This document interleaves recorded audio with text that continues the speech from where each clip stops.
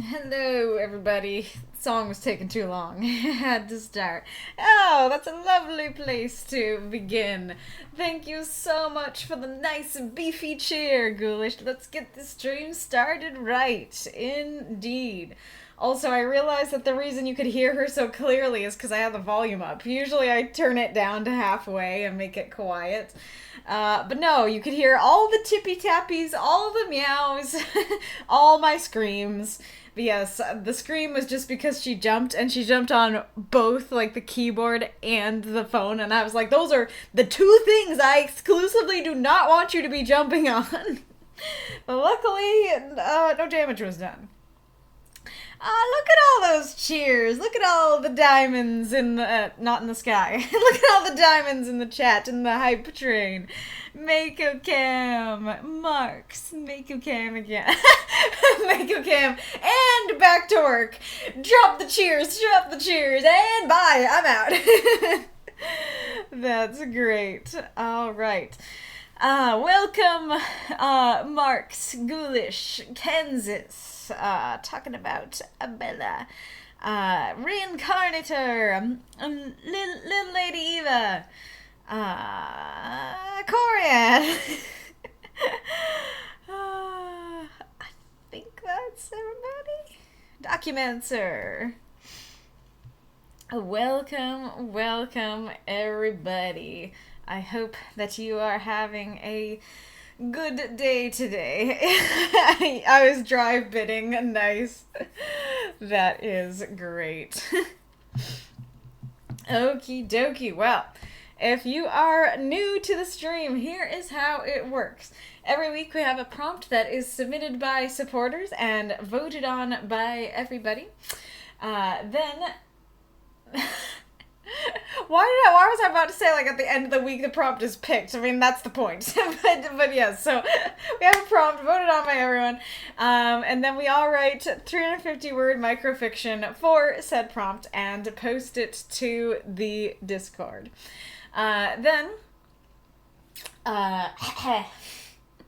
Sometimes, like, I always learn where my brain is whenever I start the intro, because sometimes I do it smoothly pretty much all the way through, and then other times I'm like, what's the next sentence? Yes, 350-word microfiction to the Discord. Now you can see Bella.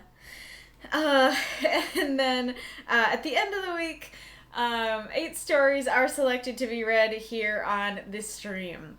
4 of them are guaranteed. They will be read no matter what. And 4 of them are encores. So you can unlock encores by cheering. So, as you have seen, the cheers so far. Also by giving away gift subs. We have a calculating Wolf, Death's Head, and Makokam who will calculate for us when we have unlocked a story. Once upon a time, we had a bar that kept track of that, but it slowly descended into the void. So now we have the keepers of the bar who calculate it for us. So they will give us regular updates on how many we have unlocked. So it's very much appreciated when you do that. The people who get their stories unlocked appreciate getting their stories unlocked, and I very much appreciate your support. So it is lovely thing to do all around. So the guaranteed submissions are subscribers. So these are people who have subscribed on Twitch or on Discord. So they will have the Cocooned in Silk role, or the transformed one role, or the, twitching ones. And the $5 tier gets, back up. There's a $3 tier, which just gets you access to submitting prompts. So if that is what you want to do, that is the tier for you. Then the next tier, the $5 tier, gets you access to submitting prompts, and then also you get to be in the guaranteeds when you are picked. You also get the ability to post 2 stories instead of just 1, but there are some rules around that, so make sure you check that out. And then we have the $10 tier, which gives you access to all of that. And then also, the first prompt that you submit to the prompt suggestions channel automatically gets added to the final vote. In addition to that, first of all, you can have a tag for your universe. So if you would like that, just contact me and I'll make one for you. That is what Kyushu and Denier are, if you see those. And then we have 2 new benefits to being a transformed one. One of those benefits is that you can post prompts up to 7 words. So everybody else must post prompts 5 words or less, so you can't go over.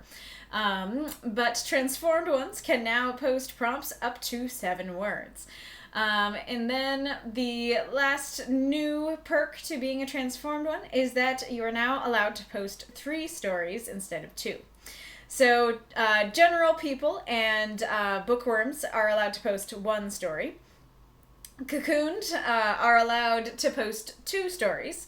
And then transformed are allowed to post 3. But again, there are some rules around that, so make sure you check those out before posting. So, yes, you were so cute, Bella. What was I gonna say? Oh yeah, I would like to try something new this week, and I hope that I remember to also mention this at the end. But I want to try a new thing this week, which is I would like to make a subscribers only channel.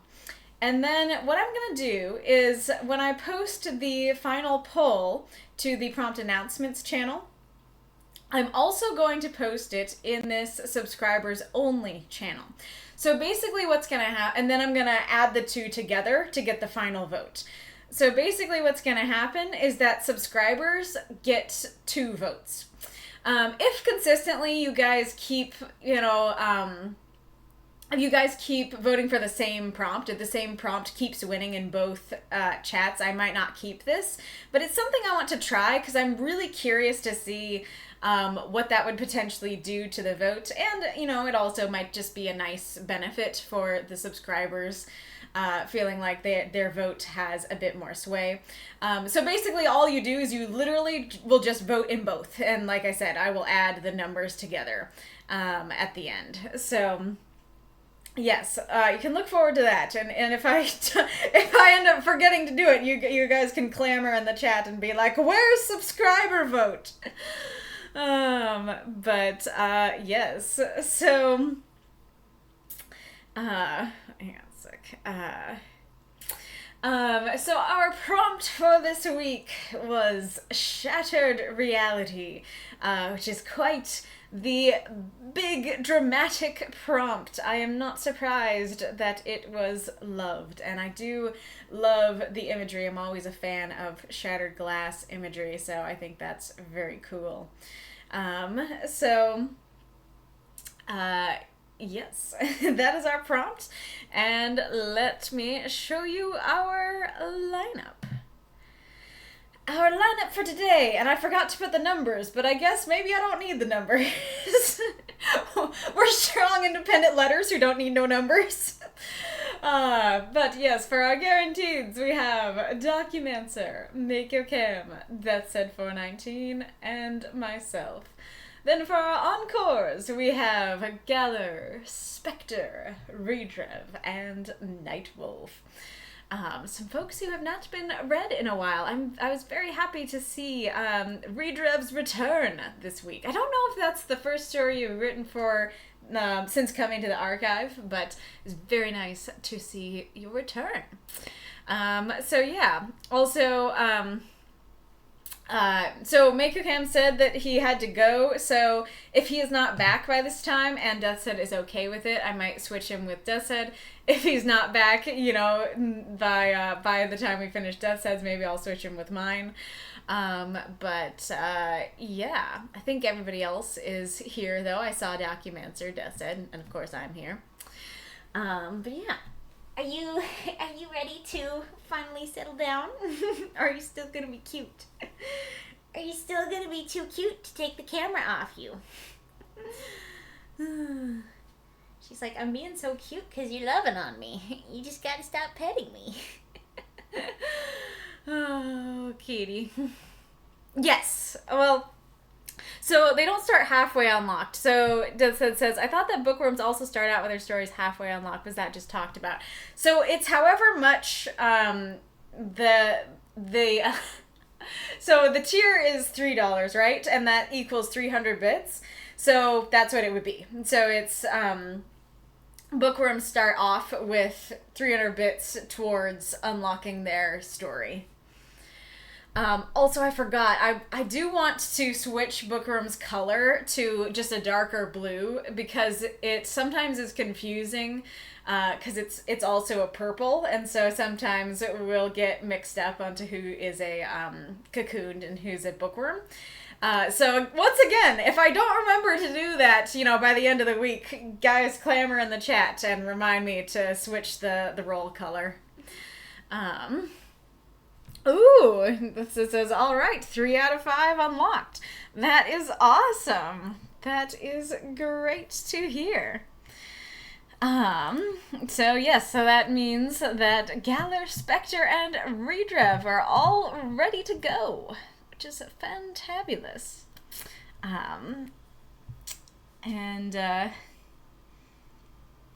Wait a second. Oh no, I meant this 300 bits is 3/5 of an unlock. Oh, okay. Yeah, I was about to say, I was like, wait a second. There's only 4. There's not 5. What's going on here? So how are any unlocked? If so, how many are unlocked? Hello, Aerith. Welcome. Aerith says, yay, I'm finally here. Well, we're just getting started, so I'm finally here too. Thank you for the cheers, Reincarnator. And Death said, well, and your party.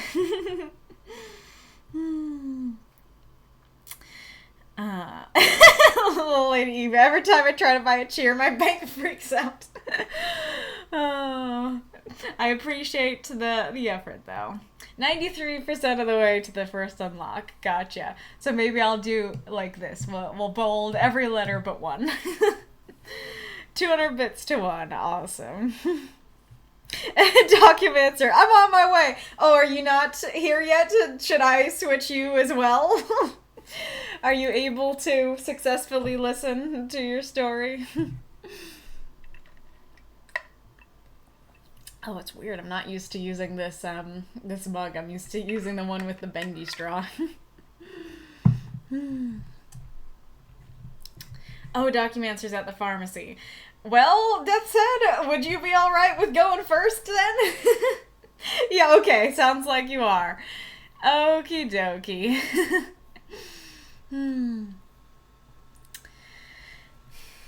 The last candle.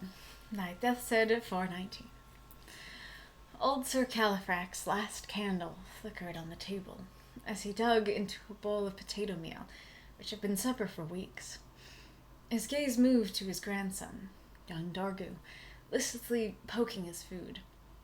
Califrac forced a grin as he said, "Buck up, lad. Our lean days are done." "You said that yesterday. We broke fast on turnip gruel today." "Now, lad, the gull is due back soon, and her cargo will set us up for life.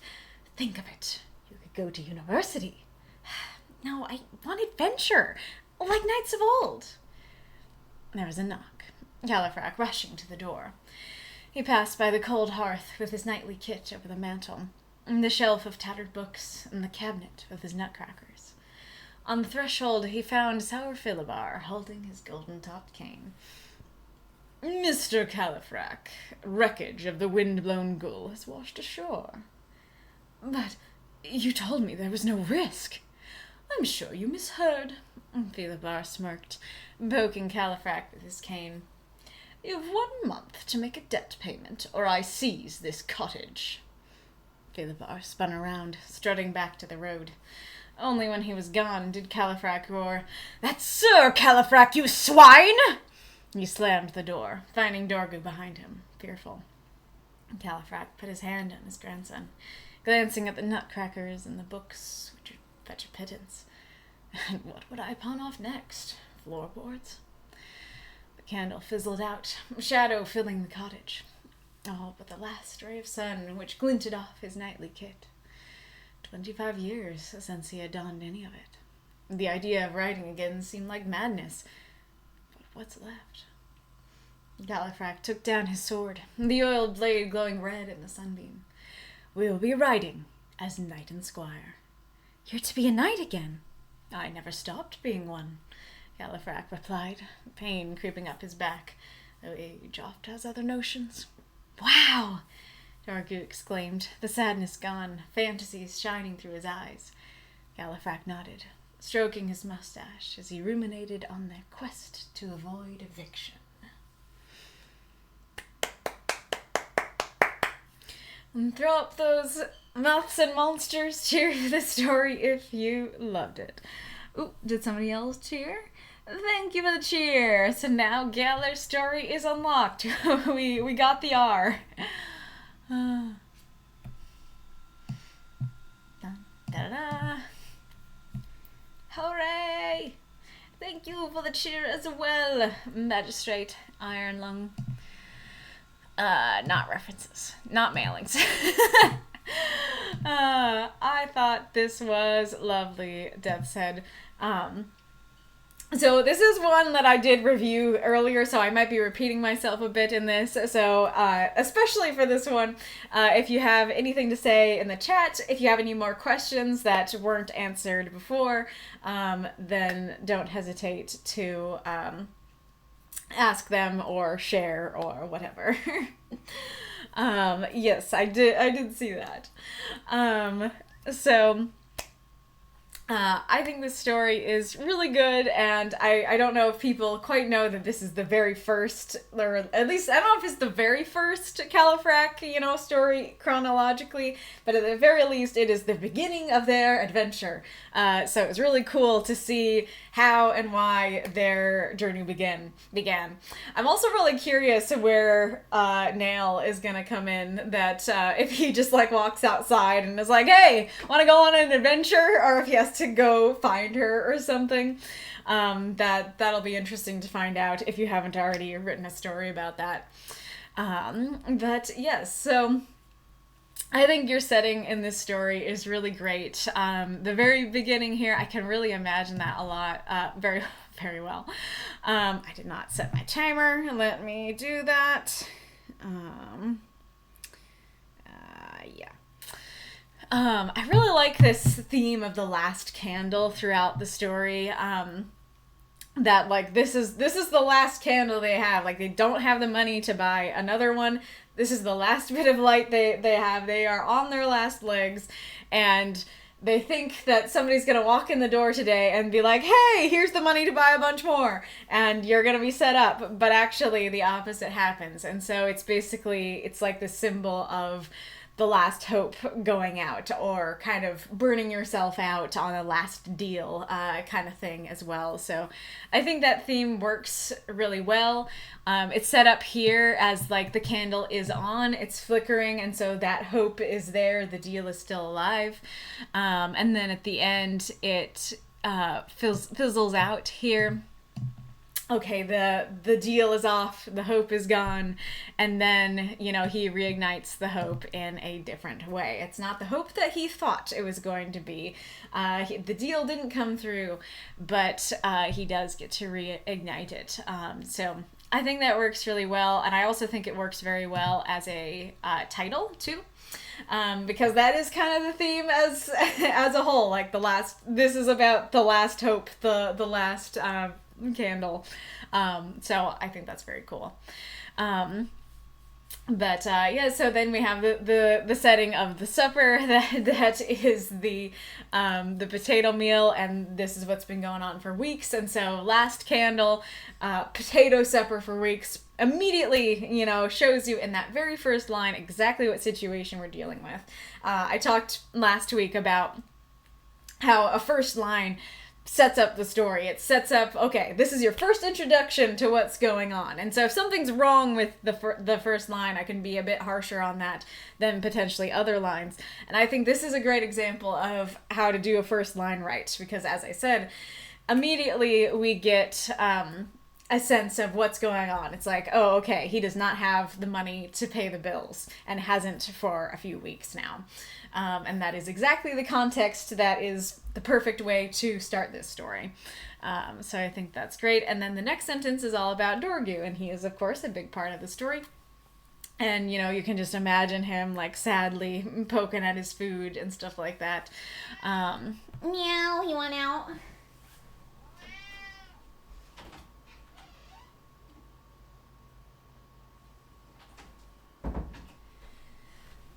Also, I didn't really think about this before, but as I'm going through it, I think it's cool because this is kind of an objective statement, right? Like, here we are, here's the candle, here's the potato stuff. The next line is talking about how Dorgu's feeling. Dorgu is feeling kind of hopeless and stuff because he's, you know, poking at his food. And then Califrac is forcing himself to, you know, have hope and be happy and stuff like that. So immediately, like, that is such a great way to start your story. Here's the situation, here's how this character feels about it, here's how this other character feels about it, or what they're trying to do in this situation. So I think that is very cool. Also, as I said in my review, this probably was not meant to be funny, but there is something really funny to me about, like, buck up, lad, our lean days are done. We're eating turnip gruel, Grandpa. I think it's just like the word gruel is kind of funny and the word turnip is kind of funny, and then putting them together is just great. What was I going to compare it to? There was like a comparison I had.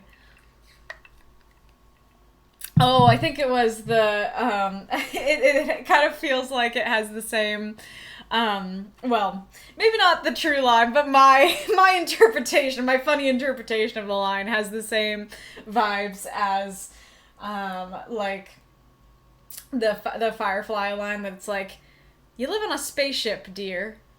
So, you know, that kind of thing. That we're eating turnip gruel, Grandpa.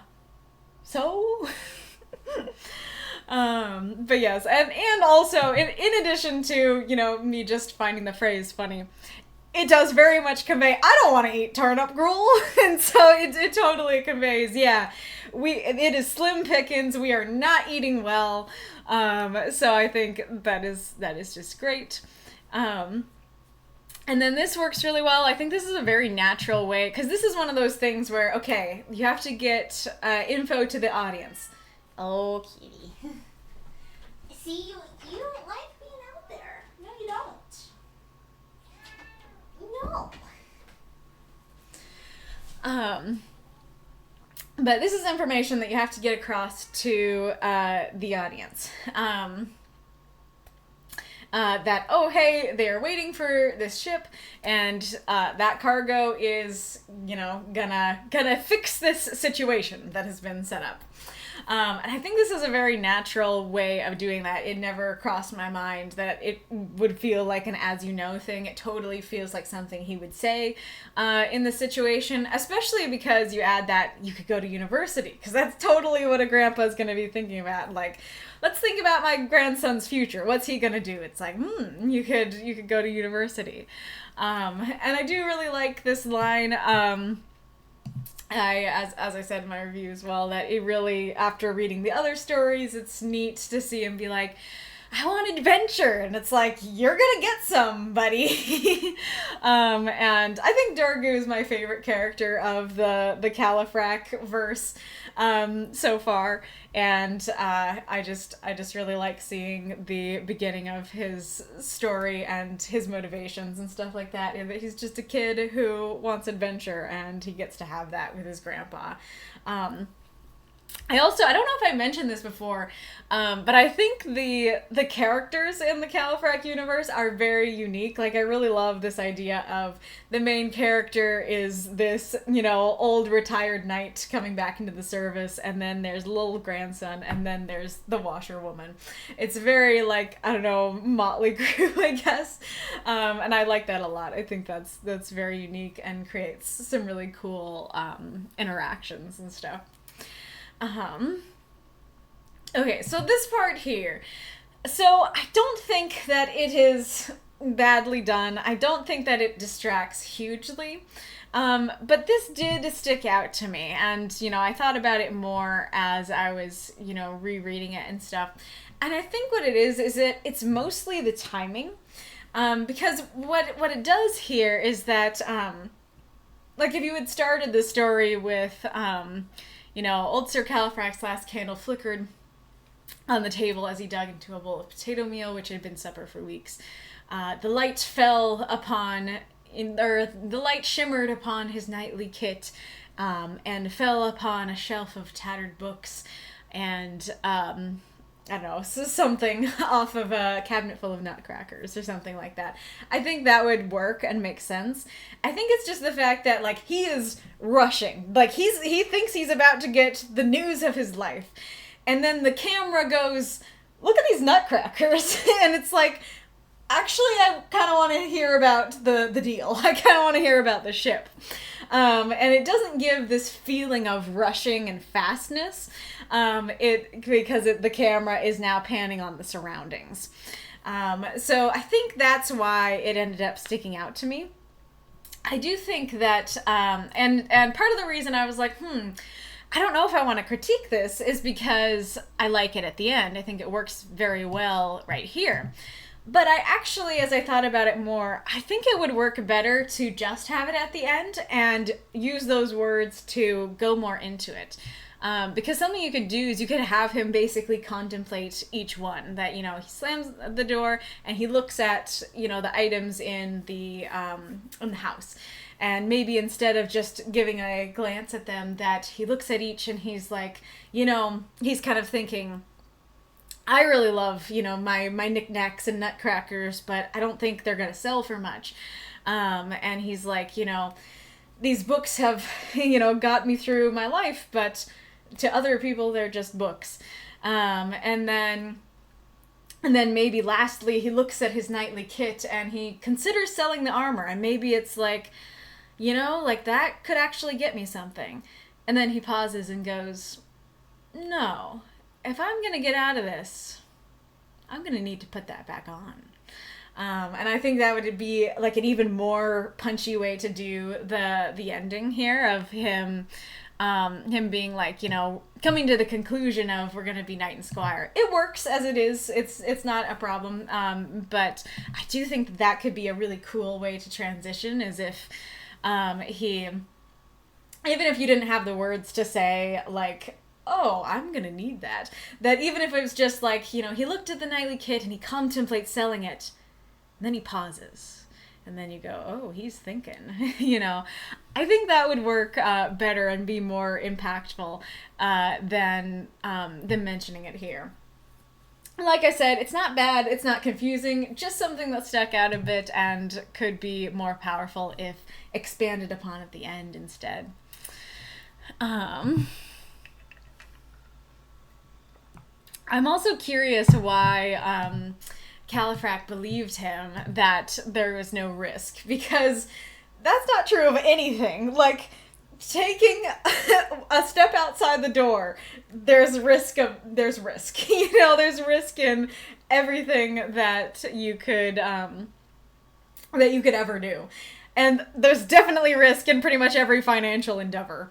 And so I'm curious why, Califrac seems like he's got a pretty good head on his shoulders. And so I'm a little surprised that he would just be like, well, Philibert told me there was no risk, and so I believed him. Especially because Philibert kind of seems like a scumbag. And so I'm kind of wondering, like I said, not that big a deal, but definitely a question I ended up having. I do really like how you portrayed Philibert. I can get that slimy weaselness from him, especially from that I'm sure you misheard kind of thing. That like, that's on you, when really it's not. Also, again, random funny thing. I was like, why does Philibert sound like a candy? And it's because it has the word sour when the name is introduced. He found sour Philibert, and I totally, the first thing that came to mind was like a candy bar. But anyways. So I'm also curious about the money thing. I had a wild ride with the money stuff because the first time I read it didn't stick out to me at all, which you can see if you look at my review that I didn't even mention it, I don't think. But then as I was practicing, I thought about it more and I realized that there's something a little odd about this, which is that if you are like, I'm going to take out a loan, and then you can't pay it back, then it's like, sorry, man, gotta take the house then. But if you invest in something, it's like, hey, I'm going to put my money into this, this endeavor, and it's all my money, but it's going to work. I believe that it's going to be multiplied, so let me invest. That doesn't mean you're in debt. That just means that you gave away your last bit of money, and so you don't have it anymore. But that doesn't mean suddenly you have to make a debt payment and that you need to give up your cottage. And then I thought about it some more this morning, and I was like, maybe what's going on here is that he already owed Philobar. That he already owed Philobar some money. Maybe he took out a loan. Maybe it's for some other reason, but maybe he already had some sort of debt to Philobar. And then, and so then and Philobar's like, oh, like, invest in this, like, opportunity with the goal, and then you're gonna get so much more money back, you're gonna be able to pay me back, it's gonna be great for everybody. No, it's not, it's only gonna be great for me. So that kind of thing, where it's like, oh no, the ship wrecked, I guess you're still in debt to me. That kind of thing. So I'm curious what was going on there. It's not that big a deal. Like I said, I didn't notice it the first time, and I am curious if any of you guys noticed it or not. But especially if multiple people were like, why does he owe him if he just, lost his investment? Maybe that's something to try to work in there somehow. Like maybe you could, so something like, let me think.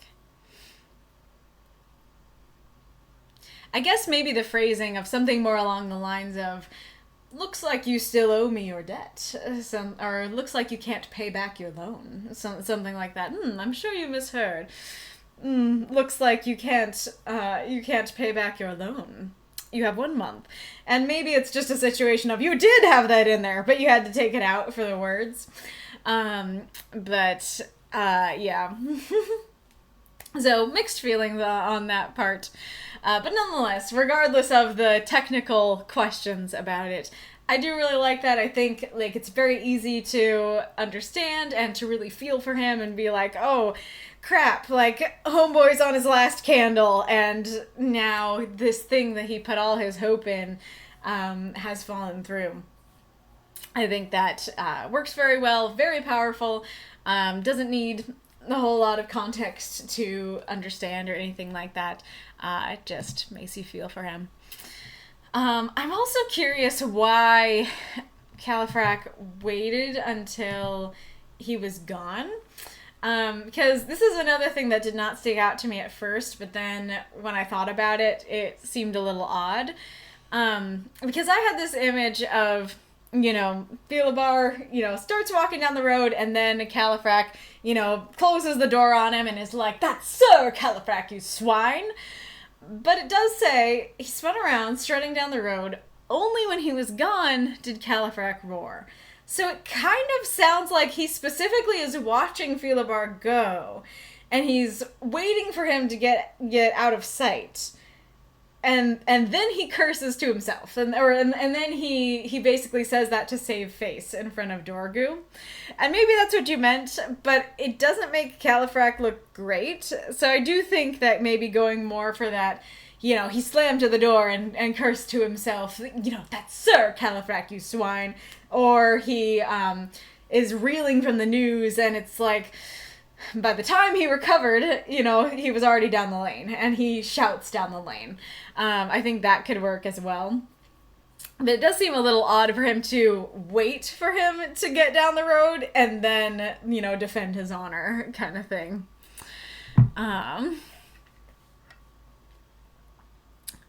I do like the mention of, Dorgoose just looking at him, a terrified little kid, and Califrac is like, I've got to do something for this boy. I think that's cool. As I said, I really like him looking around at the environment and the different things he has and kind of going, it's not going to get me much. that kind of thing. I think that's some great scene setting, great way to use the setting and use it in a meaningful way. I think that's really cool. I really like the way that you did his thoughts. You do it 3 times, I believe. And they all work really well for me. Sometimes thoughts can be a little bit difficult to do. They're a bit less difficult now that we can do italics. But they were very difficult back in the website days. But because sometimes you're wondering, why did it suddenly go to first person present tense or something like that? And I think this works really well. Like, you note it with the single quotation marks. And the flow of it, as I said, just works really well, going from, looking around at the nutcrackers, the books, they're not going to get much. And after I do that, what would I do next? Get the floorboards and sell those. I love the flow of that. And then I also love the flow of this as well, that it's like,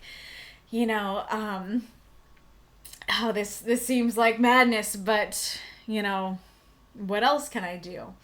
And then, down here we have, I'm still a knight, but I'm old now, kind of thing.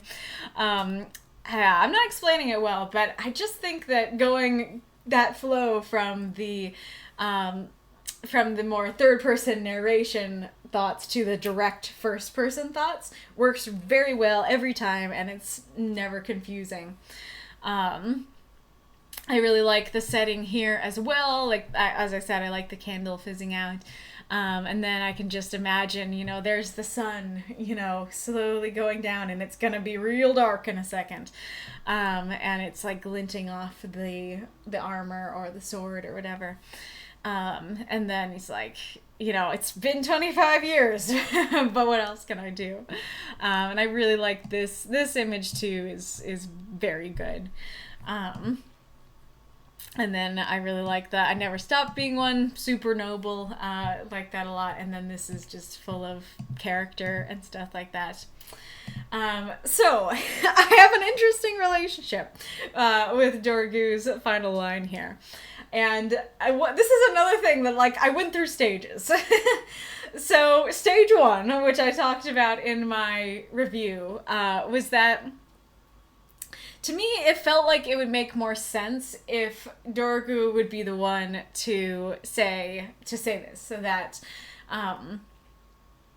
that he was already thinking about this earlier, that he was saying, hey, I want adventure like Knights of Old. And so I was thinking, well, wouldn't it make more sense for Dorgu to be the one he's already thinking about it. And so he would immediately look at the knightly kit and be like, hey, Grandpa, you think you could be a knight again? You think that would help? I have an idea.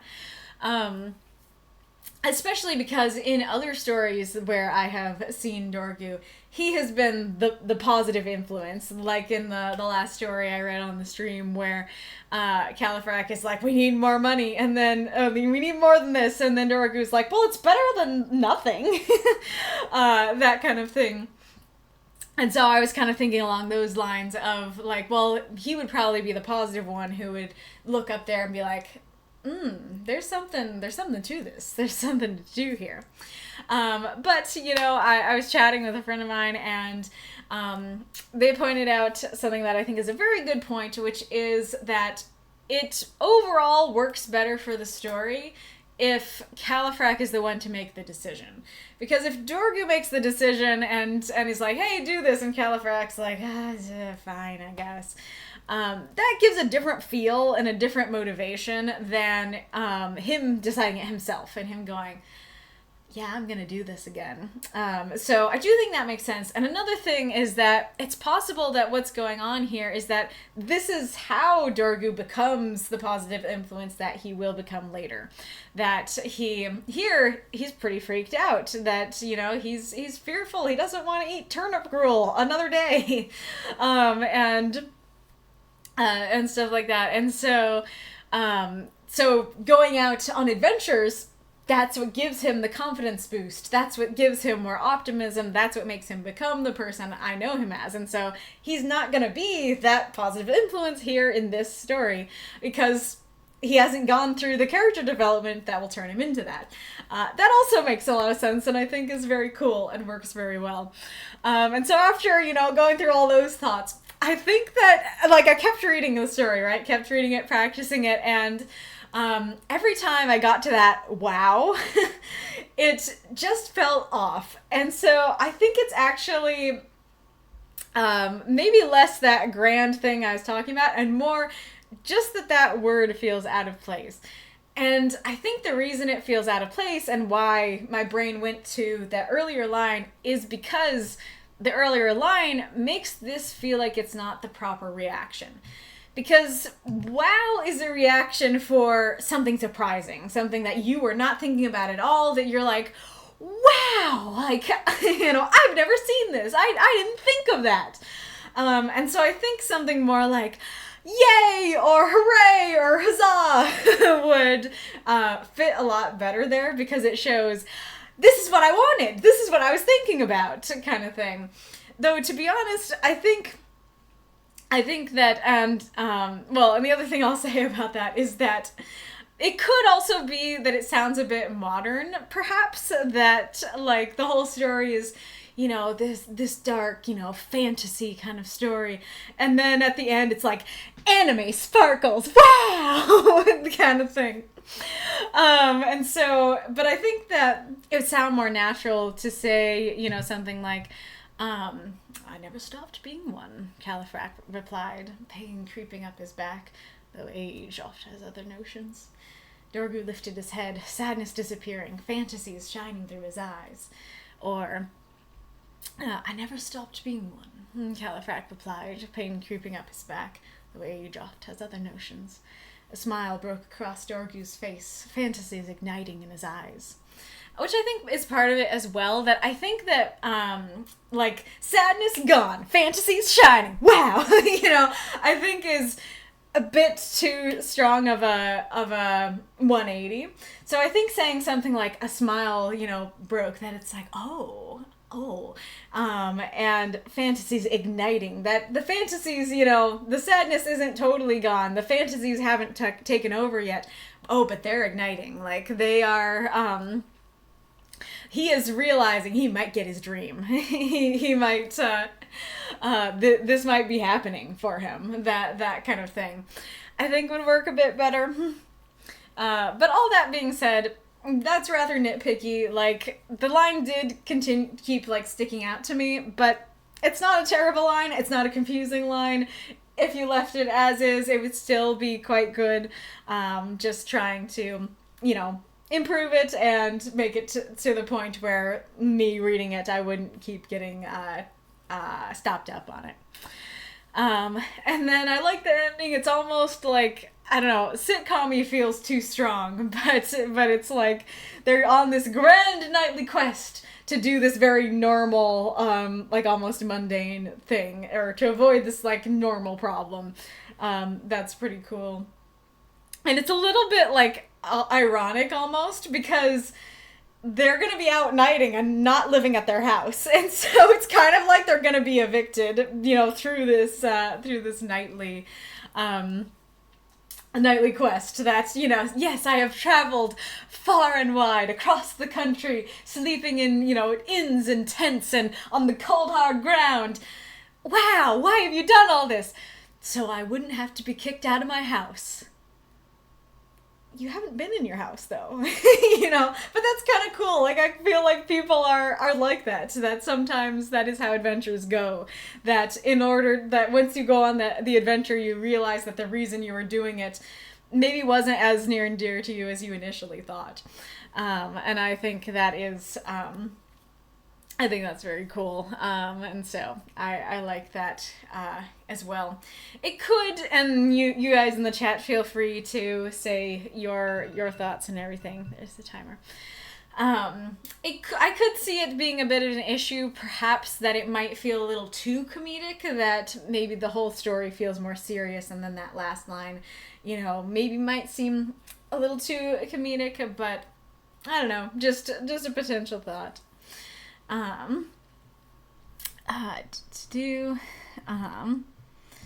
Okay, just as I said, I think all my thoughts are there in the reply to the review. Let me see if there's anything that that you said there that I have not talked about then.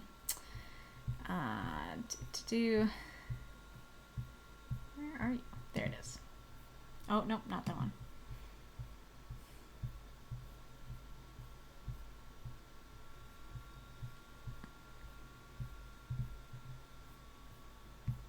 I gotta find you. There it is.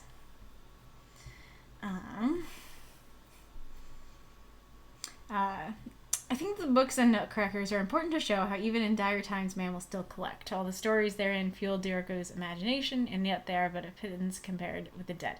Okay, yeah, so that goes along with what I was saying, but is kind of a different perspective, which is that he doesn't have very much money, but he's like, I still need my nutcrackers though. I still go into the store and get my nutcrackers, which I guess makes Califrac look a little bit worse that he's not using that money on more candles and stuff, but is a fun character thing and a very human thing.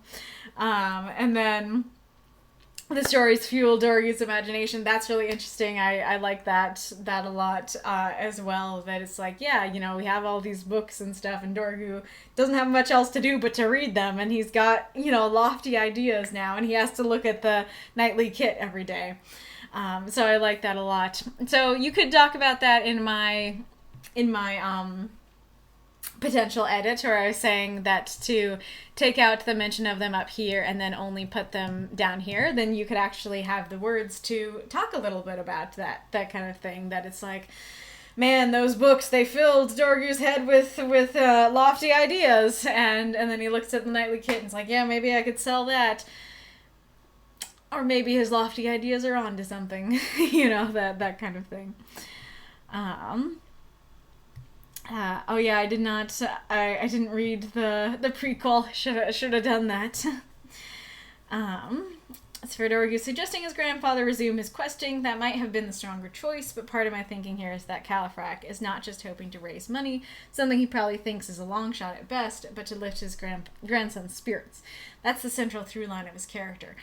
I guess I didn't remember your response to that, because that actually kind of goes against what I was thinking about, because I was talking about how it makes more sense that Califrac makes the decision himself and is like, I am going to do this, as opposed to just doing it for his grandson.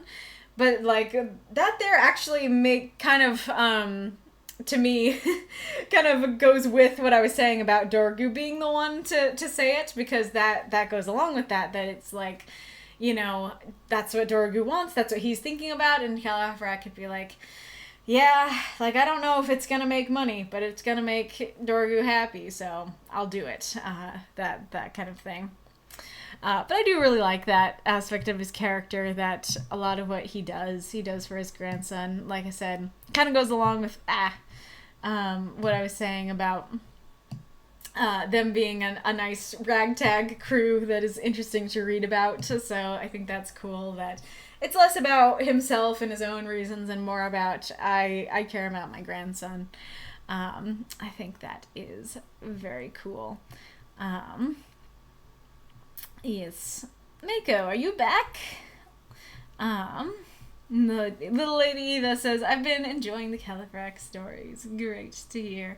Documancer says, I feel like the Nutcracker / book line is an attempt to building suspense or showing time passing, which is something that I do, but it's a little jarring.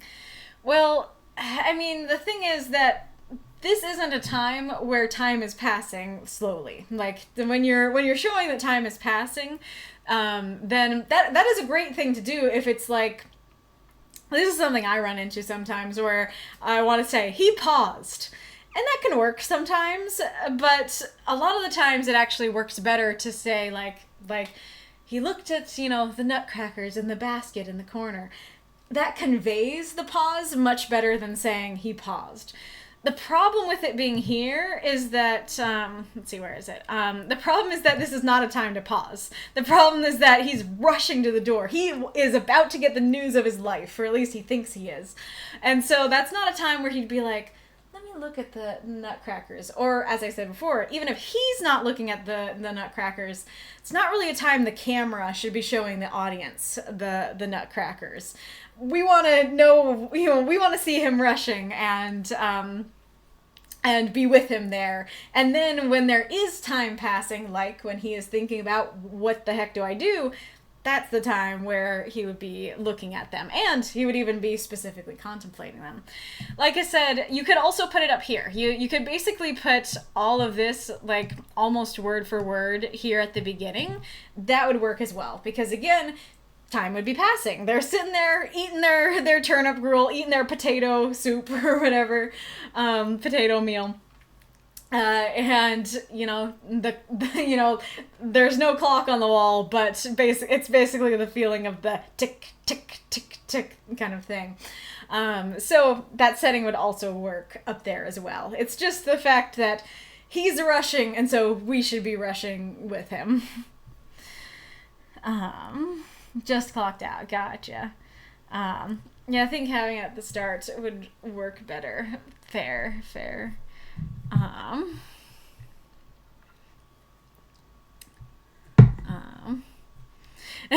Doc is back. That's great. What kind of nutcrackers? Like the vice-looking ones or the ones we think of around Christmas? That's a good question, because I totally thought of the ones around Christmas, but I could be 100% wrong about that. Screw Philibert. All my homies hate Philibert. I'm confused. Is Califract a knight-errant? Because knights usually are subject to a noble or religious order. Philibert, originator of the pyramid scheme. That's amazing. But yeah, that's, I don't know a lot about knights, but that's very fair. So curious what, the answer to that is. Medieval candles are technically edible.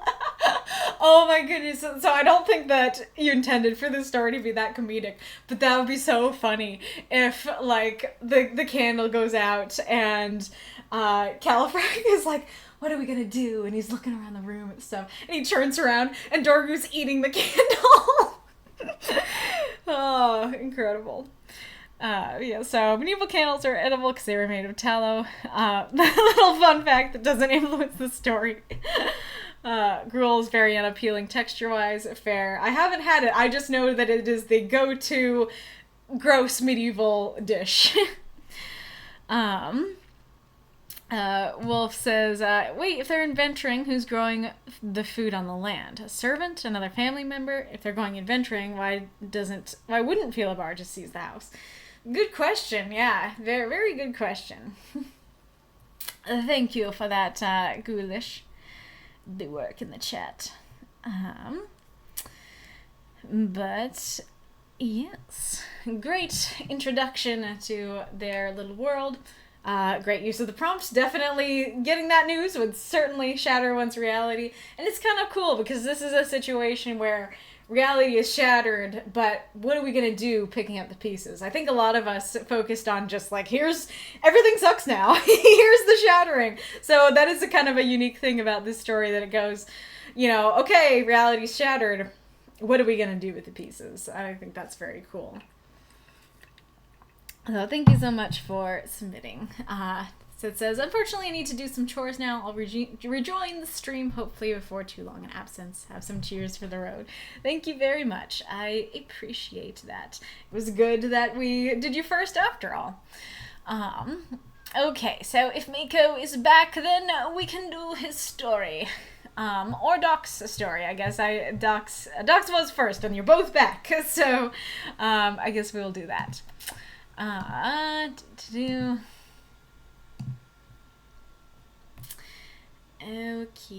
dokie. Documancer, if you have any questions about your story, I forgot to grab people's questions. So if people did have questions, I didn't grab them. Make sure that that you either say, go to the notes on my story, or grab those, or, you know, just retype them or whatever. Or if you have new ones, you can say new ones. But anyways. From one menace to another by Documancer. To the average student taking this class just for cred, tomorrow's final paper is another torture device created by Mrs. Laud. This, however, is so much more for me. I'm Jan, and I'm majoring in the love of my life, journalism. I love weird stuff like Deer with Unicorn Antler, The Florida Man, and Mystery Meat. I want to be right there for the next weirdness with pad and pen. And Mrs. Laud is my ticket into the career, because she's a retired editor of renown, and she's always looking for talent.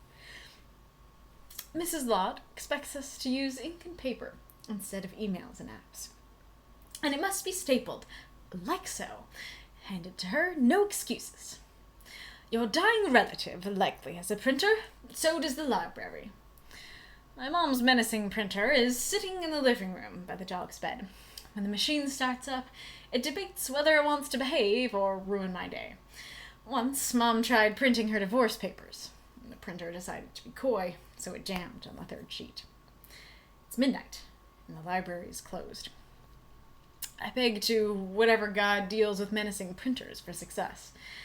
And when it's successful, I snatch it, staple it, like so, and set it on the dinner table. Then my stomach rumbles. How long has it been since lunch? Rex must be hungry too, because he bumps his nose against my leg before dropping one of Mom's heels, mangled to bits. I walk to the fridge, expecting his nails to clatter over, but instead I hear something horrendous. Paper ripping. With every rip, my heart shatters. I run and try to save whatever's left. Rex thinks we're playing, so he pulls on my final with mirth. I imagine my heart between his teeth and within my hands. I give up with Rex. To the printer! But it makes that abysmal sound, signaling failure. My chest crumbles as the paper jams. My vitals feel stiff, like stone, and I hyperventilate. How could Rex betray me and wag his tail so blissfully?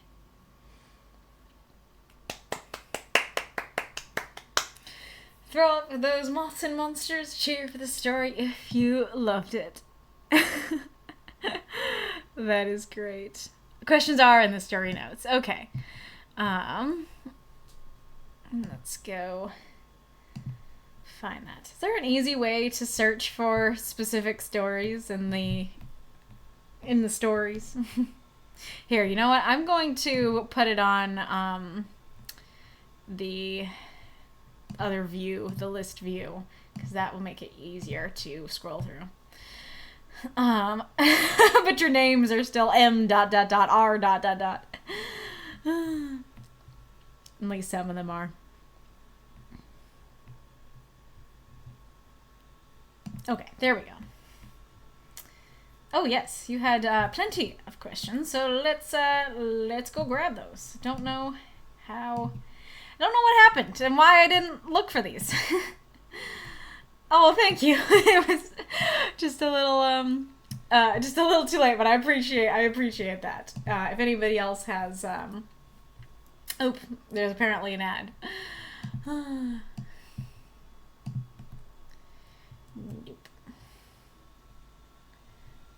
Doop. Ad is happening? Question mark. He is. Well, we can get some kitty pets in. Here, let me see if Bo is at the door. I don't think he is. No Bo. We must have found some other place to rest his head. Is the ad done? I came back and I see no ad. Oh, cute kitty.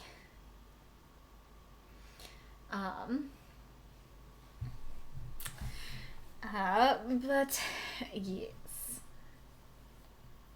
Yeah, let us know when you're back. It's very helpful if you guys just, send a message in all the ads of when you're back.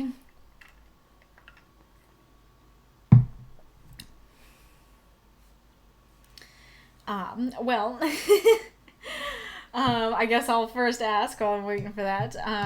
What made you think that you might need a content warning on this story? This story is very, very sweet and mild, so I don't know. There's no like animal abuse or death or anything like that. It's just a nice puppy. So I'm curious what made you think that there needed to be one. But let us, I guess I'll read through it and hope you're back. Did I spend too long on the stakes? Should I have pulled the story along further into the shattering? Is the imagery clear, or do I need more descriptions? I went with more emotional reality shattering. Does the prompt come in clear? I have a hard time cutting out details. Is there something that seems unnecessary that could help me with word economy? Or maybe the chronological order could be framed differently. The title is supposed to make you wonder who the Menace is. Is it too misleading, clickbaity? It's one problem, the printer, to another problem, Rex, and they both feel menacing to Jan, the point of view. Or does it work? The other working title I had was more straightforward. My dog actually ate my homework. So I'm going to answer the last question first, which is that From One Menace to Another is a much better title, because it was a surprise when I got to the end, and I loved being surprised by that. I guess I'll kind of, because a lot of your questions are going to get answered by my general thoughts, but I really like this story, and I think you did a great job with it, and most of my answers to your questions are, you did a great job. You don't have to worry. But so I guess I'll start with the first question, which is that I really liked that you spent that much time setting up the stakes, because when I first read this story, I was like, I really felt that emotional impact of the end of my world is crumbling, and even though it's the stereotype of my dog ate my homework, it's this actual emotional moment, and it got to be that emotional because you set up the stakes so well. So I think you did a great job with that. The one caveat, though, to that is that, so like I said, when I first read it, I felt like all hope is lost. There's nothing that Jen can do. And then people in the council were talking about it and were like, oh, this story was so cute and funny, doggy. And I was like, it didn't really seem funny to me by the end. It seemed serious. But thinking about it more, there is a slight issue with the stakes, which is that she can turn it in tomorrow. That Mrs. Lott expects us to turn it in, to use ink and paper instead of emails and apps, and it has to be handed to her. So class is tomorrow. It's midnight tonight. So there's no, I guess it could be a nighttime class, but I'm assuming that it does say tomorrow. So it says tomorrow's final paper. So it can be turned in tomorrow, which means you have, from midnight to whatever class is tomorrow to get it successfully printed. So if the printer is completely dead and there's no chance, then hopefully the library will be open tomorrow and you'll have enough time before class or have to get up early before class to go print it. Or, maybe unjam the printer, take the paper out, and then try again, that kind of thing. So I do think that does mess with the stakes a bit. Once I realized that, I definitely saw it more as my fellow council members saw it as, that it makes it seem more cute and funny at the end instead of serious. So if you did want it to be serious, like I read it the first time, I would say instead of making it midnight, have it be 15 minutes before class or 5 or something like that. And you might have to futz with it. You might have to have it be in the library. You might have to have it be in her dorm room or something. I don't know if you ever have printers in your dorm room. So it might, you might have to do something to make that work. But I do think that would properly set up those very serious stakes that I initially read it as like, hey, all hope is lost. I guess you might not be able to have dogs in your dorm room too. That is another question. But anyway, so regardless of like what you have to futz with to make it work, I do think that time limit is necessary to give it that, well, maybe it's not completely necessary because I did read it that emotional the first time. But as I said, once I realized it, then I didn't feel that as much. And so, I think making it 5 minutes before class would, leave no room for doubt that her world is going up in flames. That she does not have her any more options, kind of thing. But yeah, so yeah, I have mixed feelings on that because I really like how much time you spent setting that up, and I think that like what exactly was your question? Yeah, your question was the too long. And so the answer to the question of did you spend too long is no. That I think that the amount of time that you spent on that was fantastic because I really felt like I could understand why this is the world shattering, the reality shattering. Because if you just started with like paper jam, then I probably would have understood on some level. But not to the extent that I did, with the stakes that you did set up. And so I think that's the amount of time you spend on the stakes actually is part of what makes me really love this story as much as I do. I think that, because that's really, that's part of what's so hard about these 350 word stories is you have to get your audience to understand the situation and care about, and care about it, care about the characters, understand it and care about it, and then, do the plot, all in 350 words. That can be really hard.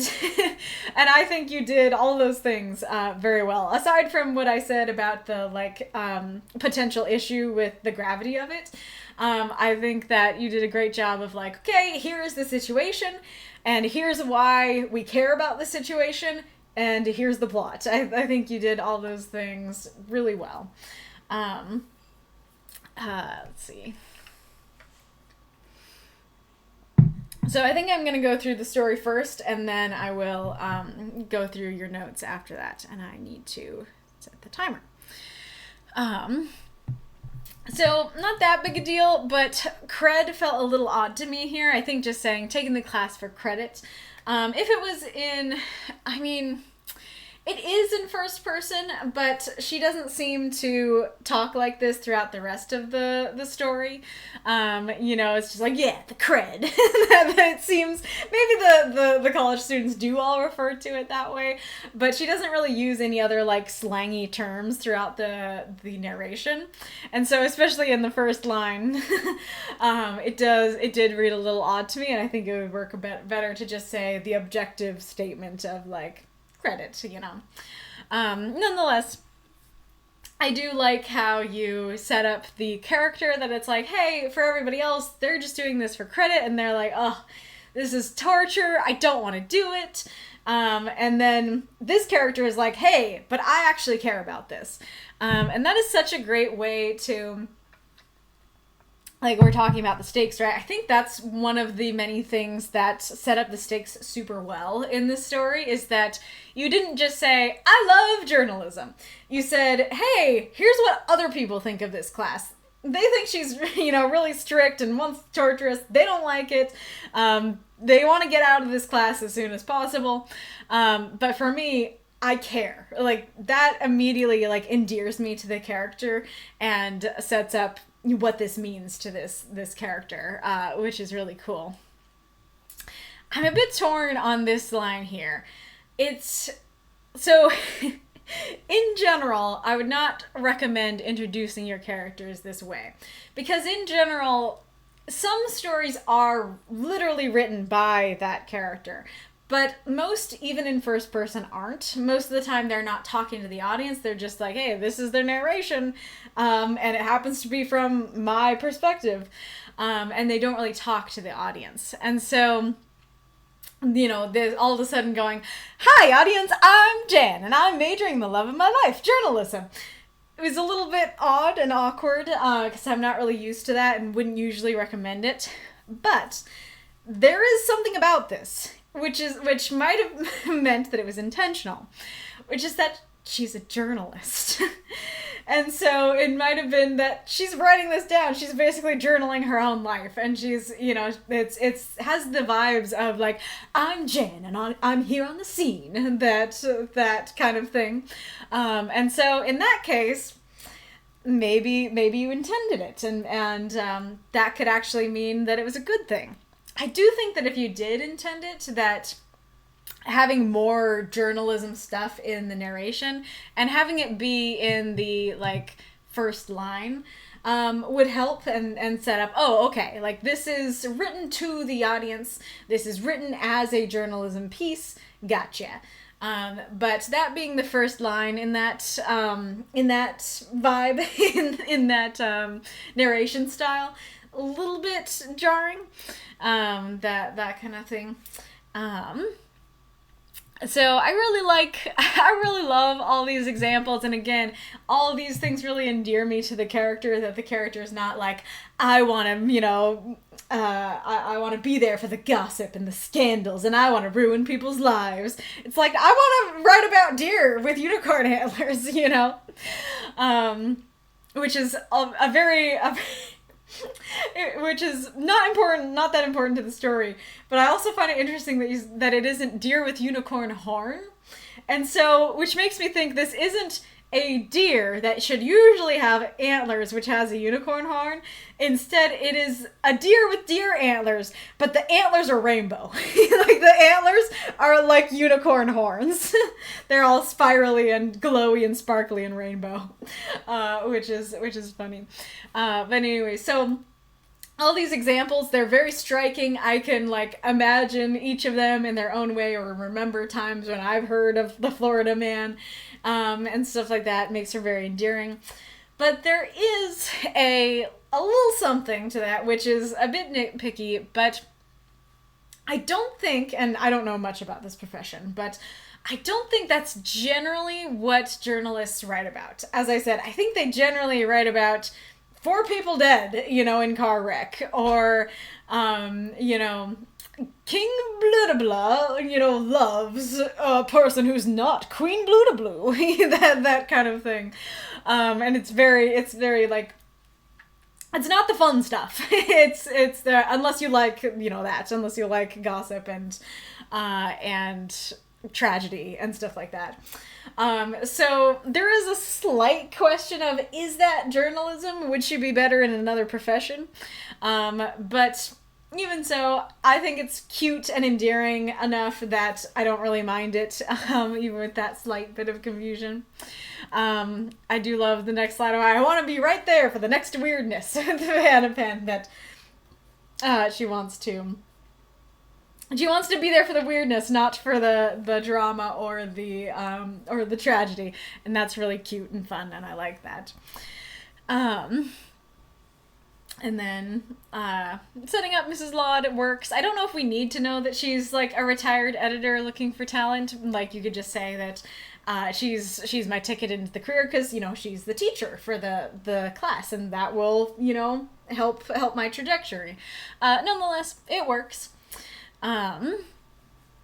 And then, I especially like this, like so. There's so much character in that just little thing. I can totally imagine this, like, strict teacher being like, all right, everyone, I'm going to show you how to staple your papers. You must staple like so. And then she does it, and she's like, see? Here's how you do it. It must be exactly straight. that kind of thing. Exactly straight. In this corner. Not this corner. This one. And exactly an inch from the side. That kind of thing. I just saw Makokam in all caps. King Bleep of Lorpus remorse is Queen Blim Blam. Oh, that's incredible. Oh, amazing. So, like I said, there's so much personality in that like so. Like, you could just leave it at, oh yeah, she expects us to write it in ink and paper and hand it to her. That would work just fine, but I like that little addition. It doesn't cost you too many words, especially because that also is a very, like, that also is a way to set up the stakes. That it's not just, oh, like, this teacher, like, I need it. I need the paper by tomorrow, or I need the paper in 5 minutes. It needs to be perfect. This is a strict teacher, and the other students kind of consider her class torture. And she wants it to be stapled in a particular way. And so this isn't a teacher you're going to get leeway from. This isn't a teacher that you can be like, hey, my dog actually ate my homework. Can I please have an extension? This isn't a teacher that's going to allow that. And so the no excuses does clear that up pretty well. But as I said, like, I love the fact that you didn't just state like, oh, hey, yeah, she wants it handed to her. Like, you had this specific aspect. You focused on that particular aspect of it, the stapling of it, which I think really added to the stakes and the scene, and why it's such a big deal at the end. And what was I gonna say? I don't know if I'm gonna explain this well, but like, sometimes with this sort of thing, I think I talked about it a bit with, like, Marx's story. Yeah, like I talked about with the skin thing with Marx's story last week, that focusing on a particular part of the situation can sometimes be really helpful, because you could stick to general and just say, yep, she's a strict teacher, she doesn't like excuses, and that would be fine. But focusing on, like, using this this detail as to represent the whole, using this, stapling thing to represent she's really strict, I think is so much more evocative a way to do that. I don't know what that's called exactly. Like, it makes me think of like a synecdoche when you will say, like, it's calling something its part. And so if I go to my cat and say, hello, little paws, that is a synecdoche, that I'm calling her paws. I'm calling her a part of her. It makes me think of that, but it's like it's not exactly that, and it's on a larger scale, using a part to stand in for the whole. But it is, I like that a lot, and I think that is a great thing to think about. So this line here, your dying relative likely has a printer, so does the library. So I assume this is Mrs. Laud talking, and I do like that, and it does, again, sound very in character from what I know of her so far, that it's like, there are no excuses, like, even if you don't have a printer at your house, your dying relative likely has, or something like, people be like, Mrs. Laud, we're in an information age, or not information age, but like, we're in an age of technology. I don't have a printer. Can I email it to you? No, you cannot email it to me. You have an old dying relative that has a relic of a printer that you can use. That kind of thing. So I like that. But I don't think this line works as in a vacuum without any dialogue tags or anything, especially because when I first read it, I was like, who's talking? Is this Mrs. Laud? Is this the main character's mom? Because the next line says my mom's. Is this the main character?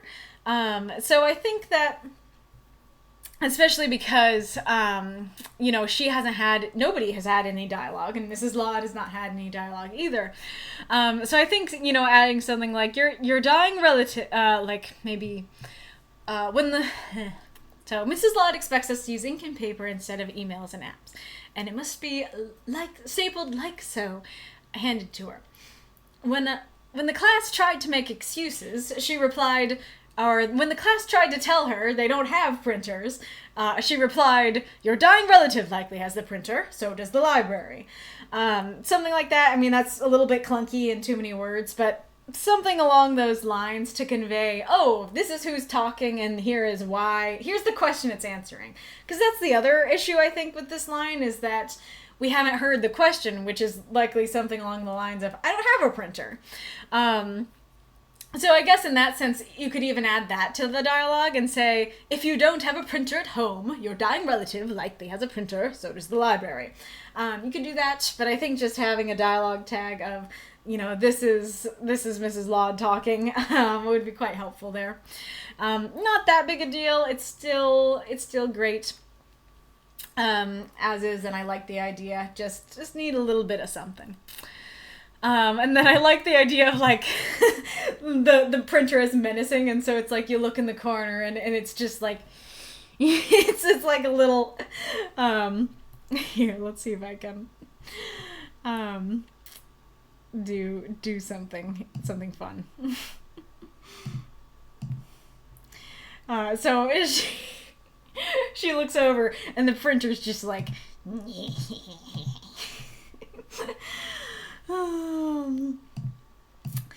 those are there for, and there's the flesh horse.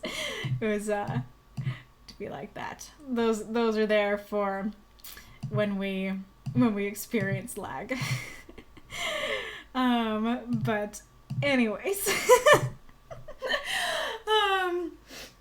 so I love anyways, all that to say, I like the idea of a printer being menacing, because I totally have had experience with printers being a nuisance too. Not so much with them jamming, more so with the ink. Like, the printer I have right now, it like doesn't know how to, like, read its ink anymore, and so I can't print anything in color. But that happens a lot, that I'll be like, yes, please print this picture for me. And it's like, did you want the picture like blue and kind of off pink and streaky? And I'm like, no, actually, I didn't want that. But I totally have experience with printers being finicky and annoying, and you could use the word menacing for that. And so I think that's a lot of fun. And so I love that. That is a great way to use adjectives, and a very fun one that just, because you could just say, oh, the printer sits in the living room, or my mom's printer sits in the living room, but saying my mom's menacing printer adds a new element to the situation and the story, and introduces, hey, this might be an issue, and I like that a lot. And then I like, it's when it starts up, it debates whether it wants to behave or ruin my day. Yep. Accurate. I like that. So for the next line here. So once Mom tried printing her divorce papers, and the printer decided to be coy, so it jammed on the third sheet. So I like that, and I like the idea behind it, but it feels oddly specific. Printers do jam sometimes, and it's not the end of the world. It's annoying, it's menacing, but it's not like I can't get divorced now because the printer jammed. And so it feels odd to say, like, oh, let me tell you about what happened with my printer. Mm-hmm. One time, my mom tried to print her divorce papers. Oh, and then on the third sheet, it jammed. And then what? It's like, like, did that mean that she can't get divorced now? Like, surely she just unjammed it and then printed it and then printed the third sheet, that kind of thing. So I think that even though I think the specificity is a bit more evocative, I think that going more general and saying, whether the machine starts up, or when the machine starts up, it debates whether it wants to behave or ruin my day. And then say something about, it often jams, say something a little more evocative than it often jams, but, let me think.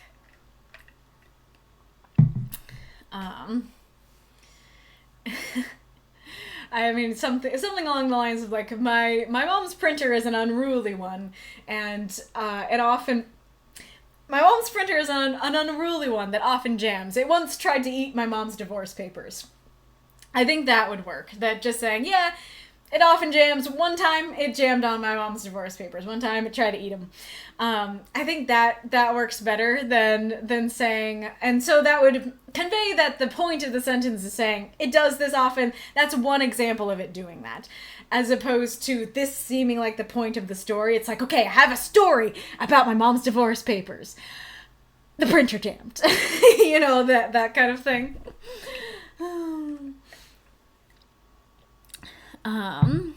And then I talked about the midnight issue. I liked it, but at the same time, I do think that it does mess with things a bit because it's not 5 minutes before. It's not, you know, because you still have a bunch of time to print it. I like the, you know, whatever God deals with menacing printers. That's fun. I love the reference back to like so. Again, it goes back to two of the things I liked at the beginning. One, we know that Jan really cares about this class, and so it's like, okay, I got it. Like so. You know, like I'm gonna get it, and I actually care about doing what my teacher said, kind of thing. And then goes back to reminds us that this teacher is strict. And I actually think this transition works quite well. That oftentimes this sort of thing, like you need to convey, I'm distracted. And that can be really hard to do in 350 words. And so this doesn't feel jarring or like it doesn't work or anything like that to me. It works very well to be like, Especially because of the next line of how long has it been since lunch, that it kind of conveys, I have been so focused on this final paper that I didn't eat today. It has been, dinner time was 2 hours ago, kind of thing. I don't know that that's exactly what you intended, but it kind of has similar vibes, and so that really works for me. And then it continues to work to go, like Rex has got to be hungry too, reminding us, oh hey, remember that dog bed from before? Yeah, there's a dog. And I actually think that you mentioned the dog the right amount of times. Like, you could mention it more, but I think you set up well by saying, hey, doggy. And then here we go, oh, okay, there's got to be a dog. And so some good setting details, and then, you know, we go, oh no, doggy is eating the paper. So like I said, I think if you had started with my dog actually ate my homework, we would go into the story knowing that's what's going to happen. But because you didn't, then I'm not expecting that to happen. I'm just like, okay, like a journalist loves her job, loves her work. She is, getting the papers ready, stapling it just like her teacher wants, and oh crap, doggy's eating it. I get that, feeling of dread when I get there. That I don't know that I'd really feel if the title spoiled it. So I think that, so this works. And then I really like the nails to clatter over. Yep, I totally have experienced that sound. That is very accurate to how doggies sound. So great setting details here. I can feel the horror of this. And then, yep, totally, dogs will definitely think you're playing when you really need that thing back. And then I like this as well. I think that you really set up the stakes well, so I totally can see that. And then it's like, okay, I can't do this with the dog anymore. Let's go back to the printer. And then the printer's like,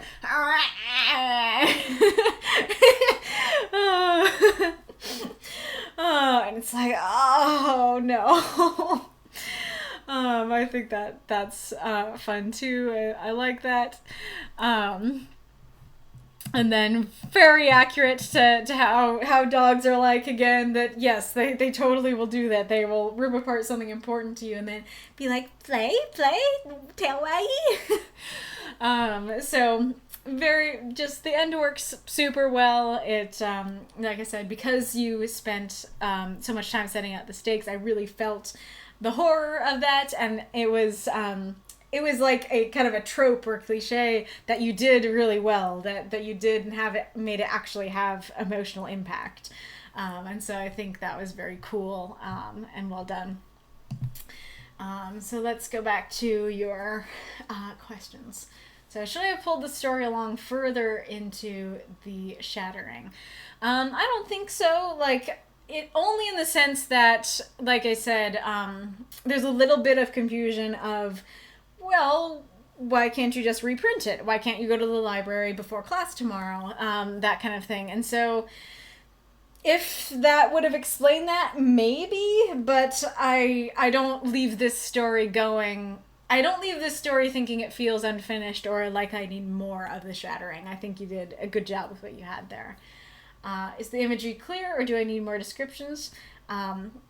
Pretty clear. Anything I had issue with, I think I said it was mostly just needing that dialogue tag, I think. I went with a more emotional reality shattering. Does the prompt come in clear? Absolutely. I think that worked very well. I have a hard time cutting out details. Is there something that seems unnecessary that could help me with word economy? So I think the only thing I mentioned was that you maybe don't need this, that, you know, all we need to know is Mrs. Laud is my ticket into the career. We don't need to know these details because they're not going to come up. Let's see. Is there anything else I would immediately ping as something to cut out? I mean, if I started cutting stuff, like if you've seen my my story surgery streams, then you know I can I can hack away at a story quite easily. So it's I won't start like going through and doing that. But just let me give it a once over to see if there's anything else that sticks out as like, oh, this wasn't necessary. I guess this, like, you could take this out, though then again, I don't know if I would have understood what you meant when you said library is closed without this, so I don't know. This you could take out, or alter. You don't necessarily need the heal thing. I think it works. It's very evocative, and like I said, it doesn't detract at all. But if you needed words, this is the kind of detail that isn't quite necessary. You could just say, yep, he must be hungry too because he bumped into my nose, or even just, he must be hungry too. And I guess you could do, like, I walked to the fridge expecting his nails to cut over, but instead I hear, and then you could do,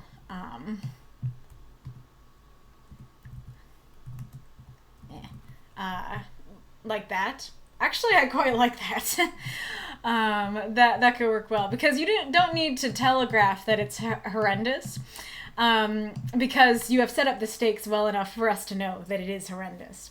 That this is, we know what paper that's going to be, and we know that ripping is going to be a bad thing. So that's something you could take out.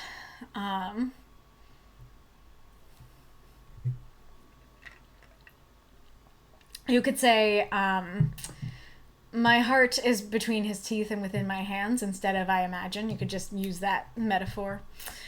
You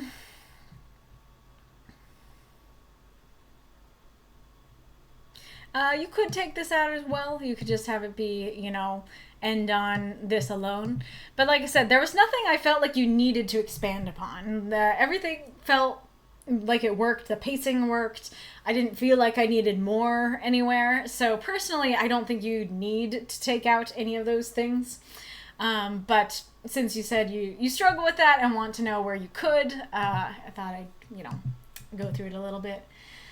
But I guess, like, sometimes it can be hard to tell when you are writing the story and when you know the universe and everything like that. But I'm trying to think about, is this detail necessary? Like, is this detail going to come up again? Or is this detail going to help understand this story? And so you can think of that question and go, like, is this detail going to come up again? No. Does it, help the story that much? No. But that last question can be hard to answer because, like, you might not know that all we need to know is this part, right? So it can be very hard sometimes. maybe the chronological order could be framed differently. I'm not sure what you would do differently about that, because it's like, okay, final paper, here's what my teacher wants, here's, what she said to our excuses, and I'm printing it, and Doggy ate it. So that seems very natural and logical. I'm not sure how you would switch that around. The title is supposed to make you wonder who the Menace is. I definitely, when the first time I read it and came back to the title, I wondered for a second. And then, but I was thinking it was the dog. Well, actually, this is something interesting, which is that I read it and didn't pay that much attention to the title. And then the second time I came to it and looked at the title, at first I was like, okay, the first Menace I think is the dog. And then I was thinking, is the other Menace her, because she's a journalist and journalists can be a menace? But then it does say the printer is a menace. The printer is menacingly in the corner. And so I was like, printer and dog.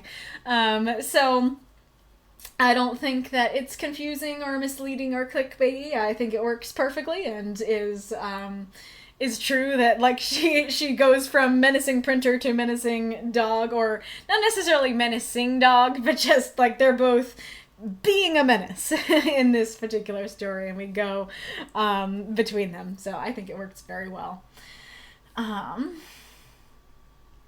So yeah, she goes from one problem to another, and they both feel, and that's a good point, that like both of these things might not be the Dark Lord in the Dark Castle. They might not be truly menacing. However, to her point of view, they are menacing. That these are problems, and to her, the menace of them is the overarching feeling that I might not get this final paper turned in. And so that is these problems are very daunting because of what they will result in, kind of thing. Then I already talked about your other title option. So yeah, I think you did a great job. Let's see what Oak's been saying. Yeah, exactly. We have the Spider-Man gif. He's a menace to the entire city.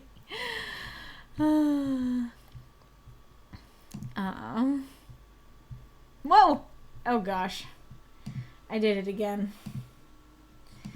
Oh gosh, I did it again. Oh, they're unicorn deer found in Italian preserve. I can't actually see the horn. The horn is the one thing cut off in the thumbnail, but I now know it's real. Oh, gotcha. The content warning was potentially the your dead relative part. Gotcha. That is fair. I can relate to over worrying, as we'll probably see in my own story. But yeah, I don't think that's a problem, especially because it's very briefly mentioned and is kind of there for comedic effect. Printer is actually evil. Dog just wants to play. Nice. Yeah, interesting. As an avid RPG player, I know the pain. Trying to print character sheets. Curse those Pathfinder sheets. Oh gosh. Yeah, 15 minutes before class is great. Okay. Good to know that works for you. As someone who's pulled an all-nighter, I would know that the night before is white knuckle time. Seems she commuted, considering the printer was printing her mother's divorce papers, hinting it's her mother's printer, although I want to say this was said outright. Yeah, like that it's her mom's printer. It was said. But yeah, so I don't know if that her commuting would make it so she doesn't have time to go to the library before class, but that kind of goes back to she could get up early, and so the other options I think need to be eliminated. Yeah, they could be that her mom gave her an old printer for her dorm. That's true. Yeah, I definitely thought she was commuting myself, but that is possible. Oh, my dorm had a printer in the computer room. Gotcha. Is this autobiographical or semi-autobiographical? Good point. Hi, audience. Yep.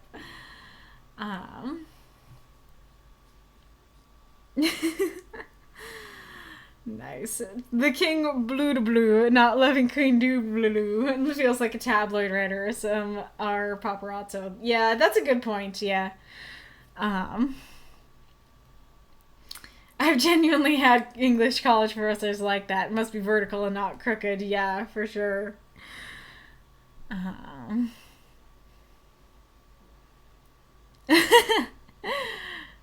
Little Paws. This is a very good character name. True.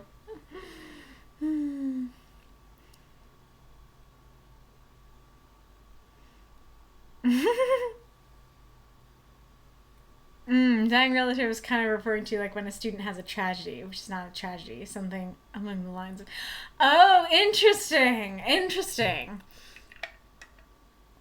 So it's basically that's the other excuse that like my dog ate my homework and like, oh, like my relative is dying, I need to get out of class, but they're not actually. That's fun. That's interesting that it's like, oh, I have a relative, they're dying, I can't get, my paper to you. Well, your dying relative likely has a printer, so print it, So get it to me. That's great. Oh, I don't think you had the words for that. And especially knowing that's what you meant, I do think, unfortunately, I would probably lean more towards taking out because I don't think you had the words to explain it. But if you did have the words to explain it, that's fantastic. I love that. And maybe you could riff on the dog at my homework thing. I don't know what riff, Mrs. Laud would give it, but it's like, and that actually would make the dying relative thing, it might make it work, might make me be able to connect it if you had the my dog ate my homework thing in there too. I think.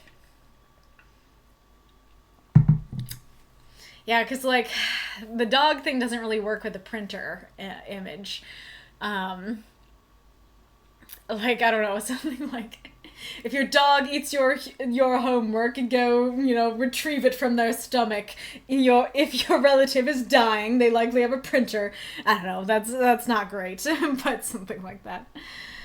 Oh, the library printers you have to pay. Gotcha. Okay. Well, that could work if if that was mentioned that it's like she didn't want to use I didn't want to use the library printer because I didn't want to have to pay.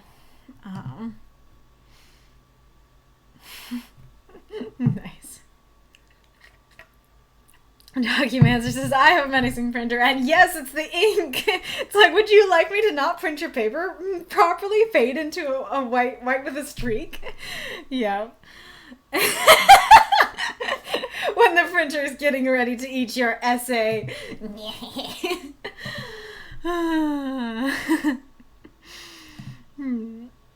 Totally. How long has it been since lunch? You have described exactly how I was trying to convey it. My ADHD focus makes me forget to human. Yes, I can relate to that. It's one of the benefits of living with my parents is that, like, we have set mealtime. But if I lived alone, I would probably be, like, skipping meals, forgetting meals, and eating them 2 or 3 hours late often.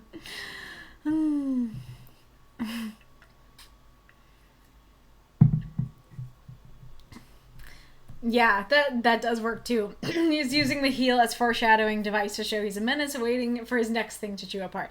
I did get a little bit of that as well, so that definitely works. That definitely comes true. That do you agree with some other potential extra credit detail? Okay, so Documancer was referring to that specific deer. What are you doing? Okay, there we go. Kansas realizes I haven't eaten since breakfast. I'll be right back.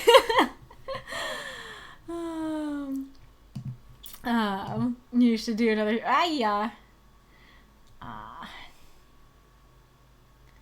clicked on. Thing I shouldn't have clicked on. There we go. I should do another stream surgery one of these days. Do you guys like those? Do you find them helpful? It felt like not a lot of people we're into that. But I could totally do that if people enjoy them. One time our printer boiled the ink in the brand new cartridge. Oh gosh.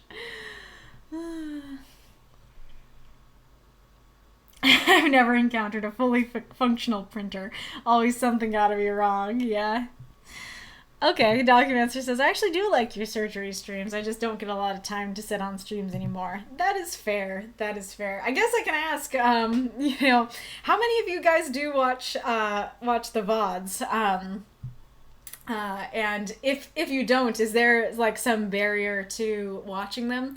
And if they were in shorter chunks, would you be more interested in watching them? Let's see.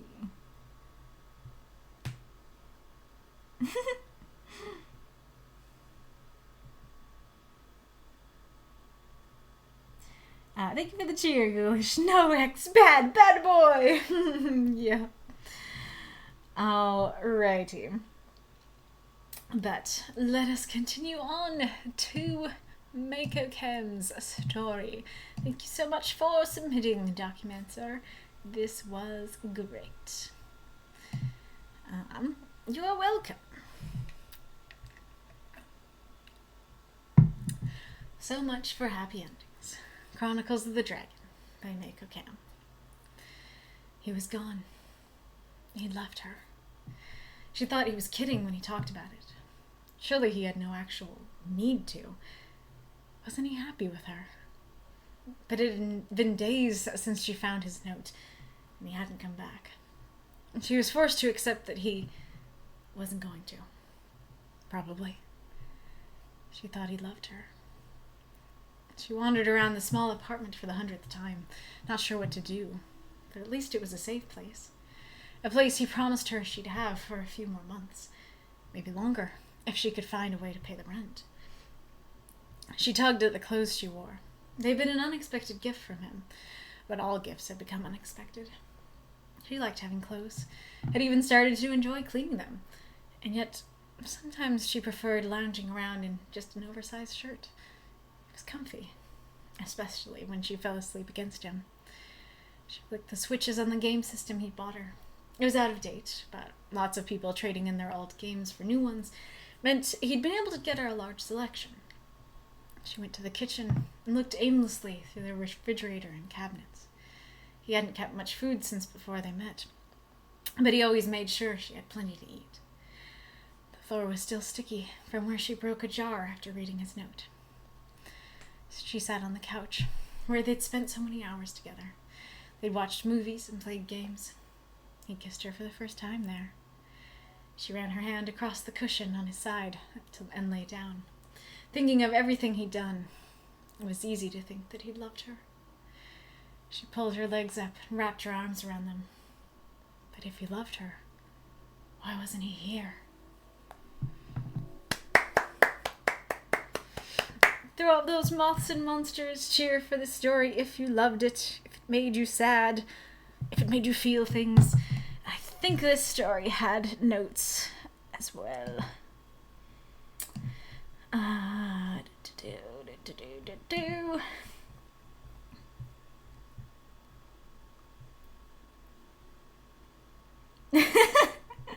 Well, okay, it's mostly not questions, but I'll still read it. Another story brought to you by Last Minute Panic. Need to get something done? Try Last Minute Panic. Nothing motivates or helps you focus better. Last Minute Panic does not make any promises regarding quality or success. Questions, I don't know. Did it make you feel anything?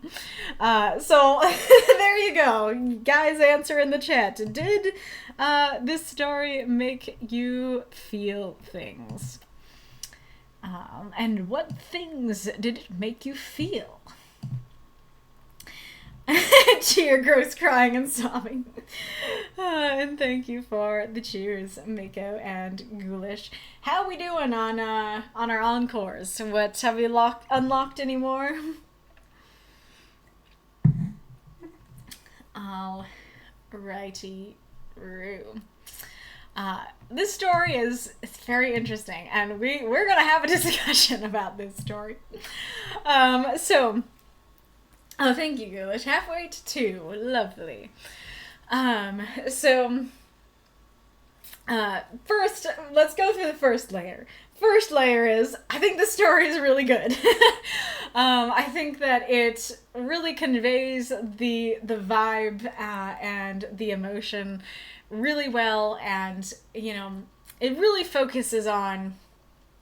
I think this story does what these writing group stories are supposed to do really well. Because what you're supposed to do with these is focus on a single meaningful moment, a single meaningful scene. And a lot of us write in extended universes. That's totally fine. I don't have any problem with that. I do it myself. But it can also make it difficult to do that properly and have the story stand alone and work by itself without any extra context. And so you have to ask yourself, how much context do I need to include? And sometimes it can be a situation of, well, I would find this impactful if I knew the characters, but because I don't, you know, I don't really feel much, that kind of thing. But I think this story, like, the characters themselves aren't named or mentioned. You don't really explain like the backstory or anything, and we will come back to that a bit. But like, we just have this scene and this emotion. Like, this is about a person who is feeling like they have been left, feeling alone, feeling heartbroken. And we don't need to know who these people are or their whole life story in order to get into that and understand the scene and everything. And something I have in my note here is that could be good to talk about regarding that is that this character is a cat girl. Nowhere is it mentioned that she's a cat girl, because it's not important. And I think a lot of us can fall into that that pitfall of like, oh yeah, but I gotta tell people, you know, people gotta know what she is.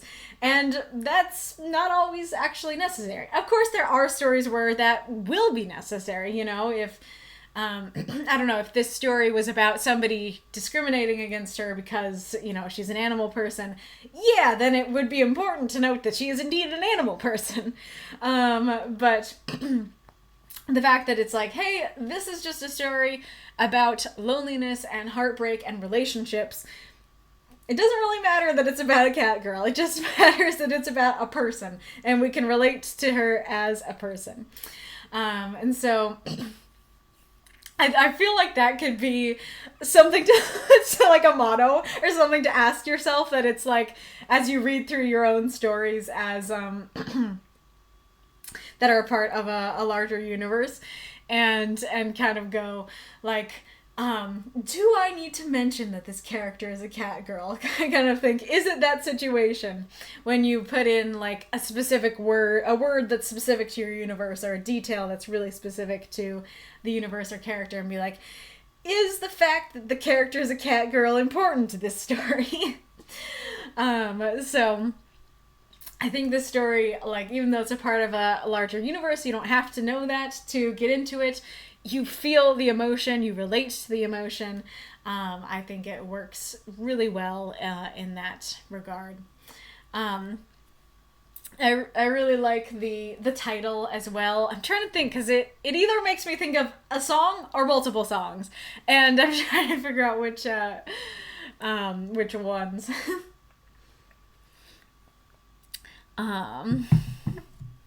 I guess one song it makes me think of is "Words Fail" from Dear Evan Hansen, and like specifically the part of this was just a sad invention. It wasn't real, I know, but we were happy.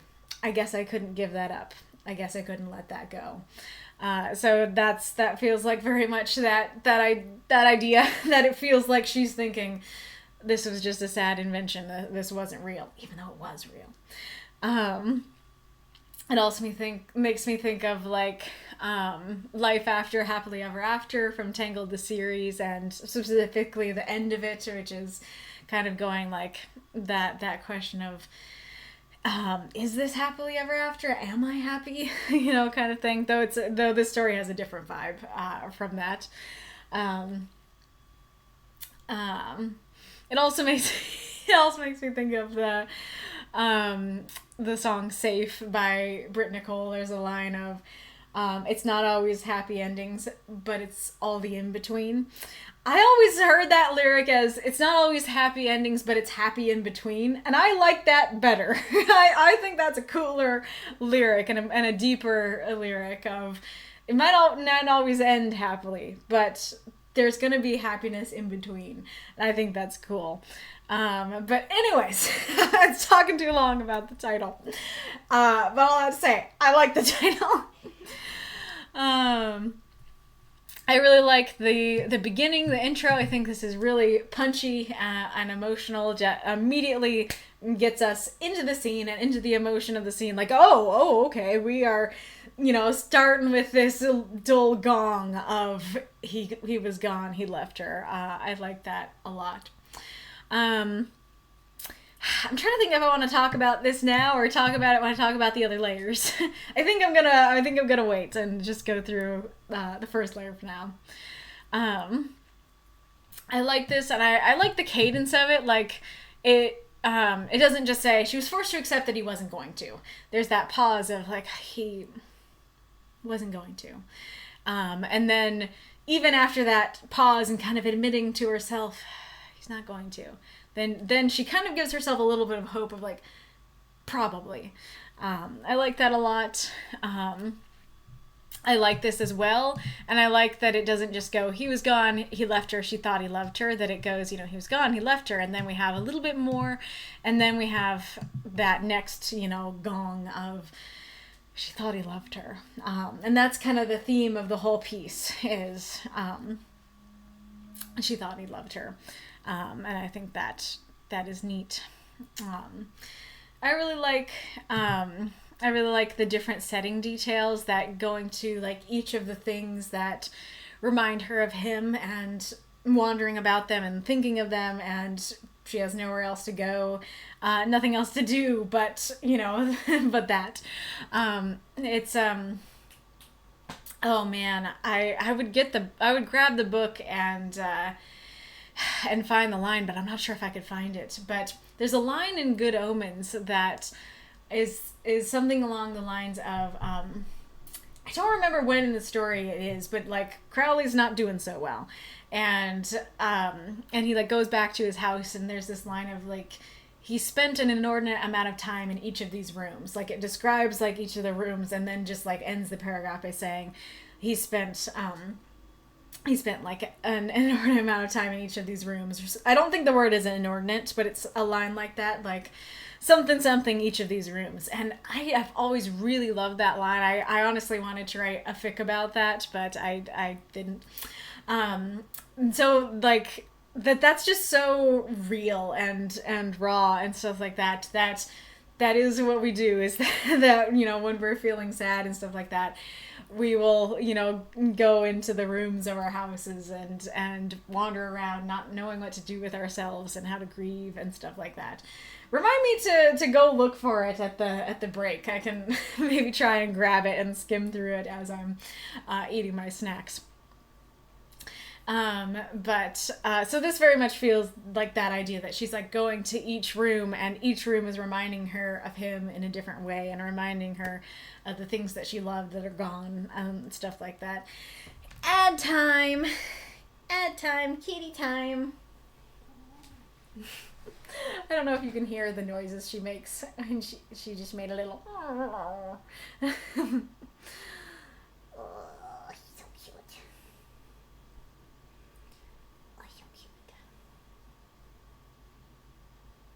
little bit of purse.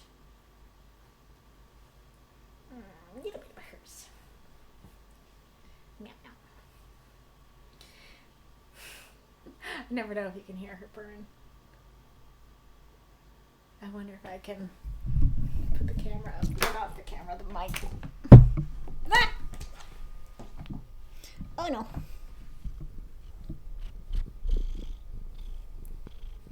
Can you hear that?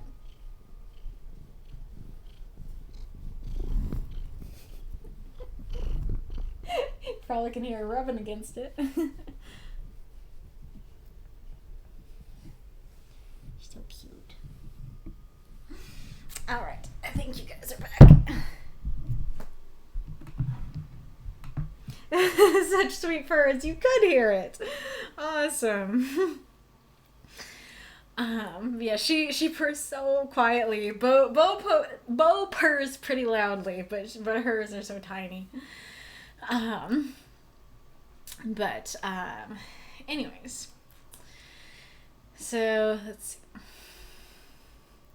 I like the little intro, like, it's a safe place, and, you know, he got it for her for a couple months, but now it's kind of up to her to figure out if she's going to keep it, stuff like that.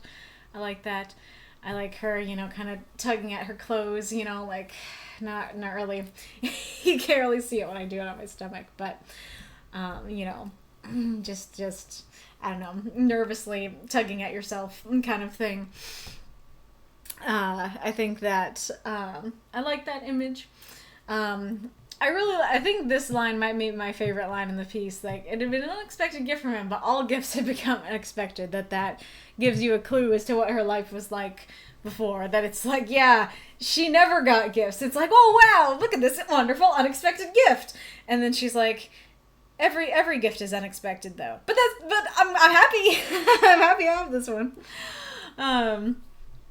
And so I think that this story works very well. So there's not a lot to critique about it, but one of the lines that ends up sticking out the most to me is, she liked having clothes, because I very much interpreted this as, so she went around nude the rest of the time before this. And I was like thinking on it, and I was like, I don't think she did, especially because her hat is where she got her name from. And so I was like, I don't think she went around nude. But then I was like, well, I guess, like, maybe, like, she has some fur, you know, it doesn't really cover what it should cover, but she has some fur, so maybe that was enough. Or maybe, you know, it's like a horrible situation where they took her clothes and didn't give them back. But I did actually ask Makokam about this, and it's supposed to convey she liked having clothes plural. That basically she had one outfit that, you know, she had to wear all the time, which is sad in its own way. And so she is happy to have plural clothes. But personally, I do not think that this line conveys that, and you guys can feel free to agree or disagree in the comments, but personally, I don't read she liked having clothes as she liked having multiple clothes. So I think saying something like she liked having a change of clothes, or she liked having multiple outfits would convey she liked having clothes plural. But as is, it's just like she liked having clothes. Okay, so she didn't have clothes before? Kind of thing.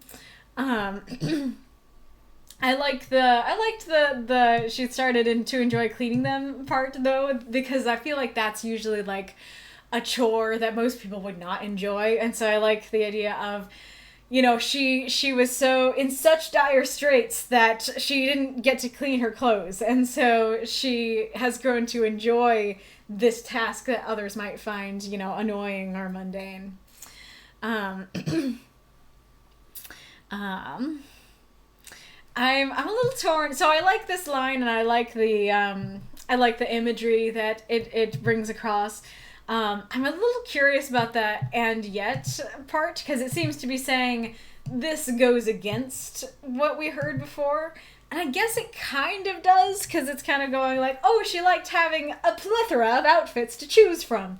And then sometimes she's like, yeah, I just picked this one shirt, which is kind of different from that. But it's not that different. Like, that is an outfit, you know? Like, what's the show that has, like, the ladies who, like, put on an oversized shirt and they're just like, you know, I think it was Big Bang Theory. I think it was like Penny is like, oh yeah, like I got by a week with one oversized t-shirt. Add a belt, that's an evening look. Like that kind of thing. So it doesn't really feel like and yet, oversized shirt. It feels like it would make more sense just to say, she liked having multiple outfits and even started to enjoy cleaning them. Sometimes she preferred lounging around in just an oversized shirt. I guess as I'm reading that, maybe I'm being too harsh on that. Maybe that does make sense as a, she likes having multiple outfits, but sometimes just a shirt. I don't know. And then this is a very striking image. I like that. This is a little bit nitpicky, but when I read she flicked the switches, I was thinking, yeah, she turns it on. She's flicking the switches, turn it on, she's gonna play games. But she doesn't. And so it does feel a little bit odd to, especially because it's not a controller, and maybe it's just the gaming systems that I'm familiar with, but I wouldn't really walk up, if I was feeling aimless and stuff, yeah, I would totally, go in the fridge, look around, go in the pantry, wander. I don't think I'd walk up to my Xbox and start pressing the power button over and over. But what I might do is grab my controller and kind of run my hands on it, or, futz with the joysticks and stuff like that. What are they called? Are they called joysticks on that kind of controller? I don't know, but just futz with, the buttons and stuff while it's turned off. So it's a little odd to say she just, flicked the switches on the game system and didn't do anything with it, but that's nitpicky. It is a cool image. It is a striking image. And I very much like this little detail about the gaming system in general, that, he bought her an old system and a bunch of games. It shows the care that he has for her, and it just feels very real, and stuff like that. Yes, they are joysticks. Gotcha. And then,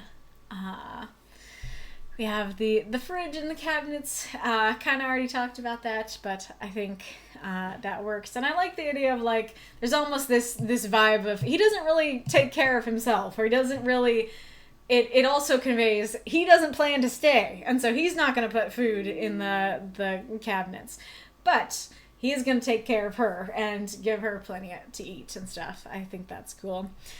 This is also one of my favorite lines. I like this idea of, it's been a bit since she has read the note, be it a few hours, a few days, or a few weeks.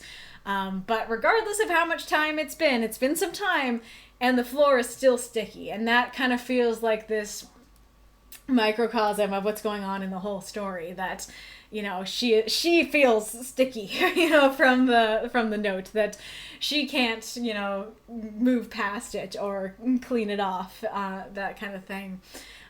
So I really like that. And then I like the mention of he kissed her for the first time there. That's cool. I like that. And then I really like the ending image.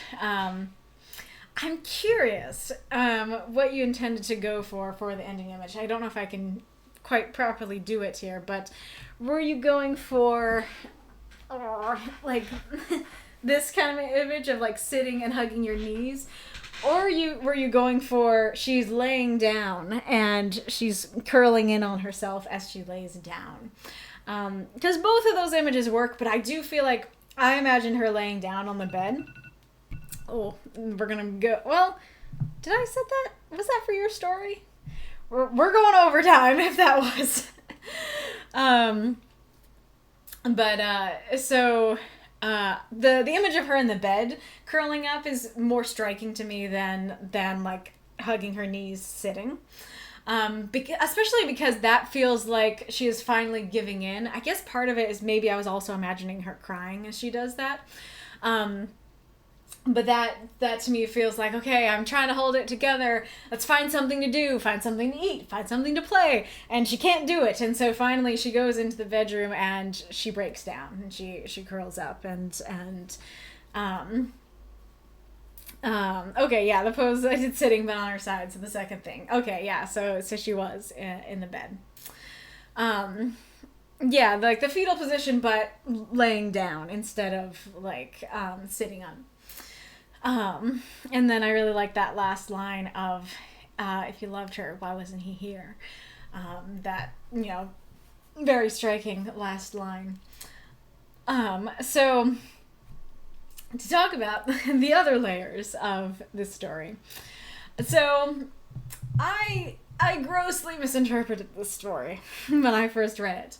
But I'm still going to talk about that and own it and stuff like that, because part of it's on me, but I think because I did get such this strong impression, it is something still worth talking about regarding this story. I think I might have found where the issue lies, but we'll talk about it. So when I first read this story, I missed how it says that he talked to her about it and like left her a note. And well, I don't know if I missed the note, but we'll come back to that. But I didn't quite get the impression that Jonathan had talked to her, that he was like, hi, let me sit you down. Here's my situation. Here's what's going on. I'm going to have to go in a bit. And then he leaves a note saying, you know how I said I have to go? I have to go. That didn't really come through to me. And so because I know the story and I know Jonathan, like the thing that I was talking about before, right, is that this story works really well in a vacuum, and that's part of my praise for it. And so I think, and you guys please feel free to say how it reads to you, that I think if you don't know these characters and what's going on, it kind of reads as a breakup or being ghosted. That it reads as like, oh, like poor girl, you thought your man loved you, but turns out he didn't, because he just left, because he just up and left you. And you know, if you don't know the characters, then that totally works, and it's sad and it's fine. But if you do know the characters, that's a sucky thing to do to someone. And so without me catching the fact that no, he did talk to her about this, I was like, why would Jonathan do that? Why would he just up and leave her? Like, especially because he knows she has nobody and she was homeless and stuff like that. And so why would he just up and leave and leave her feeling this way?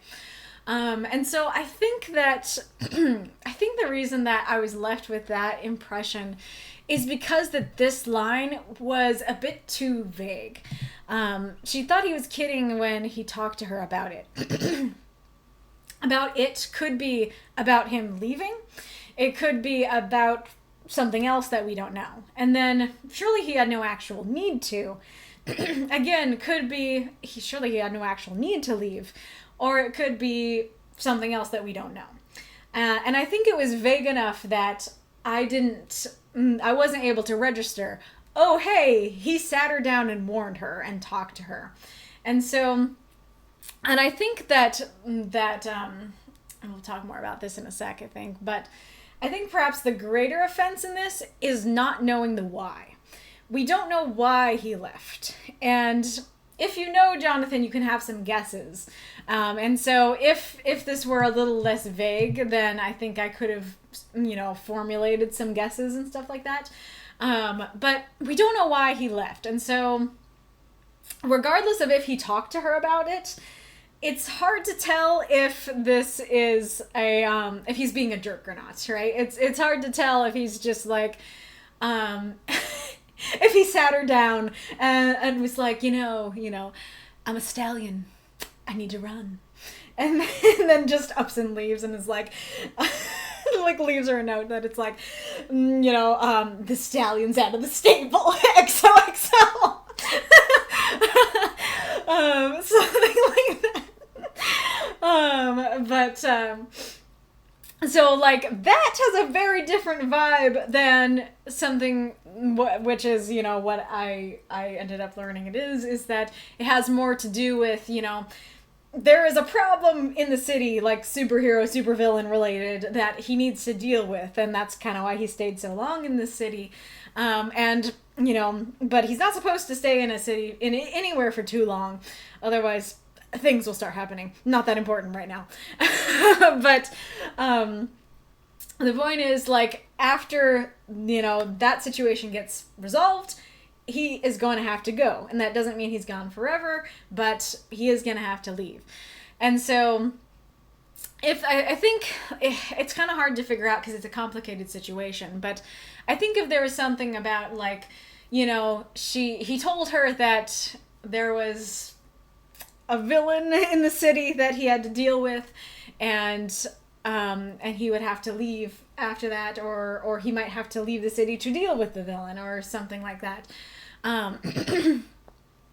Yeah, it's hard because like it might go into that situation of, okay, now maybe there's too much context, especially because that would probably make you think he's a hero. But so if you guys have ideas for how to make that work better, then let me know.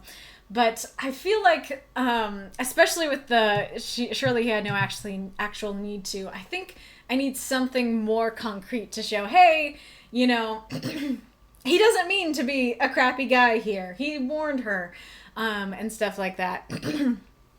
and he isn't, trying to leave her with nothing. The other thing about that is that her feelings are complex. Because, like I said, I think, and again, if you haven't answered, you can answer. But I think if you don't know the characters and you read it as a standalone, it just reads as a breakup or a ghosting, and yeah, he's not that great.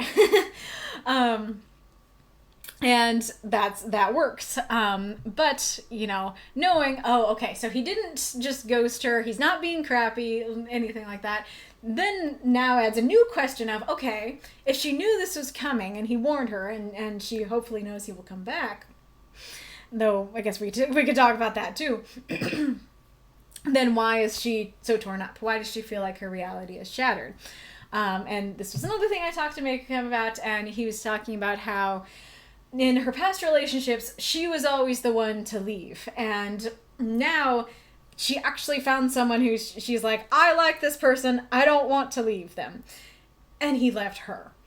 And so that hit her really hard. Like, even if she knows the reasonings, even if she was told about it, it hit her really hard. And I think that something of that would be really helpful to have that be conveyed. I thought I had an example, but I don't know if I do. But so there is a lot of like setting stuff, which is great, and I like it. But I think that there are sentences that you could remove in order to get that in there of, she never, she'd always left before, or she never found someone who she wanted to stay with. And so now that he's left, it's really hitting her hard. And like I said, it's something that wouldn't be as big of a problem for somebody who doesn't know the universe. And there's always that juggling thing, which is like, you don't want to give too much context. But as I said, as someone who does know the universe and didn't really understand what was going on or fully catch that he told her about it, it was an issue for me. And so I think there are things that you could remove, to get those more important emotional details in there. And segueing from that, this is a story that I read to my dad. He had a very interesting reaction to this story that I did not expect.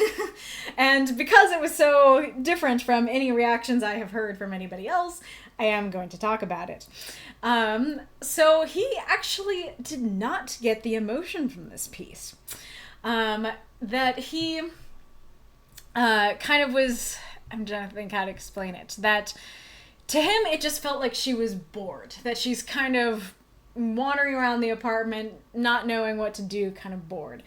And then lines like this made him think that she wasn't used to being human, that he actually was like, was she like a mermaid or something before who like never wore clothes, and stuff like that. And so he was kind of having that conceptualization of like, okay, so this is somebody who's new to being human, and she's kind of like looking around at the stuff and look at this stuff, isn't it neat? kind of situation, and stuff like that. And part of it was, he was saying that like, so like this paragraph here, right? So, like, she tugged at the clothes, they were a gift, she liked having them, she enjoyed cleaning them, she liked lounging around in them, and sometimes she fell asleep against him. And so her emotion of, sorrow and loss and stuff like that isn't super clear in that paragraph. Now, I disagree with him that the emotion didn't come through. I actually thought the emotion came through very well. And so much so that I was very mad at Jonathan when I didn't realize what was going on. Because to me, like, even starting with he was gone, he'd left her, immediately that puts you in an emotional mindset of like, hey, something's going on here. Something emotional is happening here. But I did think that was a very different, very interesting point of like, like maybe for another reader, maybe they need more emotion. Maybe they need that conveyed. And I also, along those lines, do think that explicitly saying she's crying at the end would be a potentially helpful thing. Like I said, so it might just be him like misinterpreting the story or not reading it too closely. But as I said, because it was totally different from any other view of the story I saw from anybody else, I thought it, could be interesting to mention and discuss and stuff like that. And you guys feel free to say what you thought in terms of the emotion of the piece. Did it come through for you? And as I said before, did it feel like a breakup or a ghosting? What felt like the situation there? Making your reader mad at a character, victory. Well, sometimes, but depends on the circumstances. Yeah, if you don't want your reader to be mad at the character, then it's a problem. Surely you would warn me. I might not, and don't call me Shirley. Amazing. Maybe Barry has attachment issues. I mean, I'm very surely has a lot of emotional issues. Oh, that was the other thing I was gonna say, especially regarding what my dad said, is that he didn't know that she was homeless, and when I mentioned that, he was like, that would be very helpful to know. And so then it would make more sense as to why she's there's these lines like the gift line, or she hasn't cleaned clothes before, that kind of thing. And I do think that, that would be a helpful thing to somehow note a little more clearly. Because that is there with like all gifts are unexpected and she didn't, clean them before. But perhaps having something a little more clear of like, she had never had a home before. Let's see. Yeah, because it could be... like, so she wandered around the small apartment for the 100th time. Not sure what to do, but at least it was a safe place. She'd never had a place to go back to before, or she never had a home before, or she never had even a room before, or something like that. Well, I mean, she has had those things before, but it's been a while. So maybe just that. It had been a while since she had a place to go back to. That kind of thing. Let's see what folks have been saying. Oh, it made me feel all right. I need my emotional support cat now. I have no emotional support animal. Oh, amazing.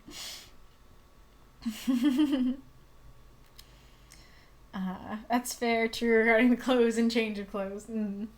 They are joysticks. Gotcha.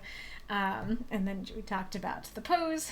Mark says, I assume he left because he's either going on a rampage or he did something that put a lot of heat on him and he didn't want her to be connected to him. Indeed, that's I mean, I thought of well, I guess the rampage would be what I was thinking of, but what was I gonna say? But he still needs to explain it, right? He still needs to tell her, hey, I love you. I don't want to leave, but I gotta. and not, knowing that, just thinking like, hey, peace gonna kill some folks, was like, this does not make you look good, Jonathan. Schrodinger's jerk boyfriend, yeah. And Jonathan is complicated, yeah, yes. Mark says, and I also read it as he mentioned he might have to leave in theory and then just dipped. And she's like, oh, not theoretical then. Yeah, that's true. That's fair. Was she a mermaid? Interesting. Yes.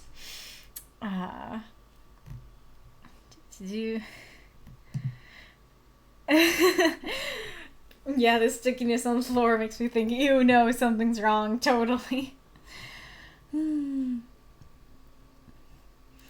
I have not heard this song before, but Wolf has provided us a song that the story made him think of.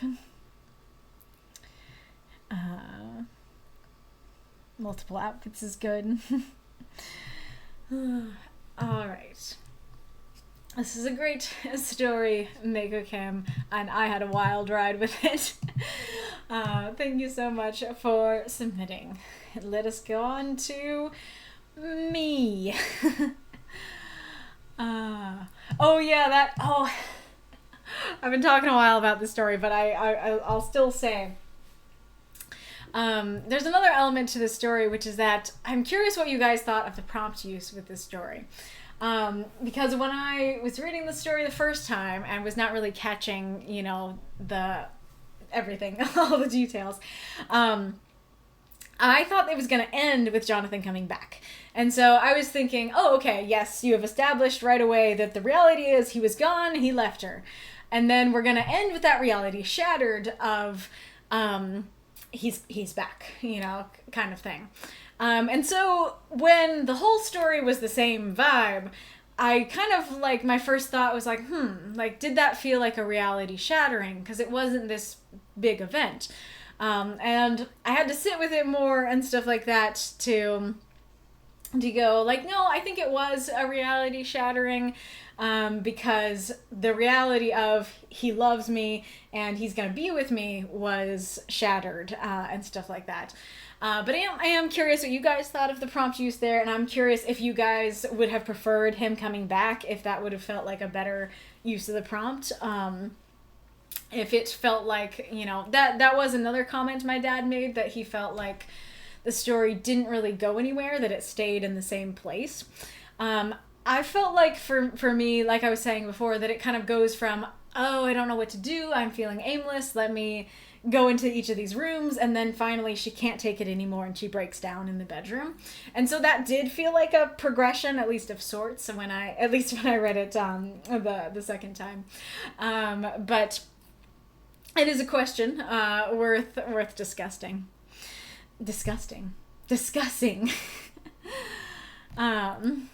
I was hoping the title would push readers in that direction. In which direction? It kind of sounds like she's living in the fragments of her shattered reality. Ooh, that's a cool way to describe that. I like that. That it's like here is a piece. Ooh. Oh, now I kind of wish that you had gone for that image. That would have been so cool if you had described each thing that she goes to, or room that she goes to, as this fragment that she's holding up, that she's of their lives. That's cool.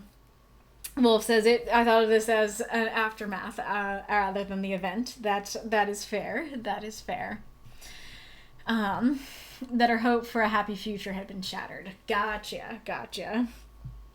That, so that happy ending, that hope was her reality that was shattered.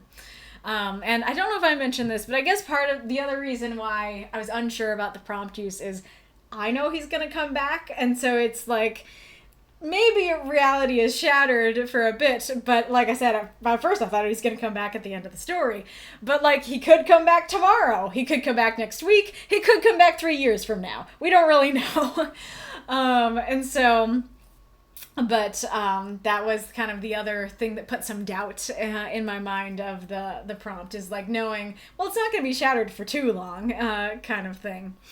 But that might just be me being nitpicky, and like I said, I was more focused on being angry at Jonathan, and so that surely, could have impacted my ability to see the prompt properly. But anyways, great story, Mika. Let's go on. I'm trying to think if I want to set up the story before I read it or not.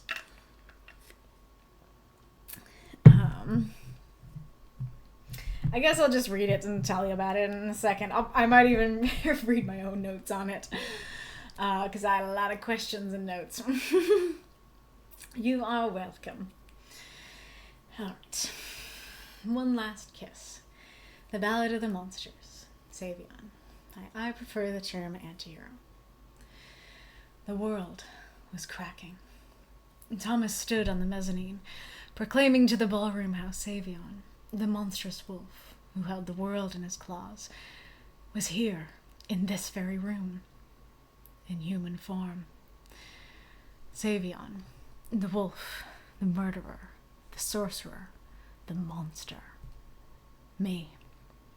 With each new word, the cracks crumbled deeper. Sick, dizzy, I turned around, covering my mouth. Where had I gone wrong? The crowd looked around, seeing villains in every stranger. I spared a glance for Lanai, who glanced back. I held the world in my grasp. Surely I could catch it before it fell apart, before they all knew, before she knew. But I couldn't even move. I do apologize, but the plan had to be careful, meticulous, public for it to work. If I ran, teleported, or moved too suddenly, it would all reveal me. This couldn't be happening. There had to be a way out. A hand on my shoulder, a venomous hiss. Isn't that right, Savion? The world fell out of the sky, broke like an egg, and as its contents poured out across the universe, the room held its breath. Then, Lanai taped it together and kicked it back into the stars with her laughter. Not an adorable, snorty laugh, but a guttural, shrieking thing that overtook her like a violent spirit. Savion hates humans. He wouldn't morph into one for a single second. Besides, you think I wouldn't notice if he was my boyfriend? He isn't laughing. Would you, if someone accused you of being the demon wolf? Maybe. Go on. And then I turned to me, words laughing, demanding, pleading. Tell him who you are. Lowering my head, I took a deep breath. These words would be my choice. I turned to my girlfriend, who I loved, who I lied to. Slowly, I reached my hand to her cheek. Her eyes widened, but still trusted. This was the last time she'd ever look at me like that. I leaned forward and kissed her hair, lingering. I held the world in my hand, and I let it fall. I am Savion. My voice cracked. Drop those moths and monsters. Cheer the story if you loved it. That's a lot of sippy chippies. Sippy chipmunks. Thank you for the cheer, Magistrate Ironlung, and for the screams, Ghoulish. Thank you very much. That's on Story Dive Goggles. What does that mean? Like we're gonna dive into the story. Alright. So let's go over to my notes and see what I want to what I want to tell you. Oh boy. But of course, like any thoughts that you have about this story, I would like to hear. Please be gentle, I do want to hear your critiques if you have them. I do want to improve if there are places to improve, but please do be especially gentle this week. Nice big cheer, Mako. Thank you so much. Yeah, like, I guess it's not that important, but I guess I'll talk about it. Not, it's important to me, but not necessarily important to you. But yeah, like, this story has been in my head, for over a decade. It's been in my head since 2010. And I don't remember when I first came up with the dance idea, and I don't remember when I came up with this specific scene, but a lot of things about this story change over time. A lot of scenes are totally different and have like totally different settings. This is one of those scenes, one of very few scenes that has gone through very little change.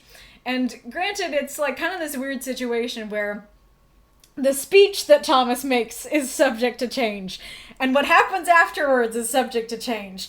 But this specific part where, like, the words "Isn't that right, Savion?" haven't been in my head for a very long time, and then Lanai laughs, and then him like kissing her hair and whispering, "I am Savion." You know, this specific part of the scene has been in my head for a very long time, and you know, partially due to that, I was very nervous to write it, and like I have been in this group since 2020 and been writing stories for the group about Savion since I think like the end of 2021 is when I started.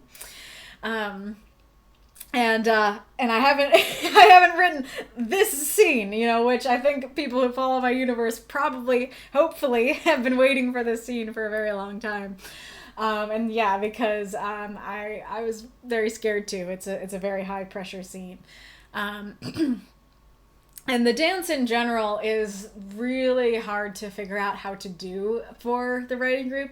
I want to write the scenes for the writing group because like you're my audience right now, you know, my regulars are my audience, and you know, and when I write these short versions, that can give me the opportunity to write the longer version as well, and everything, and so any of these 350 word stories, like pretty much none of them are going to be exactly as they are in the book because I have to condense things.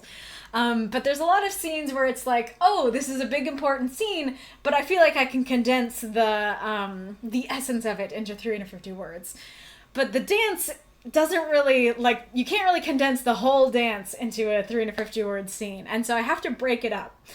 But even to break it up, all of those require context. Like, the dance as a whole requires context.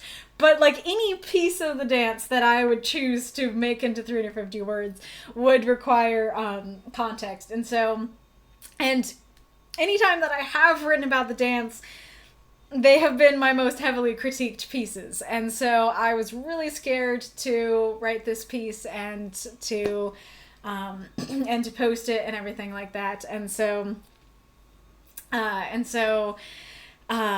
it's so far sounds like this one actually worked where the other dance ones didn't work. I hope it did, and you guys can tell me if it did. Like I said, if it didn't work, I do want to know that. Just, you know, be gentle with me.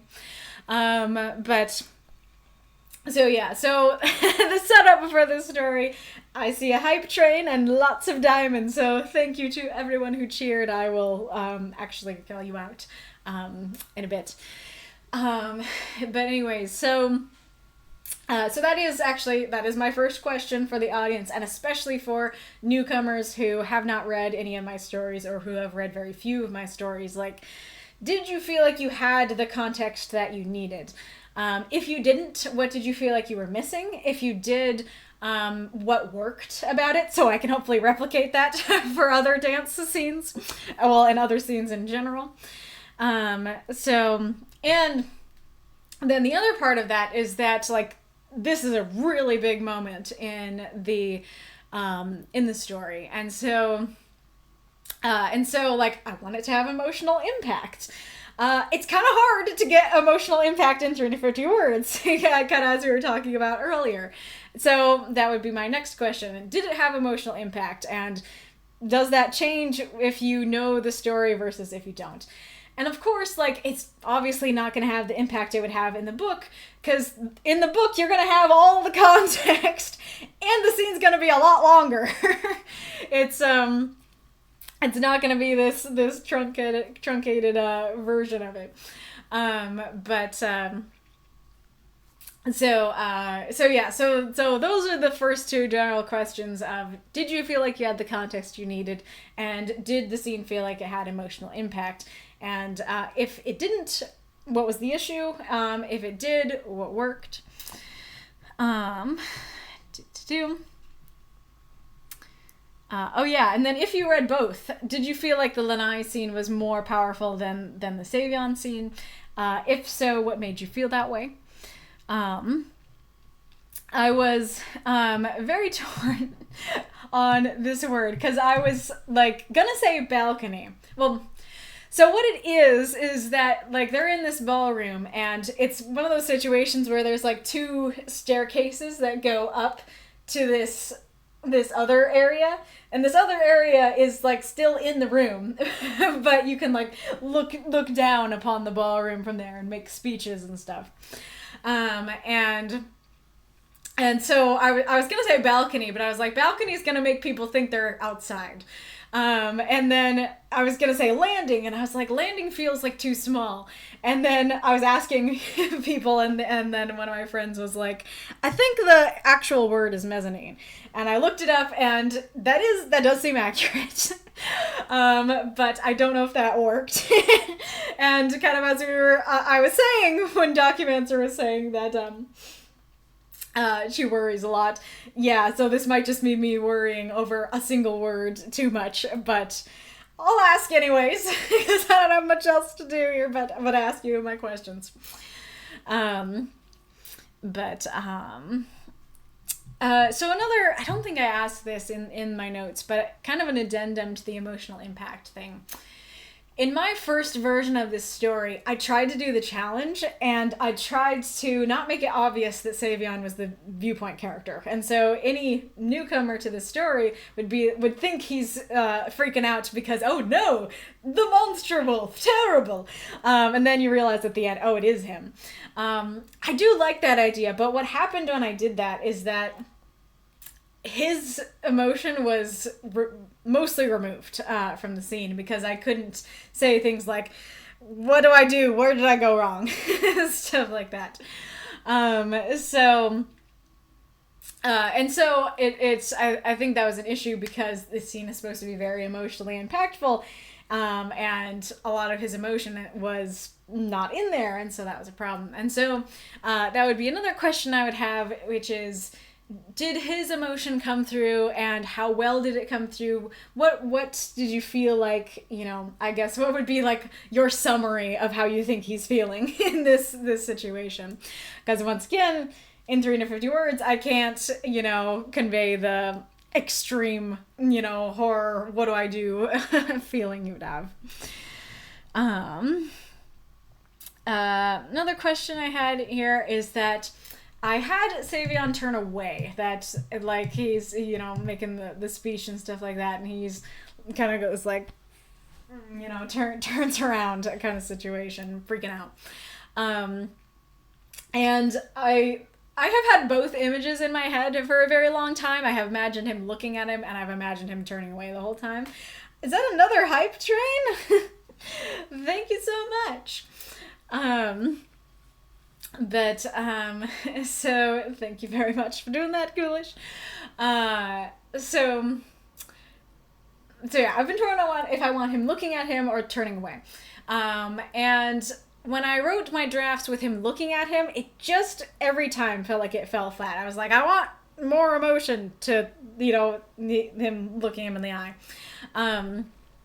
But it didn't really feel like I could do that, and so I went for him turning away.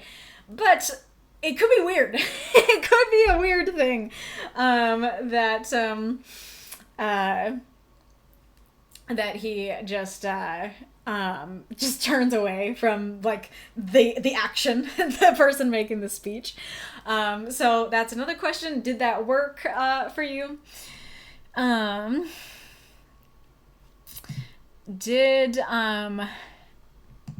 Well, I might come back to that.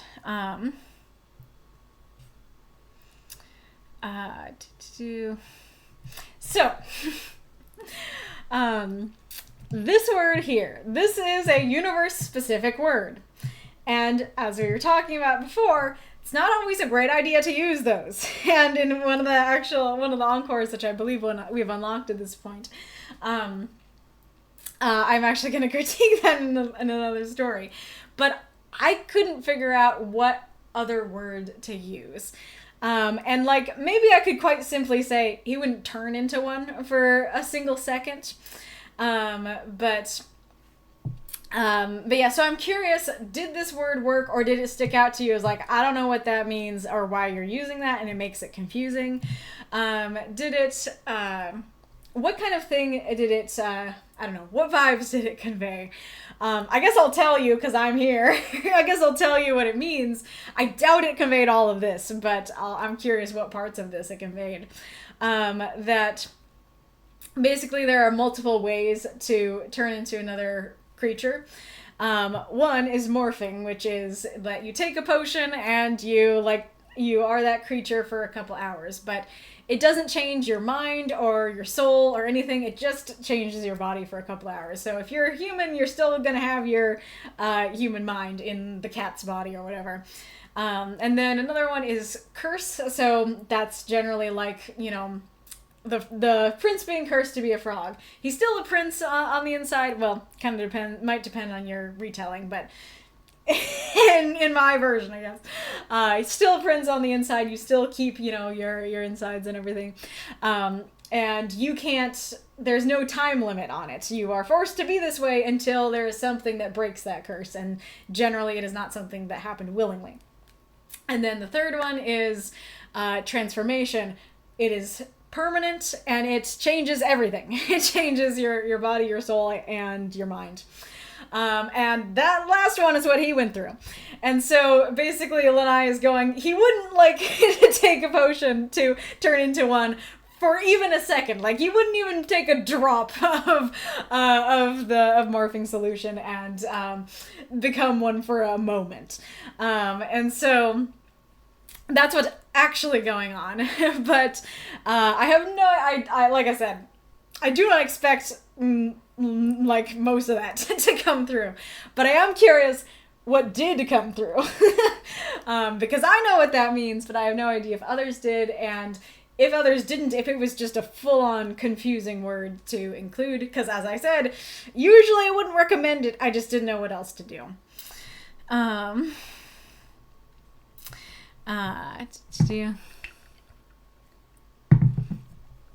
yes, okay.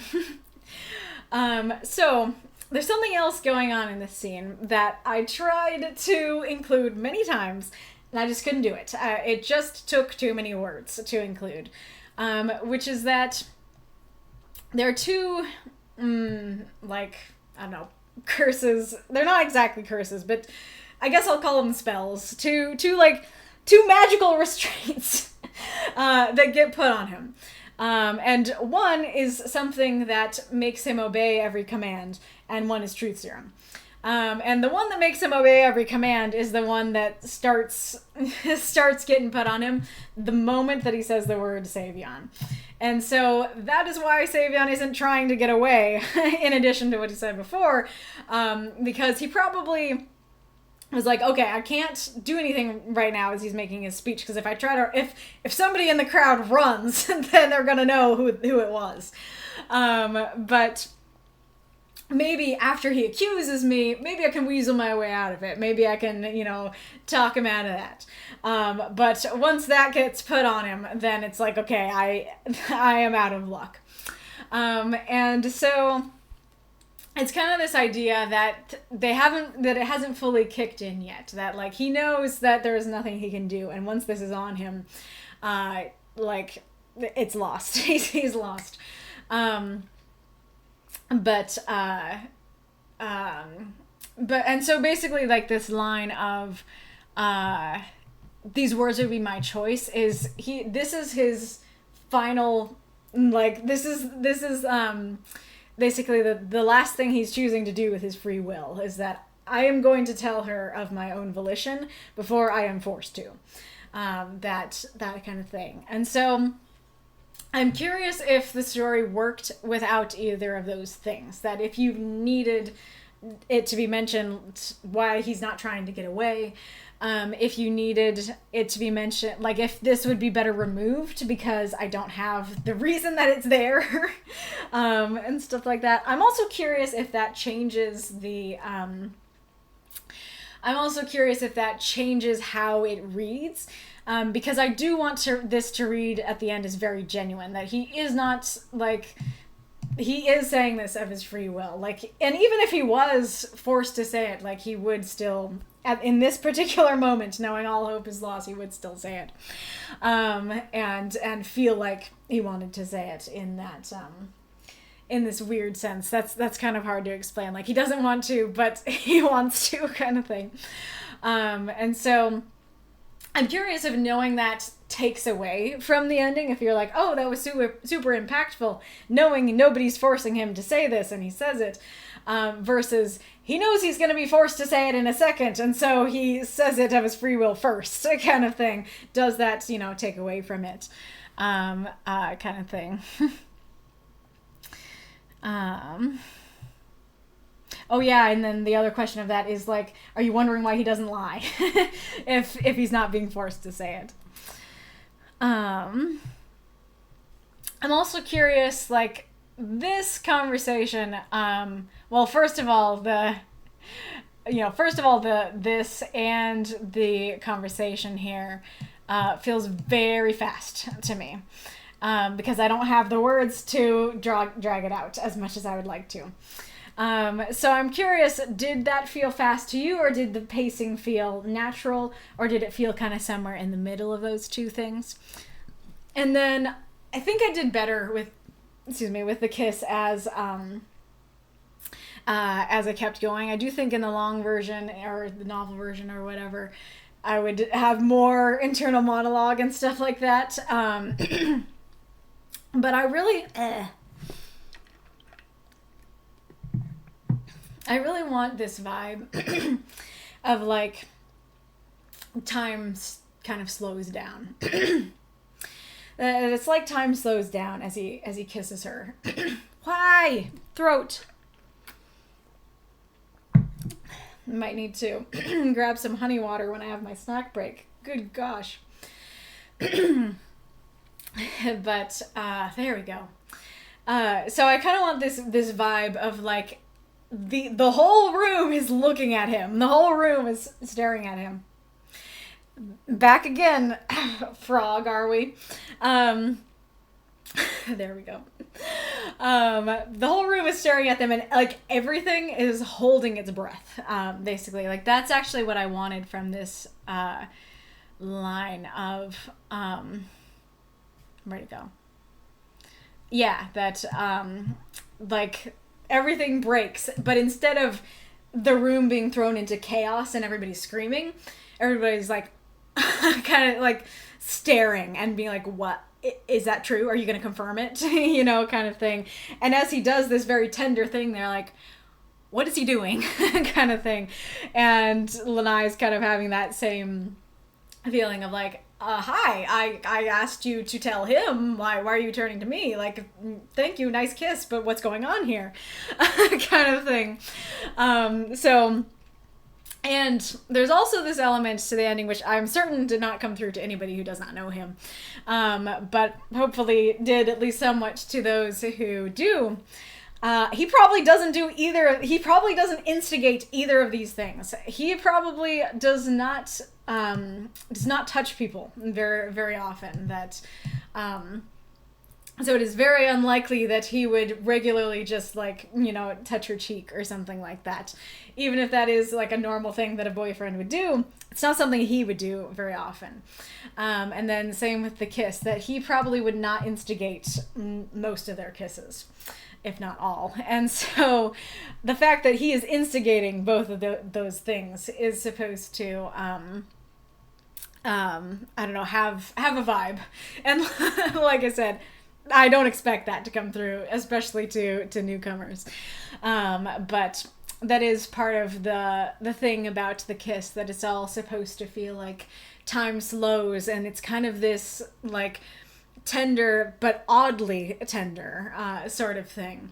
And then this also is like, this is this horrifying realization to the room, and this thing that he doesn't, that he's been keeping inside all this time, but it comes out tenderly. And I honestly wasn't sure. I had this as I whispered most of the time, because that is more of how I imagine it. I don't know. I'll have to listen back to see if I like how it sounded when I said it. But it's kind of this emphatic whisper that it's like, and I had this image of, like, it's solid, but it's a whisper. And so at first I didn't love the idea of having his voice crack on it, but like that it mirrors the I like that it mirrors the beginning, that everything's cracking and then it ends with his voice cracking. And I also do like that it really shows the emotion that he's feeling, that he does feel broken up about all this and sad about it and stuff like that. But I am kind of curious if it would have been more impactful to you if I said whispered or if I said nothing. And I am curious how that line came across in general, if it did have that, like, kind of like the world is breaking softly sort of thing, like, that he is breaking the world right now, kind of literally, like this news does kind of break the world, because this is not exactly hyperbole. But it's breaking it softly. So I am curious how that came across, and I'm curious, like I said, I tried to make this go as slow as I could, but I did not have a lot of words to convey it, and so I'm curious how the ending worked, if it felt like it went by too fast, if there was anything I could have done to better convey that, kind of like the world is holding its breath feeling, or anything that I talked about and all that. Yeah, let's see what folks have been saying. And of course I forgot to put my timer on.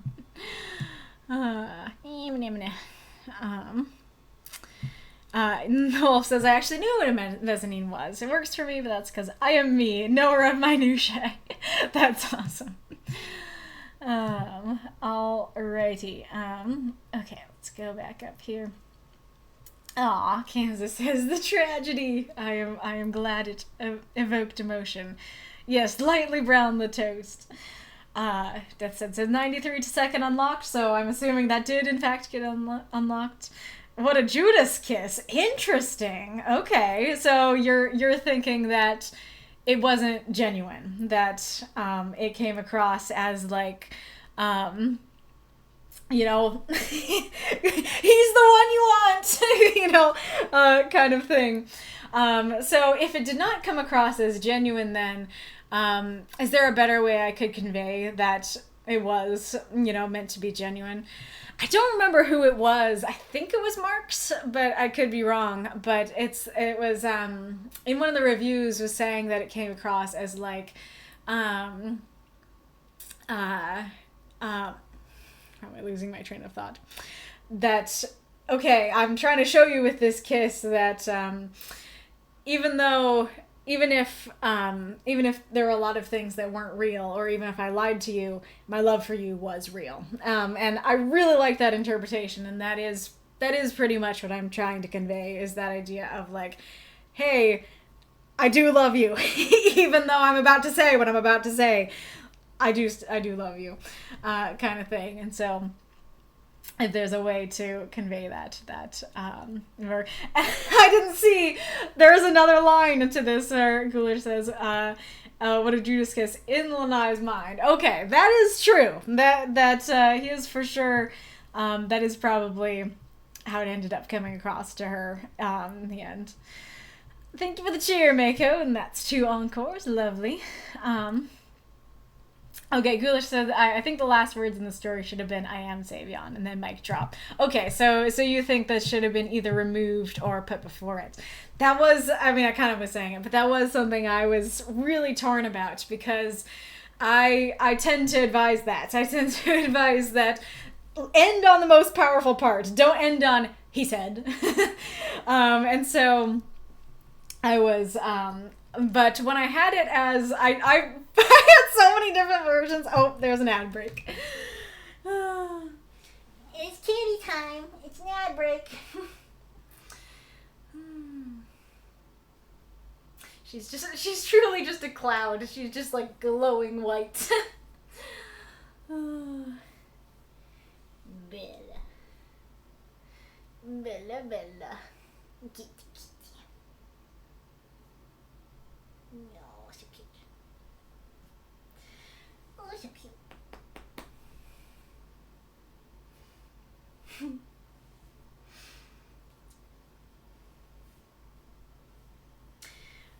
What do they call it again? Where it's like peanut whiskers or something like that? I don't know if she has them as much, but Bo definitely has those little peanut whiskers. Okay, looks like it ended. But yeah, like I I could try and replicate it. But like sometimes I had it as like actually before I had it as I didn't have the world image, and so I just had it like that. Or like that. And then other versions had it, you know, yeah. Oh, I didn't mean to unitalicize that, but okay. Yeah. I whispered and whispered or something like that. And then, of course, there are versions that didn't have it at all. So, curious what would work best.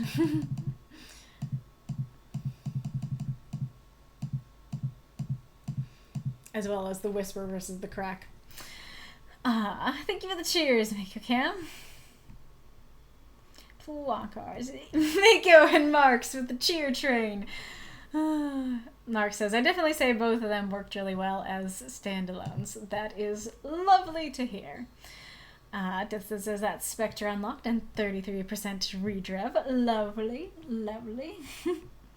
Kansas says, I think you achieved everything you were going for, at least for me. I felt like I had enough context for the emotional part to hit hard, but not so much that took away from the emotional impact. I really love this piece. Aw, that's so sweet. That's so lovely to hear.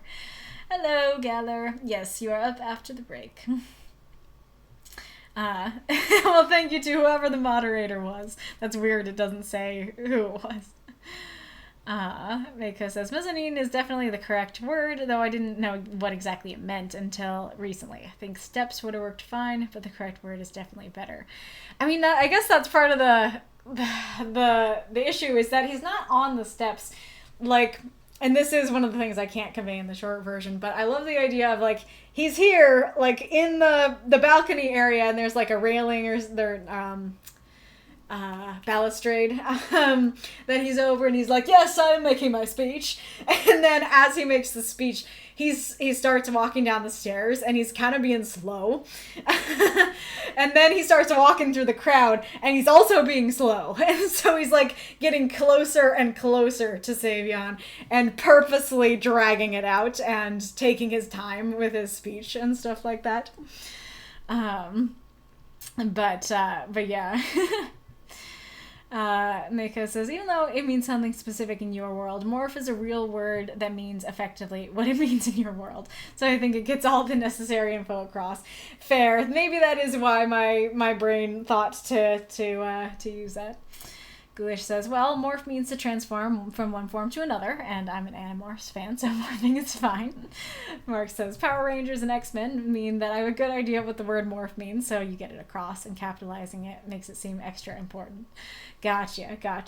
That's good. So I guess that maybe going for more general, writing advice, that would be a situation of, I guess in a way the word was slightly specific, but not so specific that it's exclusive to my world. So I guess, like, if the word was specific to my world, then you'd be like, what does that mean? And it's maybe not as general as, like, turn into one, but it's somewhere in the middle, and so people could still understand it. Didn't catch the curses at all. I mean, it's you weren't supposed to, because they weren't there. they weren't there in the story.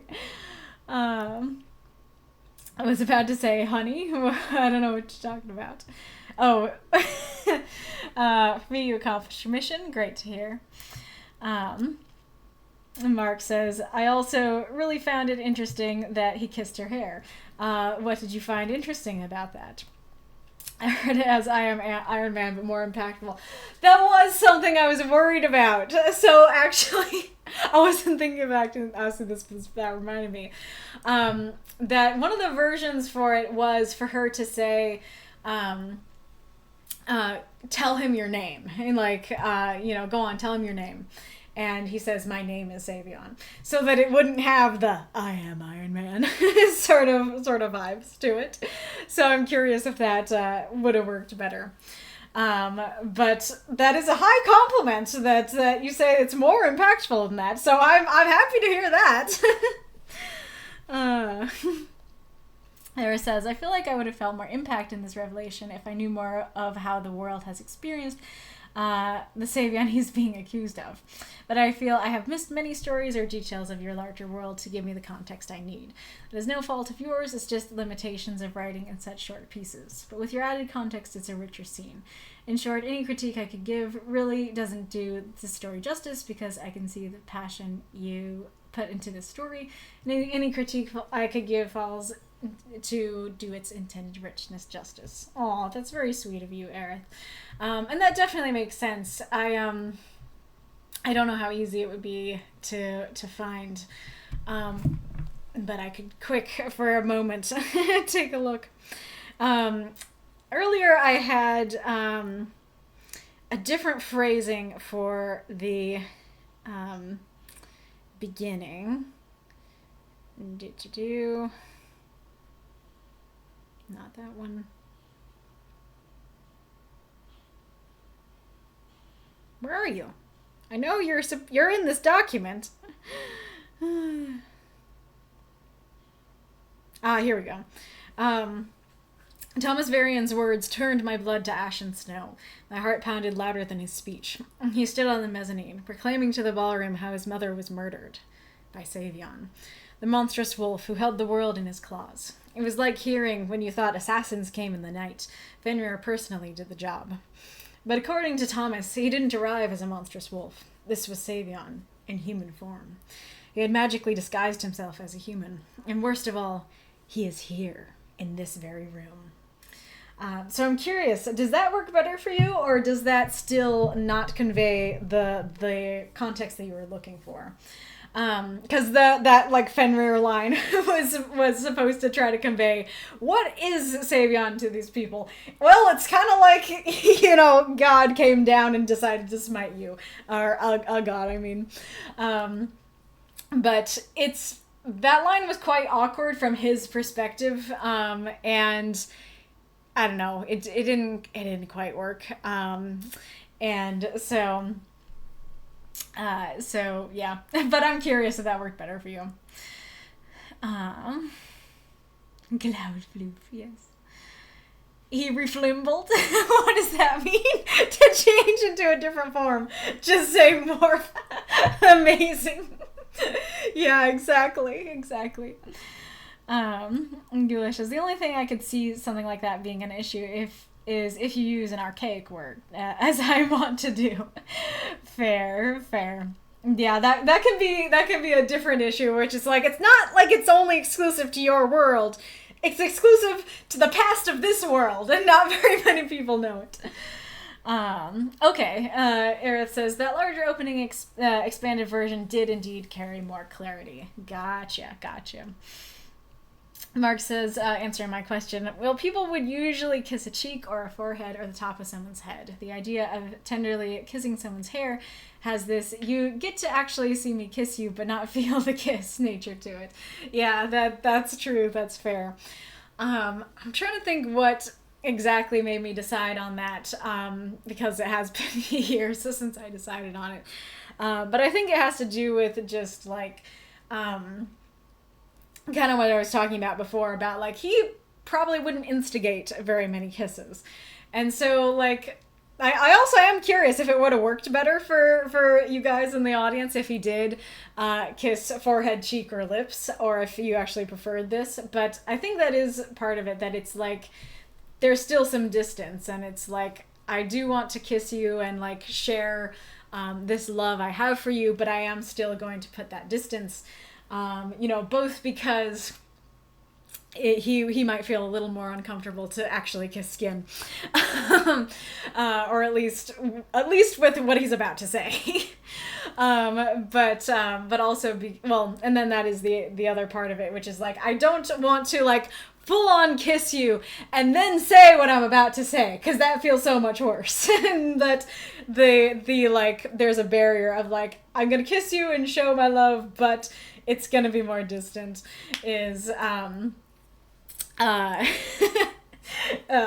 is still, as Wolf is saying, still feels like it's gonna be read as a Judas kiss by her afterwards, but it's not as bad as like, let me actually kiss your lips. Hair is less human-y than hair, so it was easier for him to do in that moment. I don't know what you mean hair is less than hair. But yeah, like the hair is less human-y than like the lips or something, for sure. It says, there's something gentle about kissing someone on the head. It's meant to soothe and comfort. Yeah, that's definitely like the vibes that I like as well. That kissing someone's hair kind of feels like comforting a kid, that it's like, you did good, kid, you know, kiss, as opposed to like, you know, a more romantic kiss. And so it is there is that element too, which is like, I'm trying to comfort you for the news I'm about to tell you, kind of thing. Oh, skin is less human-y than hair. Wouldn't hair, like, wouldn't skin be more human-y? At least in my estimation, that skin feels more human and hair feels more like fur. Yeah, back. You are having trouble with Twitch chat today, aren't you? From 205, finger spiders, kissy love, because I'm doing this. Kissy love. Amazing. But anyways, I greatly appreciate all your input and your love and appreciation and all the things and stuff like that. Oh, one last thing.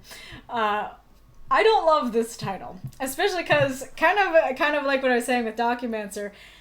I spoil it. I spoil where this story is going to go with the title, and it just feels kind of generic and stuff like that. Especially because I really like my other title. I was like, yes, this is the gold standard of titles for the other one, and so this one felt very mediocre to me. And so I'm curious if any of you can think of a better title for this story. Alternatively, you could have him actually kiss her cheek for exactly that reason. For the reason that it's more human. Interesting. But yes, I have been talking too long about my story, but I was pretty sure I was gonna, considering, you know, what I said at the beginning about this being important to me. But I'm very grateful for all your input and your love and stuff like that. I greatly appreciate that. It's harder for him and thus more meaningful to her. That is a good point. Yeah, that is something to consider, actually. Very, very good point. But yes, don't have a question written down, and I thought I had the inklings of one earlier today, but now I'm not remembering what it was. So, you guys feel free to submit questions you might have. Title, The Judas Moment, me making random suggestions.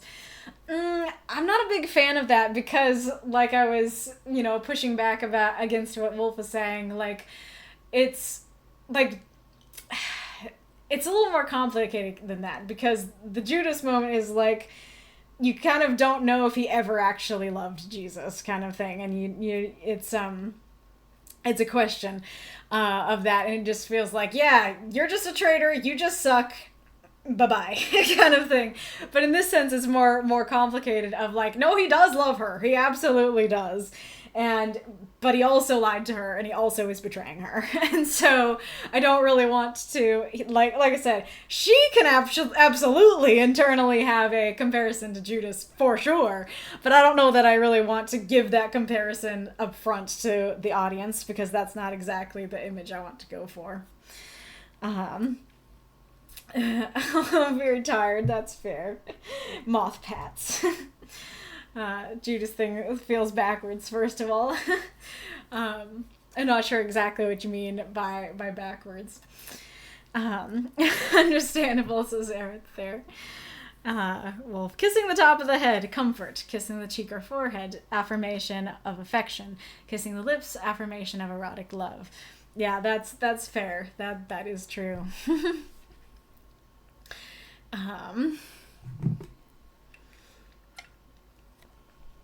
But yes, now I must think of a question. I wish I remembered even like the what led me to think about what I was thinking about earlier today. I don't know if we could, like, talking about kisses and stuff, I don't know if we could talk about like body language in fiction and like writing stuff like that, and like how to decide what action or body language to use for a certain scene. I don't know. Mika says, didn't you just kiss Jesus to identify him? So kissing her is like the opposite of that because he's the one they're after. True. Yes, but both of these things are true statements that, yes. Both are true. Here, I'll show you Kitty while we're trying to think of questions. Right, Bella? Not a bad idea, but I feel a bit narrow. That's fair. That is very fair. Oh yeah, that, okay. So I don't know if this would be good because we pretty much asked this last week, but after I asked the question I asked last week, I thought of a better way to ask it. And so I don't know if it'd be good to re-ask it in this better way or not. But the idea was, how do you deal with contagious topics in fiction? Because that was more like what I was thinking about and going after, is that there are certain things that are contagious. And I don't mean like, how do you deal with writing about disease? I mean literally things that could happen to your reader because you wrote about them. So the example from last week is suicide. And so a step back from that would be self-harm. So suicide, self-harm, like these things are contagious to the reader, that reading about these things could make the reader then do them. I'm trying to think what the other thing was, because I think there was a less, intense one that was still contagious that I was thinking of when I thought of that. But now I'm not remembering. But that could be the question, that like, how do you deal with topics that could then make your reader do something bad, because of that topic. It's yawning contagious in writing. That makes me think of what Hellenic was saying in the Gen chat the other day of not catching yawns from cats. That kind of blew my mind because it is true. Like, I think it probably has to do with like mirror neurons and stuff, that like when you see another human yawn, it's like, oh, time to yawn too. But when you see an animal do it, it doesn't happen. Oh, kitty. Oh, so cute. So much fluff. Animal yawn, cute. I assume you're about to say person yawn, contagious. What was the other, what was the other example I was thinking of? Like, I don't know if this, I don't think this is what I was thinking of, but like, I have like cousins and stuff, and in the past when they were younger, and we had them over to my house, then their mom would be like, hey, you have to be careful about what TV shows they watch, because if they watch stuff with like fighting in it, then they're gonna start fighting each other. Like that kind of thing. And that's not necessarily true, at least on that sense of in fiction and for adults and stuff. But that's the kind of idea I'm talking about, that it's like your readers could, read this thing and then go out and do this thing, and you don't want them to do that. And so, what do you do about that? So Yeah, do you like that question? Do you have a different question idea? Do you want to ask like the body language question? What do you guys think? Unless you see a rabbit yawn, that's scary. Oh no, I feel like I'm about to get a very scary gif. I feel like this is the butterflies and moths situation where it's like, if you look at a butterfly close up, if you look at it from far away, cute, adorable. Look at it close up, horrifying. Oh, yeah. The little paw. So cute. Oh my goodness. Well, if nobody else has anything to say, I guess I'll put that one down. Oh, interesting. That's really interesting about the yawning. Yeah.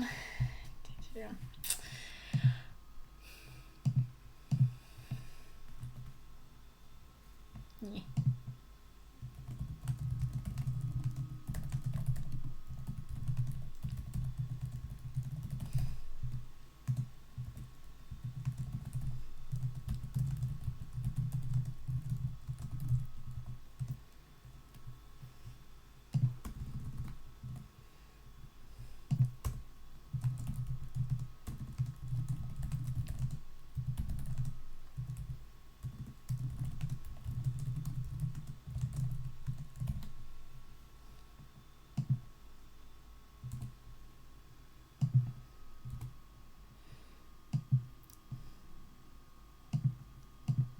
This is not grammatically correct, but I don't know how to phrase it right.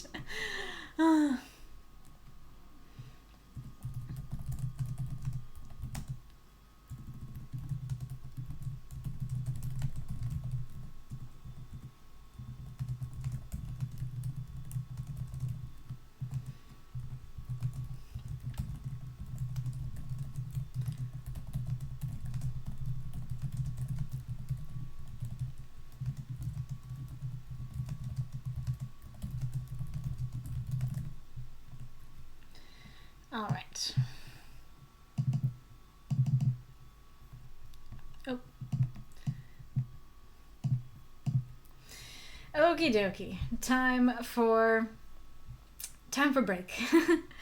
We'll see you guys in just a little bit. Didn't bring up the music. There we go. All right, now I'll actually turn the mic down to halfway this time. Oh, but this mic needs to be up. Alright, see you in a bit.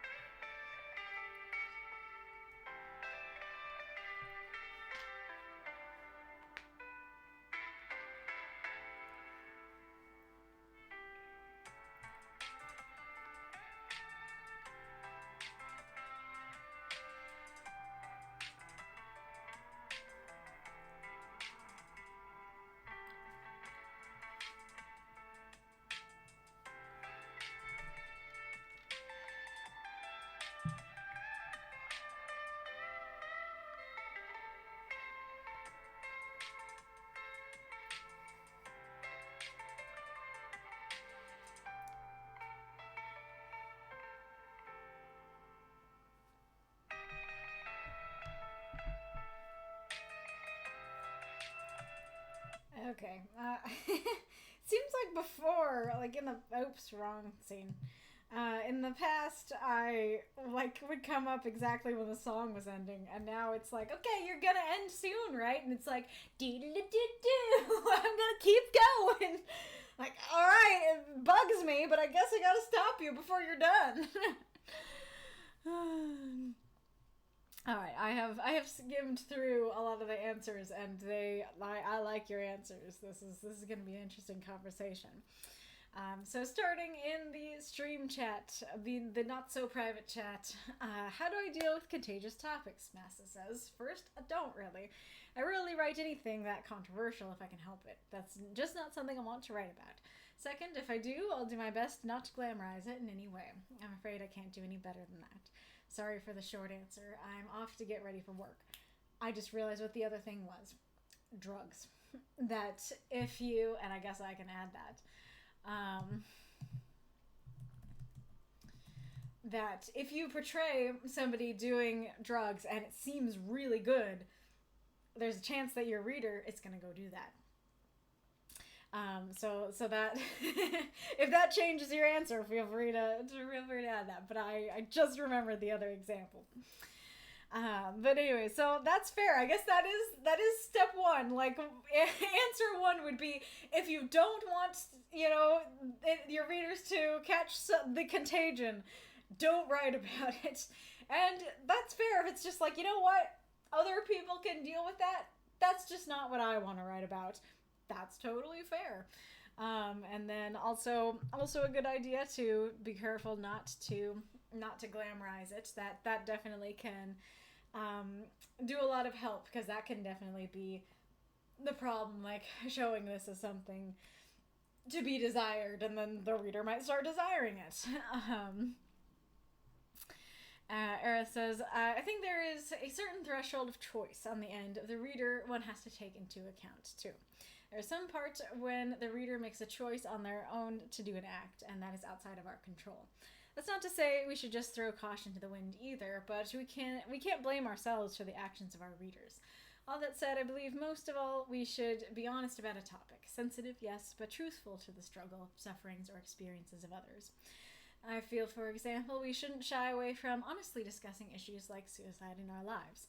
I faced bad things in my life, and it's because I faced those bad things I came to understand the self-empowerment that comes from the choice to live, but I couldn't have come to that understanding without first facing sorrow and the threat of death. And thank you so much for sharing that, Aerith. But yes, that is a great point. And I think there's two thresholds of choice. One threshold of choice is the reader chose to read your material, and so, like, it's your job to try to, well, we'll talk about what your job is with, like, the other answers and stuff, but one of the things that could be your job is to put a trigger warning on there. But if the reader sees that and chooses to go past it, that's on the reader.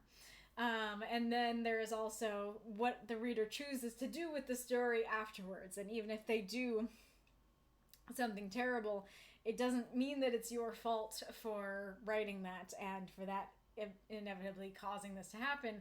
It was, at the end of the day, their choice. And it is important to remember that and not be so paralyzed with the idea of responsibility that you never write about these things, if you want to write about them. For sure.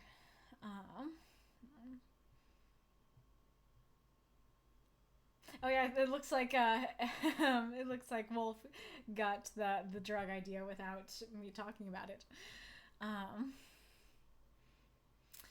Wolf says, generally I tend to avoid those topics. Ironic for someone who writes a lot of horror, I know. It is true. However, I feel that if I'm going to use elements like addiction, suicide, or self-harm, my first thought is, can I get around using this? If the answer is no, I think about how I can minimize the influence while still getting my point across. Usually metaphor and allegory is a fantastic way to do it. Maybe suicidal ideation is symbolized by a thing that sits in your corner, and when you're alone, it whispers, "Come to me, child. I have long wished to feel your embrace." Maybe it's ash gray or pale blue with a crooked head and bloodshot eyes that toddles towards you ever so slowly. Just you make sure to treat those topics with respect. Oh, yes, thank you. So what do you mean by minimize the influence? Because I'm a little sketchy on that response, because I feel like, you know, minimizing topics that, you know, have this really big impact on people's lives could potentially be an issue. But I'm curious to hear more of what you meant by that. But I do think that the like metaphor and allegory is a really interesting idea, that you can make this thing look like a horrible thing, without saying, hi guys, this is bad. You know, instead going, yeah, this horrible monster is an allegory for this horrible real life thing. That's a really great idea. I like that a lot. It reminds me of like the monsters that like went around on Pinterest that all were like monster depictions of different disorders and stuff. Hello, Ghost. Welcome. Let's see here. I'm making sure to read through the answers before reading them, or at least skimming them.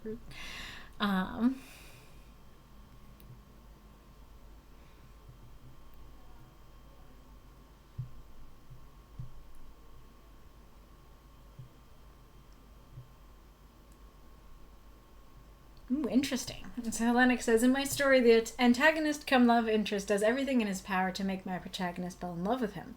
It's basically the setup for a Stockholm romance, if you will. But I challenge the general flow of the genre by having the protagonist not fall in love with his captor. I've seen a lot of romances being used in a way that, though probably not intentional, normalizes and romanticizes really toxic, abusive, or manipulative personalities. So I was very careful to make sure my framing of the story showed that at every turn, every attempt Yang makes to be romantic is a trap for the protagonist, and I made Hero a person who trusts his instinctive distrust. I made it pretty explicit that abusive character traits are things to run away from, not something to ignore or fix. I love this. This is great, and that is a great... that is another thing that I didn't mention in my list. That is a great example of this. I like that a lot. I guess, you know, I wasn't thinking of like contagious like this, but I think that you helped to broaden the definition to, like, I guess this is kind of what I mean when I talk about stereotypes in a way, that like if somebody writes about a stereotype, like maybe that one sentence in the story isn't that harmful or isn't, you know, that big a deal, but it's perpetuating something that if everybody is writing little sentences like that, now that becomes a problem. You know, now that becomes something that people think, you know, in general, and not then don't see the issue with. And so this is very much that kind of thing where it's like there's so many romances where it's like, I can fix him. And if you read enough romances like that, you're going to start looking at real life people who might be really bad for you and start going, I can fix him, you know? And so, yeah, like, I think that is a great idea to show, like, hey, this is a problem, and I'm showing it as a problem. I like that a lot. Okay, Wolf says, minimize as in use sparingly. Gotcha. So it's not, like, minimizing this issue as this real life issue. It's more of, can I not use this too much? Can I use it less? That is a good idea. I can get behind that one. Trust your distrust is a fun statement. You know, that could be a prompt. But yeah, so yeah, I scrolled up here. So in the public chat, Norman says, this is such a touchy subject. There is a banned book that I hesitate to say the name of for this very reason. Signal boosting potentially harmful subject matter. But at the same time, it was a pretty good read that the mass majority of people aren't, going to be negatively affected by. How careful do we want to be around volatile subject matter? I don't know if there's a definitive answer to that. Also, hi.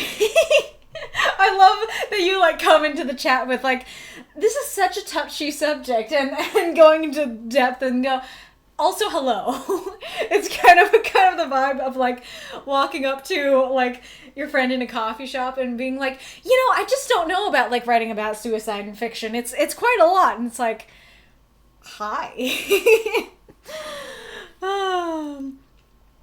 But, yes, I think you had a continuation here. Yeah. Also, around the subject of suicide, as a longtime sufferer of depression, while it's awful to encounter triggering subject matter, while you're in a particularly low point, in the volatility of that low point, feeling triggered by certain things seems inevitable.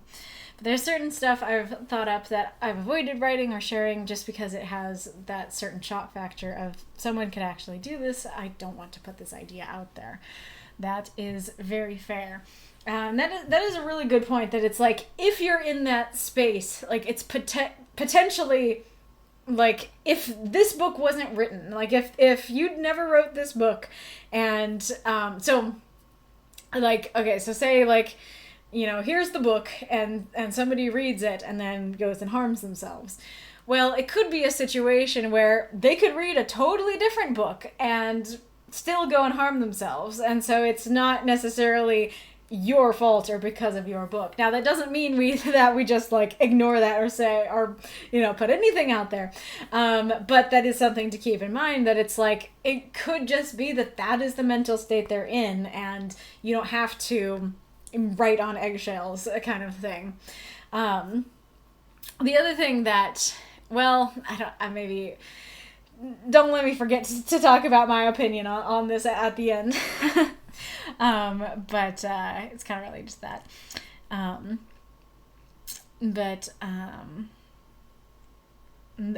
that's fair about, like, the fear of that being paralyzing too.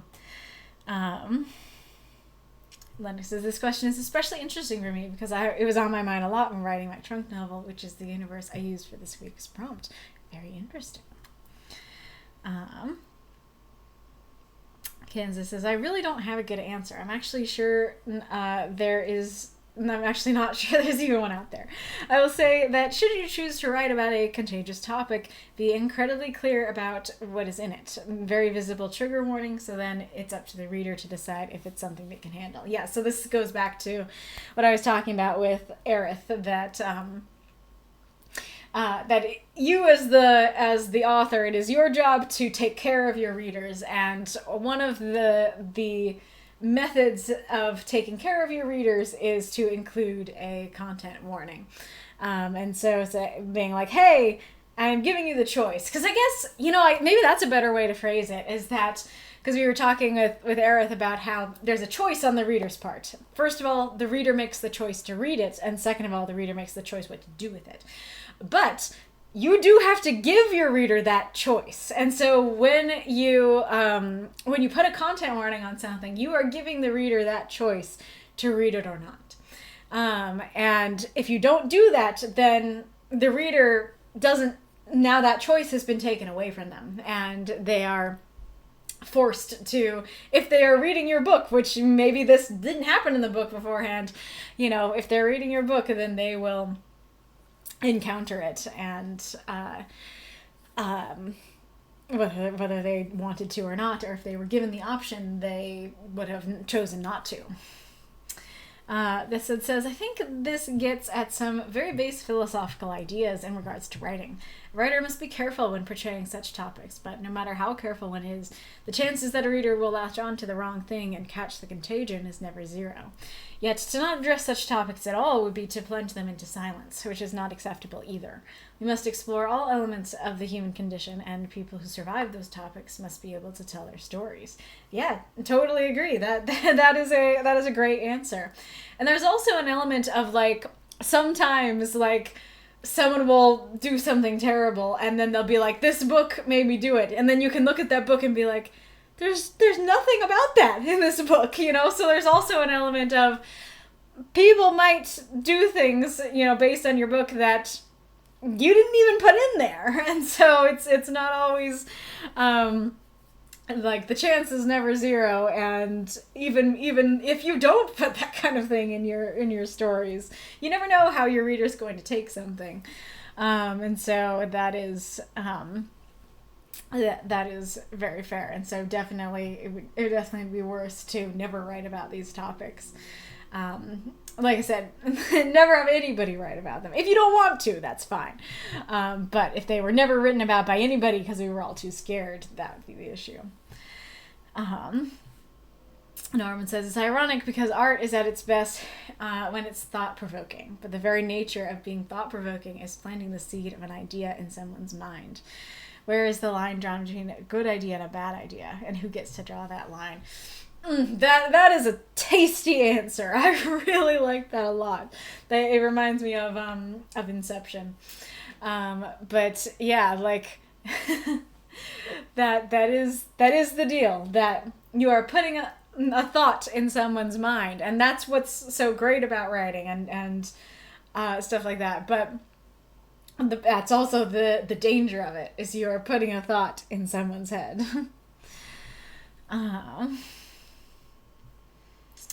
Let's see. Narwin. I once wrote a story where a guy single-handedly destroys the earth, and in the context of the story, he's justified for doing it. Might be the best thing I've ever written. Was it harmful? Probably not. I don't know. Fair. Yeah, like, I mean, maybe I'll come back to that, but, do that, I'll cut right to the chase halfway and then realize I should say hello. Fair. Alright, somebody remind Norman later to talk about the can of worms.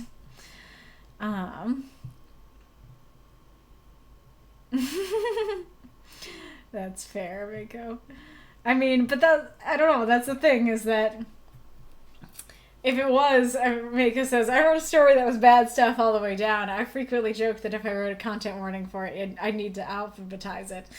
I don't know what the bad stuff is, but I'd say do it. Like, even if you need to alphabetize it, like, you are still giving the reader that choice. And especially if the story is bad stuff all the way through, then, like, and you can also do, like, a general content warning of, like, hey, this story deals with topics of this and this, and so, you know, maybe think about it before you read it, as opposed to saying, here's everything that's in the story. Documancer says, when it comes to emotionally charged topics, it's highly recommended to not make them the personality of the character or the plot of the story. It's something a person or character experiences. Ooh, that's an interesting answer. Yeah, that instead of being like, this person is this, you know, this is all they do, that's all that's about their character is about, and how it be, this is a character who experiences this or struggles with this. Yeah, that is a great point.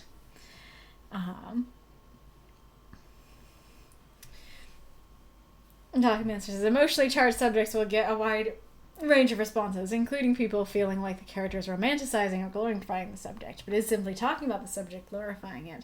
Yeah, that can be part of the struggle, is that you can be like, I don't intend to glorify this, but, you know, maybe in the reader talking, or the character talking about it, maybe some readers will go, that sounds like glorifying to me, even though that wasn't your intent. You know, people have different views of that, for sure.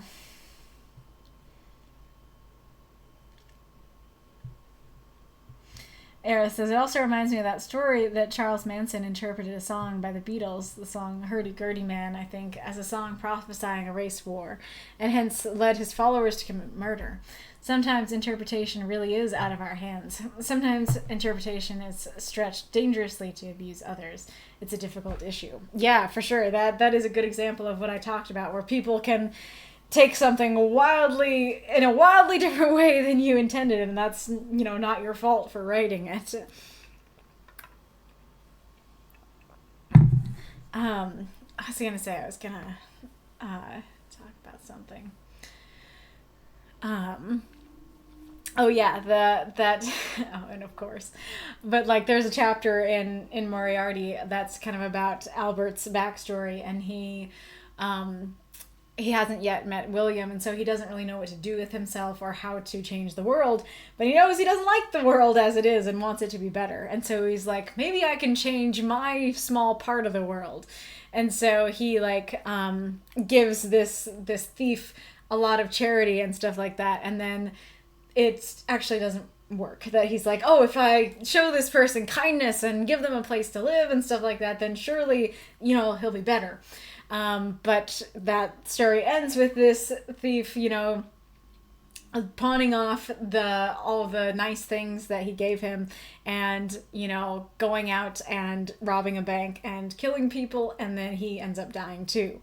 And Albert's pretty dang torn up about it. But it's kind of that idea that, like, even if you are doing the best you can and you're like, here's my charity, I'm trying to help, you can't always control what people will do, and it's not necessarily your fault for, how things turn out. People are clarifying it was actually Helter Skelter. Gotcha. Oh gosh, that is horrifying.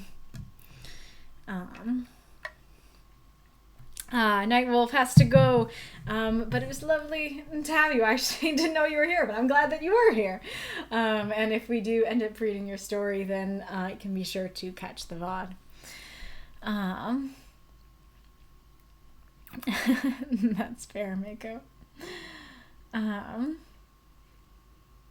But anyways, thank you all. Oh, and that I was also going to talk about my answer.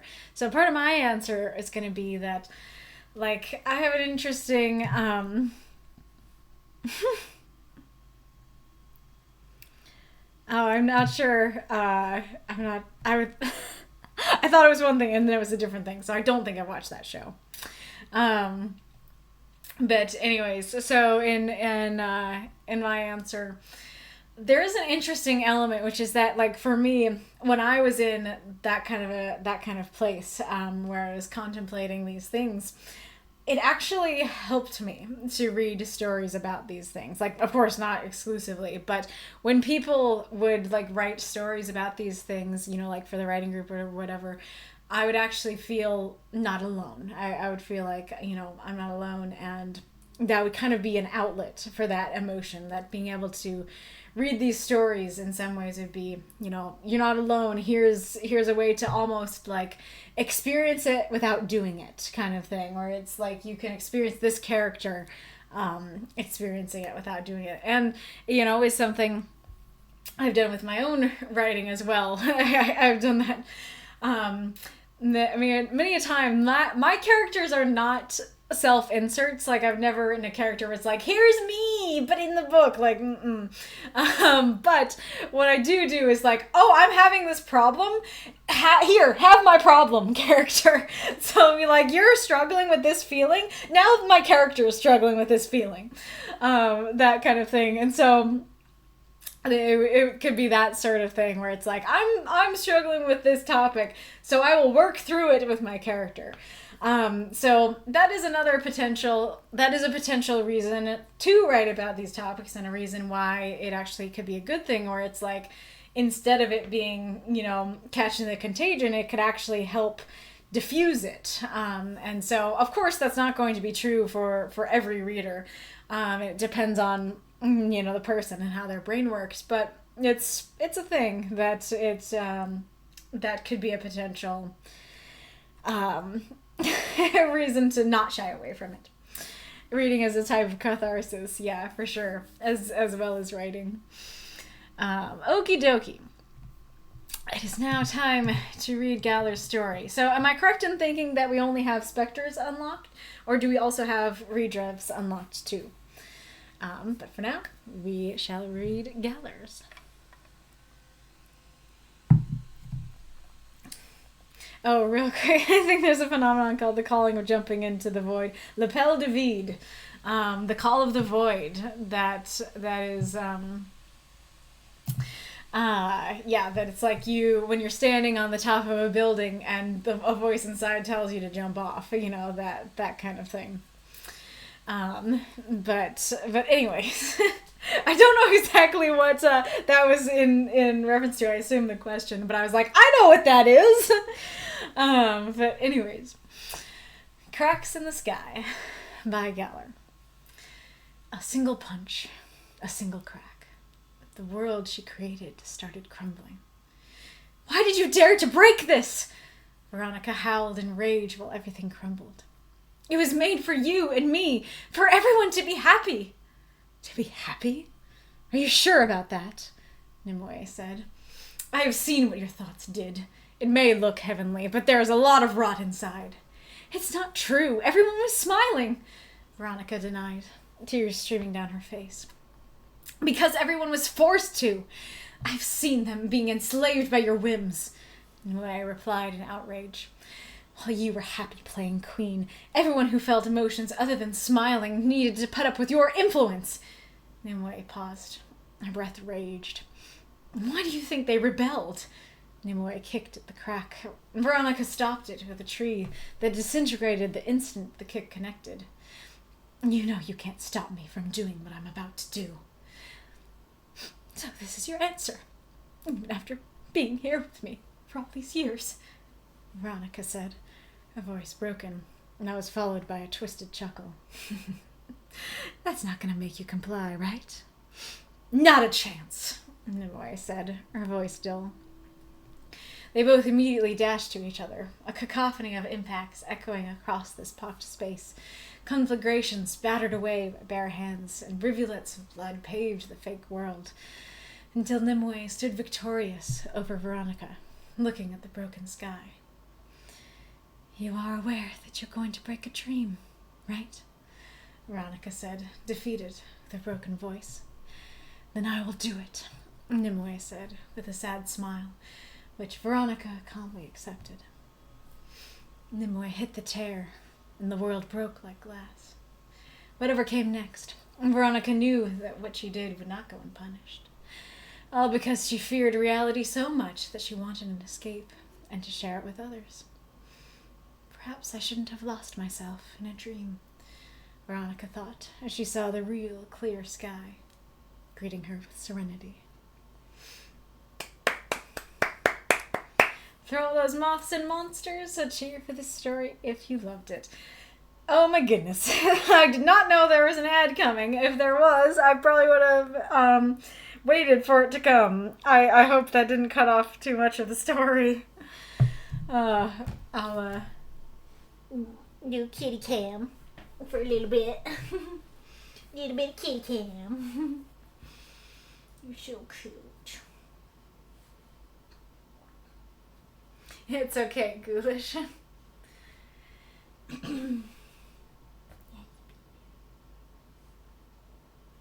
Little purse? Little purse?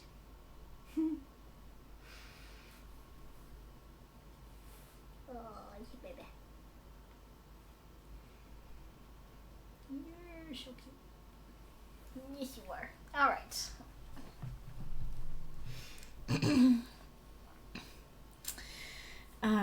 Okie dokie.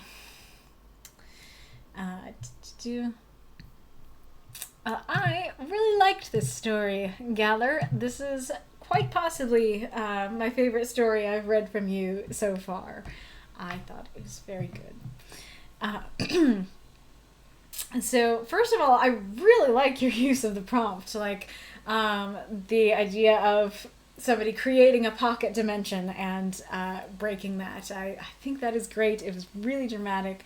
It reminds me a ton of WandaVision. I am curious if that inspired it or not, but absolutely makes me think Veronica's a lot like Wanda in this situation.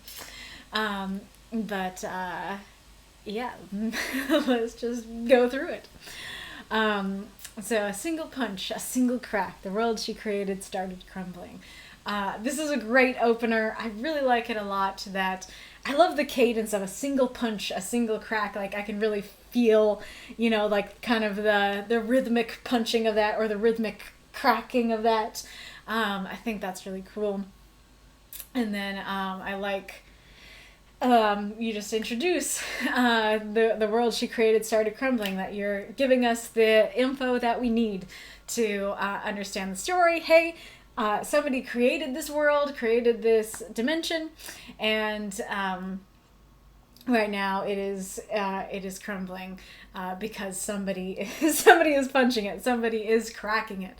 I think that's very cool and a great way to start the story. And then I like I like Veronica's response that immediately we get right into the emotion of the piece. Like, I really like the emotion of the piece overall, that it's very high intensity, and I can really feel that and enjoy reading that. So I like that a lot, and we get right into that at the beginning.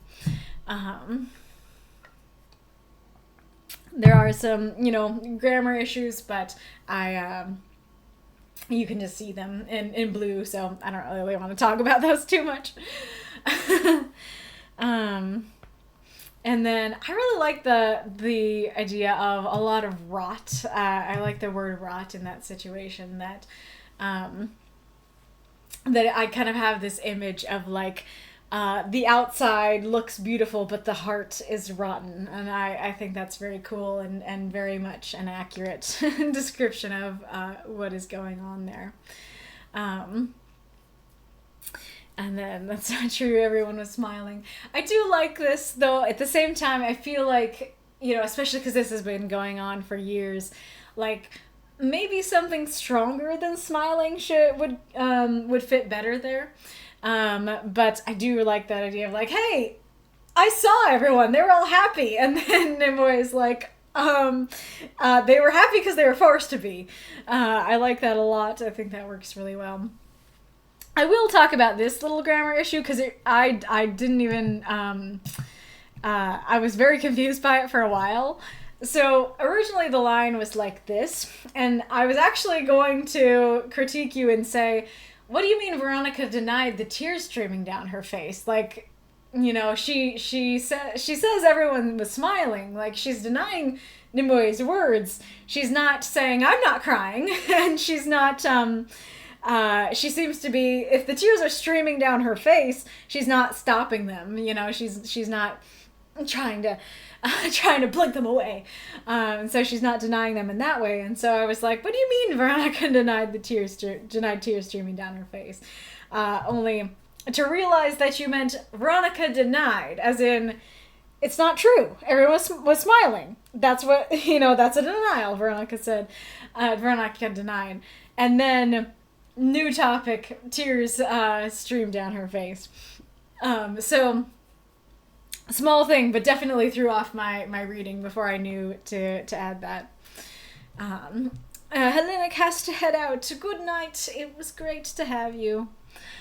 And then I really like this idea too. Like, everyone was forced to. I've seen them being enslaved to your whims. Super punchy, super impactful. I like that a lot.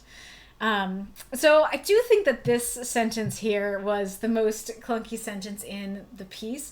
And I think it's mostly due to the phrase of emotions other than smiling. Because smiling isn't an emotion. Smiling is an action that results from an emotion. And so it would work to say everyone who felt emotions other than happiness needed to put up with your influence. Or anyone who did anything other than smile needed to put up with your influence. That kind of thing I think would work better. But anyone who felt emotions other than smiling doesn't really follow.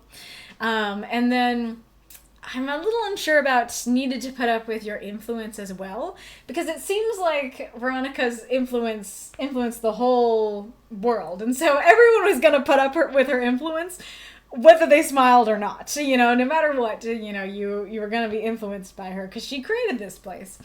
And so I think something like, let me think.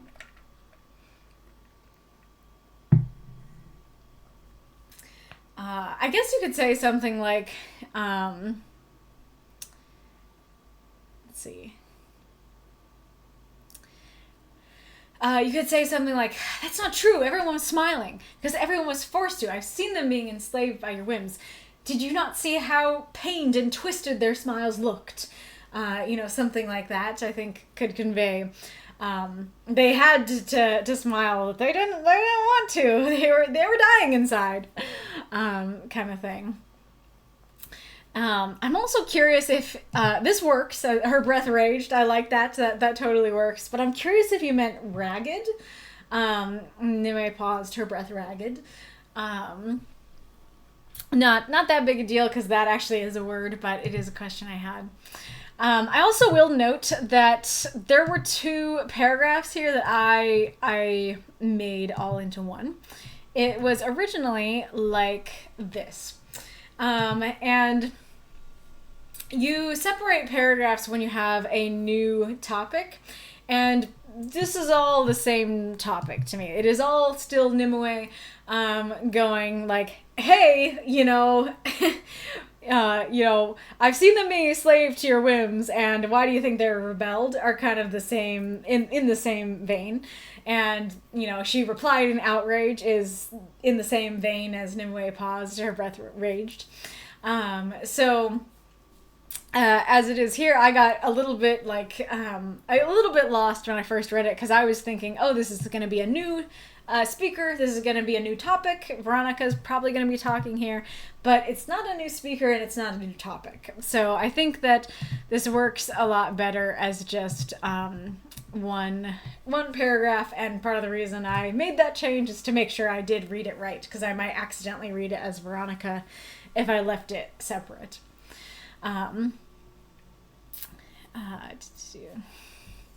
think the other thing, this is the other, I think, biggest offender line.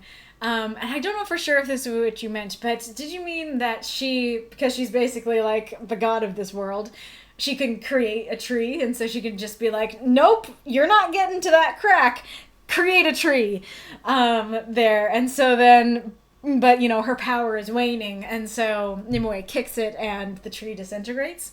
So that's cool. I like that.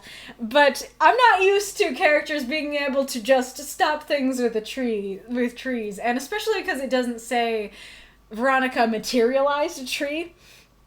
I actually think that would have worked better if you'd said, like, Nimue kicked at the crack and Veronica materialized a tree there.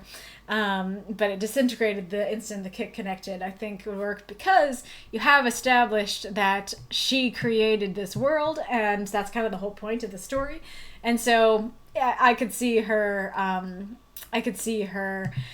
creating one, but it doesn't say that she like created it or materialized it, and so it kind of reads like she grabbed a tree out of the ground and tried to tried to stop her, tried to put it in the way, and that doesn't really follow to me.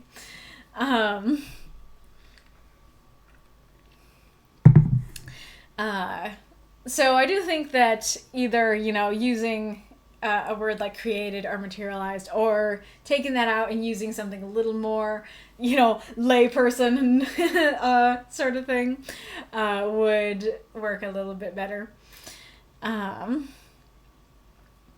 Okay, so the next part here. I'm a little bit torn on this because I like it. I like, her being like, so that's your answer. You've never been with me all these years. That's not going to make you comply, right? I like the villainousness of that. I think that's very punchy, and I enjoy that a lot. However, it seems to very much go against the image of Veronica that comes before it and comes after it. Because she seems like she's not malicious, that she did create this world, but as she says, I made it so everyone would be happy, and I wanted an escape for reality, and I wanted to share it with people. And so it feels kind of odd for her to be like, oh, I love you so much. Just kidding. No, I don't. Just kidding. I just want to control you, kind of thing. And so, yeah, I'm a little torn on that.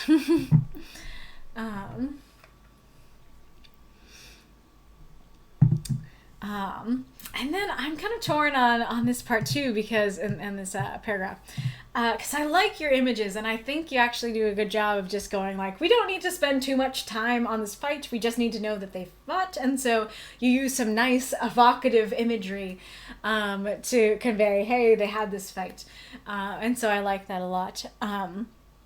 But there's also some questions I have about it. First question is quite simply, did you mean pocket there, like pocket dimension? And then the second question is, what does conflagrations battered away by bare hands mean? Does that mean, like, they can create fireballs in their hands and they are throwing conflagrations at each other? did you mean batted away? Did you mean they're throwing fireballs and each, batting them away with their powers? Did you mean that the city is on fire and, they did something to that with their bare hands? I'm not really sure what this means. And so I definitely get the image of there's fire, there's power, there's fighting, but I don't really know more than that.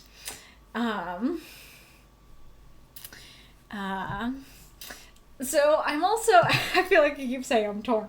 I'm also torn on this line too, because I really like this image of the broken sky and like, she looks up and this world that she created and loved and stuff, the sky is cracked and breaking. But at the same time, it feels like this whole fight has been over a single crack. And so it feels like if the whole sky is broken, then, where is it? Then Nimue hit the tear and the world broke like glass. Doesn't work as well.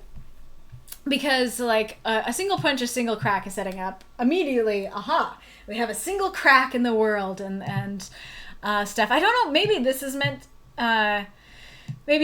to convey that the world overall is crumbling, that crack leads to crumbles in the sky. But again, if that is the case, then do we really need Nimue to keep hammering down that one crack? It seems like it's going to fall apart on its own kind of thing. But, so we set up, it's a crack, and then,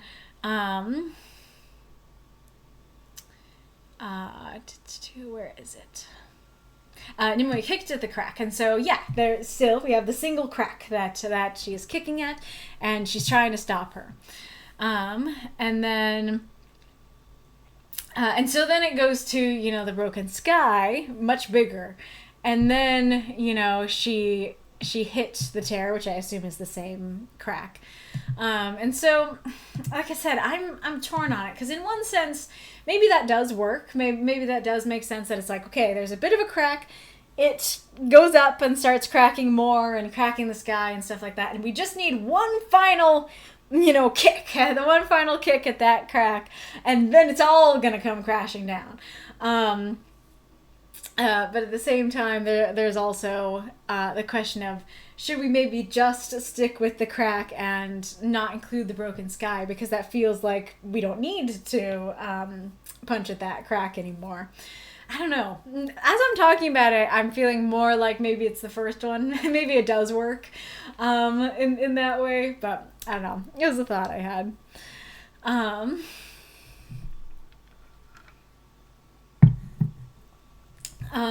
So this phrasing here is a little bit unnatural. So it seems like Veronica's saying, hey, you're aware you're going to break a dream, right? Which is a cool line, because I feel like it's both literal and figurative, that it's like, you're literally going to break a dream. And it's also this, like, this was my dream. This was the thing I loved, the thing I wanted, and you are going to break it. And so it's like, I've been defeated, I'll accept it, but are you really sure you want to do this? And it would sound more natural for Nimue to reply, so she's like, Veronica would say, you're aware you're going to break a dream, right? And Veronica could say, I don't care. Or it could be, you're aware that you're going to break a dream, right? I need to. Or probably my favorite is, you're aware that you're going to break a dream, right? I must, for your own good. That kind of thing. Because then I will do it is more of, because she's setting up a reason why you wouldn't do this, right? She's saying, this is a thing that you shouldn't want to break. This is my dream. Like, you shouldn't want to break that. And so then then her response is like, if I'm going to break a dream, I am going to do it. And that's not really the point of what's going on here. The point is, either I don't care that it's your dream, I'm breaking it. Or it's, I do care that it's your dream, but I have to do this. As opposed to this more neutral statement of just, then I'll do it. You're going to break a dream. I'm going to break a dream.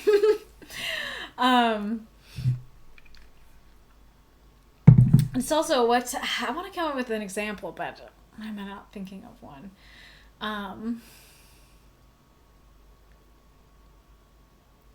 It's more of like a situation of, I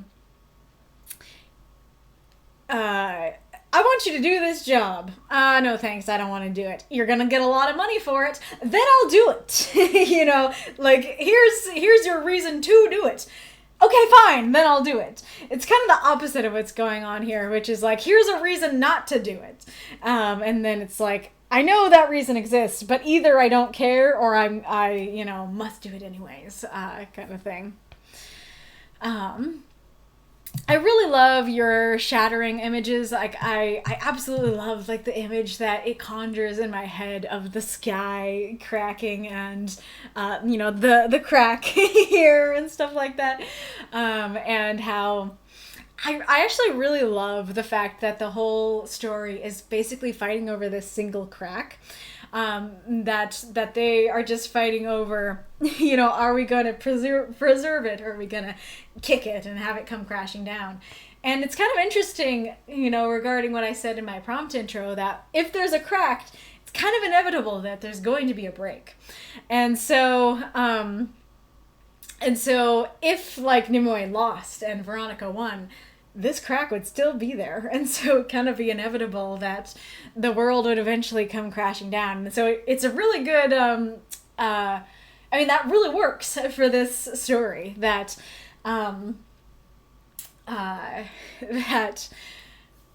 that's the point, right? Is that, like, hey, you think that this is this beautiful, happy world, and it's not. There are already cracks in it, kind of thing. And even if I don't break it, it is going to come crashing down at some point. But I'm just going to do it faster. And so I really, I just saw me go, I already said I was going to do it. You don't have to sell me on it. Yeah, exactly. I'm going to destroy this world. You'll be breaking my dream. I already said I was going to do it. You don't have to sell me on it. Yes, exactly. But anyway, so I really like your glass imagery. I was kind of like, I forget how much, like I said at the end of the last stream, but I was really looking forward to seeing what kinds of glass images people might use with this prompt, and you went for it, and I absolutely love that.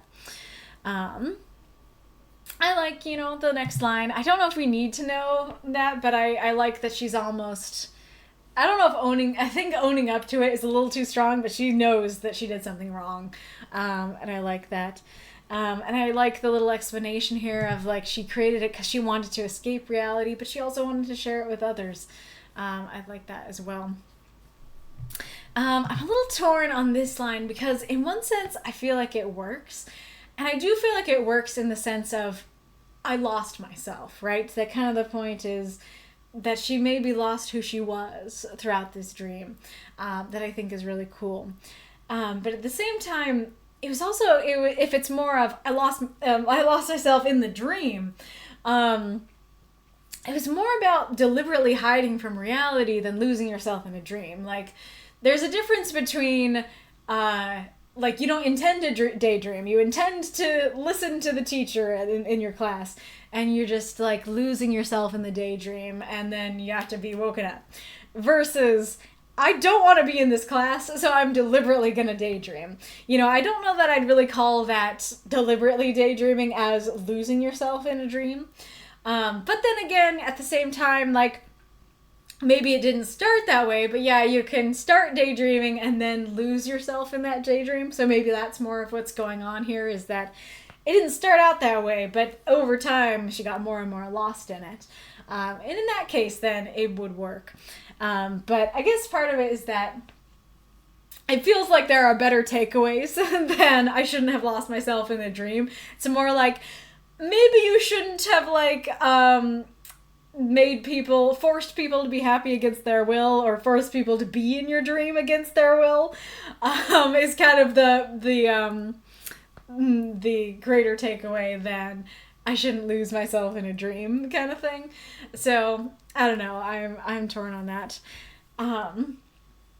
I really like this last line. So I've noticed that a lot of your stories often end on some sort of moral. I don't know how often I've like talked about it on the streams. And I think that it works for me better than it works for others, because I kind of like that. I think it's cute. I like when stories, you know, have some sort of message and stuff like that. But the part of the problem with that is it can feel a bit telly. That often readers like coming to their own conclusions, and you spread the nuggets of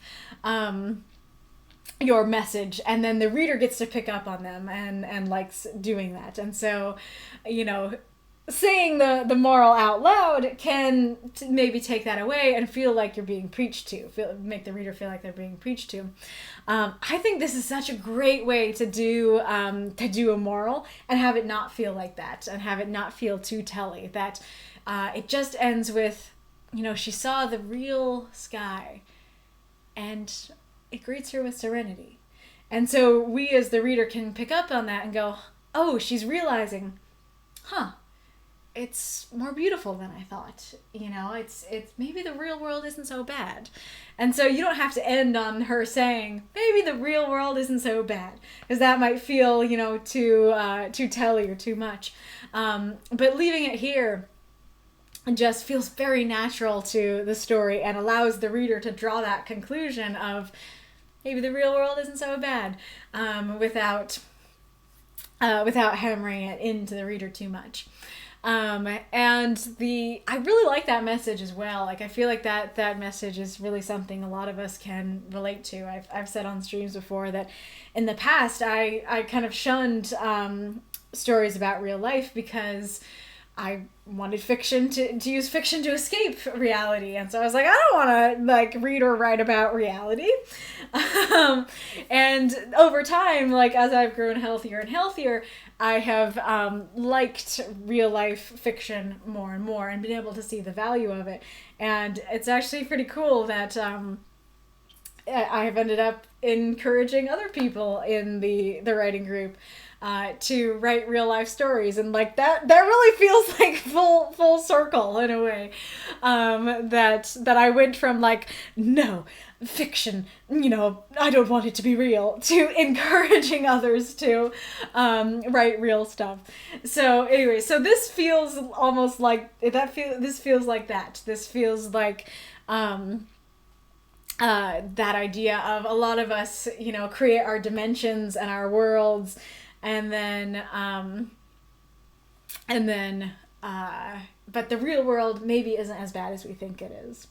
And like I think that often what you're going for with like your morals and stuff is transcendence, right? That I often talk about how when a story goes beyond the page, and you know, you can think about it afterwards and it can connect to your real life. I think that's probably what you're going for with your morals. And I would say that for me, at least, for some of them work and some of them don't. But this one works for me because, like I said, I'm thinking about my own life. I'm thinking about, you know, how I, create dreams and stuff like that, and how I've kind of learned over time that maybe reality isn't so bad as well. And so I think that's really cool. There are some other things I also want to highlight in a general sense, in a good way, which is that I think I talked about this last time, but I could be wrong. That oftentimes a lot of your stories include like alien characters or characters that have, you know, wacky stuff going on. Wacky stuff is great. I love wacky stuff. Alien characters are great. Love alien characters. But a lot of the times it kind of detracts from the point, so that it feels like how do I describe it? Like extra context that you either need to explain and it costs words, or makes the story feel odd and less relatable, even if it doesn't need to be explained. And like I said, it's not a bad thing to write about alien characters or wacky things, but when you only have 350 words, then it's often better to keep things at the most basic level of understanding and only stick to the things that the reader needs to know. Kind of what I was talking about with Makokam's story and the cat girl thing. We don't need, in his story, we didn't need to know that the character is a cat girl to get into the story and like it. And in fact, if he did mention that the girl was a cat girl, that probably would have detracted from the story. And so all that to say, I really want to compliment you in this story that the characters, regardless of what they actually are, if they are like aliens or do have some weirdness to them, that is not stated or explained because it doesn't need to be. I can totally get into and like these characters and just enjoy them as they are, and I don't need, any extra context. Like, I think you did such a great job, because I was critiquing you last time, or the time before that, I think it was the last time, of for adding too much context and too many questions, right? I think you did such a great job of taking my advice with this story, because pretty much almost everything in here is the stuff that we need to know, and you just stick really well to the stuff that we need to know, and it flows really well, because we just have, like I said, we have the intro. Hey, there's a single punch, somebody is punching it, the single crack, the world is crumbling. That is the context we need to know as we arrive at the story. And you really do stick to that. And I think I was talking about before how I really love that the whole story is basically a battle for this single crack. That, either Veronica's gonna win and keep her world even though there's the crack in it, or Nimue is gonna win and the world's gonna break. And so they are fighting over this single crack, and that is a perfect thing to do with these short stories that they're fighting over this single crack, and that you don't have to talk about other stuff that they might be fighting over or thinking about. Just focusing on this one fight and this small thing that they're fighting over that leads to something big. I think is really great and a really great thing for great advice for what to do in writing these stories in general, and focusing on that. That's what the fight is over is really good. And their words too, everything they talk about, you really do hone in on what is the point of the story. The point of the story is that we had Veronica created this world, and she created it because she wanted to escape reality and bring people with her, and she wanted people to be happy. But because she controlled this world, not everybody was able to get what they wanted, and sometimes people weren't happy, and they weren't allowed to feel that way, and they weren't allowed to be themselves. And so even if it was created with good intentions, it ended up being a bad thing. It ended up being something that needed to be destroyed. And you really, all the actions, all the dialogue sticks to that. And there's very little that goes against that. Even the tree thing, which I think would be the biggest offender of something that feels like it's different. I can see how it isn't different. I can see how, oh yeah, she is the god of this world and she could maybe create a tree. I can find an explanation for that. And so I think that is great. I really love that, and it made the story really impactful to me, and I really enjoyed, reading them all emotional and yelling at each other and stuff like that. I'm also curious, it's kind of interesting that you picked Veronica, which I think is a very modern name. I don't know if it's Tiffany, the name that's been around for a long time but seems modern. But Veronica seems modern to me. And Nimue is a name from King Arthur that, if I remember correctly, it's either Nimue or Vivian, or the same character that trap Merlin in the tree. So I'm curious what made you go for modern name and King Arthur name.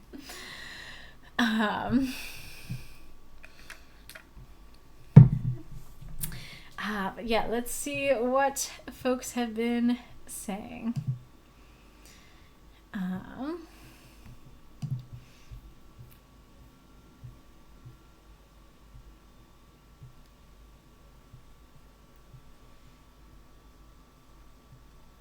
that's interesting. Gallion says, I didn't think completely ahead, so there's a lot of tell, not show.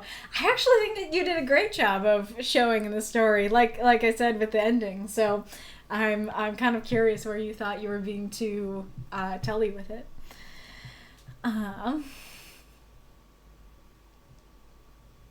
Gallion says, this one action, it's an action based on climactic scene in Night Run. That it ends up with one person dying and the other person regretting killing the person for the good of many. How interesting. So you were taking the idea of one person killing another for the good of many and using it about, I'm going to destroy this world for the good of many. That's interesting.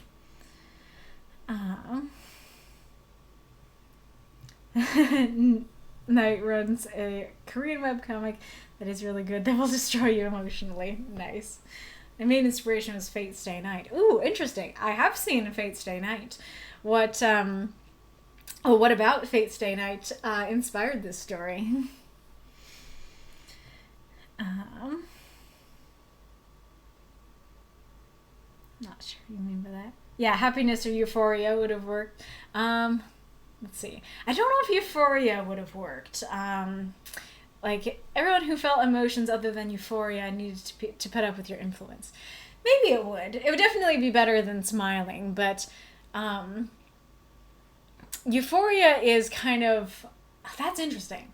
Because happiness is something that can come externally or internally. But euphoria is often caused by external stimuli. As opposed to like somebody on a drug trip or something like that, as opposed to something you can control. That's interesting.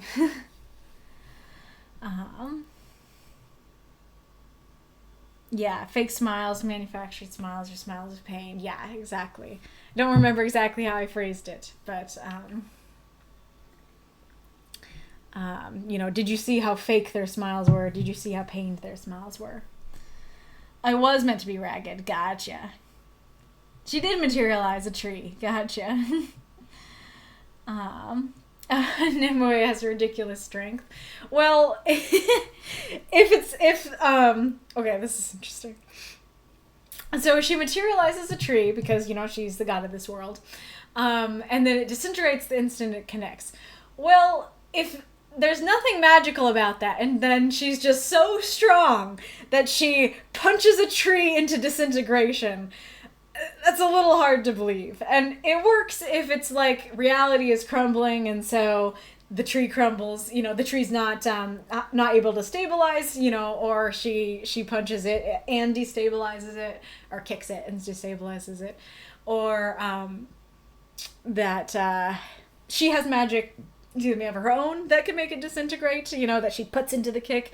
But I have never met anyone strong enough to disintegrate a tree with their kicks. The kick would actually have a shockwave afterwards, but I didn't think it would fit there. I mean, I think that because the tree itself was a bit confusing, I think that spending your words on, or rewording it to help, make the tree make more sense would be a better use of words than explaining the shockwave, but that is cool. That was completely accidental. Not sure which one you're talking about. Oh, maybe about, so the last part was meant to be a little resignation. Oh, okay. So it was just, so the twisted chuckle was not meant to be this villainous thing of like, that's not going to make you comply, right? And more of, this is your answer, even after being here with me for years, Veronica said, her voice broken. That was followed by a twisted chuckle. That's not going to make you comply, right? So more of a broken chuckle than a twisted chuckle. It is interesting how those two words convey very different things, but twisted is very much like wicked is like a villain word, but broken would be, the same as her voice broken. It would be like, oh, like I don't even have the strength to fully chuckle right now, kind of thing. But that makes sense. Veronica was actually sincere, and she thought, the something. It's actually a broken one that eventually grew dull, leading to the horrid realization that's not going to stop anymore.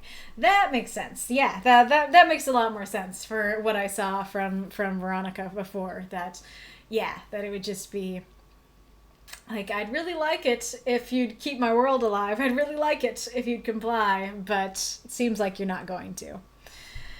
Batting away a fireball, gotcha. And that, if I'm understanding you correctly, that would be bat away. Like, that's bat away the fireball. Battering would be like, let me look up the exact definition.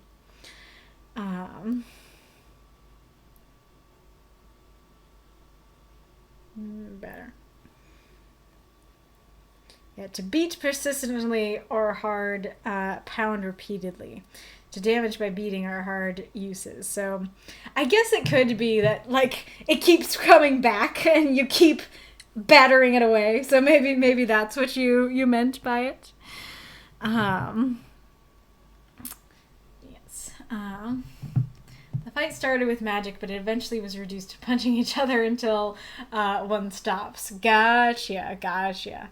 I appreciate that you actually didn't go too much in depth on that, because I like, you can tell that there's something more than like normal humanity going on here. There's probably some kind of magic going on here, but I like that you didn't go too much into, you know, there's magic here and everything like that. So in that case, now that I hear that, yeah, that makes sense. That's like, yeah, they're throwing fireballs, and then it turns to punching. Interesting. It would have gone slower, though. That's an excuse, since I wanted to make it climactic. I mean, you didn't have the words to go slower. I totally know the feeling of wanting it to go slower, but not having the words for it. And I think you used your words quite well. I think that was a good choice.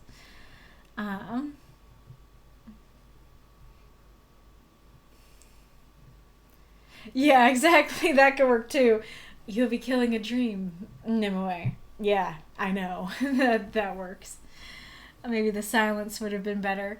Do you mean just like, you know, you're gonna be breaking a dream, and then she just smiles and Veronica accepts? That could work.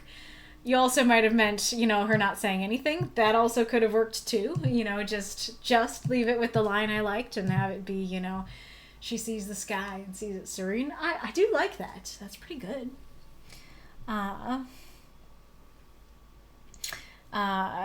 What better way to say it in the last part? Like, that I shouldn't have lost myself in a dream. Well, as if I understand you correctly, like you said, you could do silence. That might be my favorite answer. I really like that idea of, because she feared reality so much that she wanted an escape and to share it with others.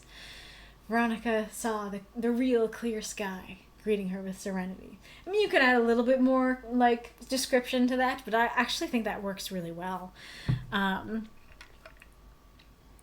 Because, you know, she might not be, her dream just ended, and so she might not be able to kind of philosophize about it just yet, and so just having that moment of, it breaks, and she's like, oh, the sky is very serene, you know, just has that last line. That could work really well.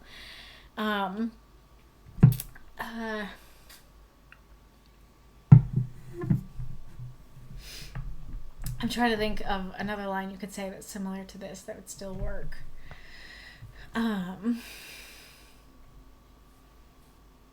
Like, maybe she could say something like, I think I lost myself somewhere along the way. Something like that.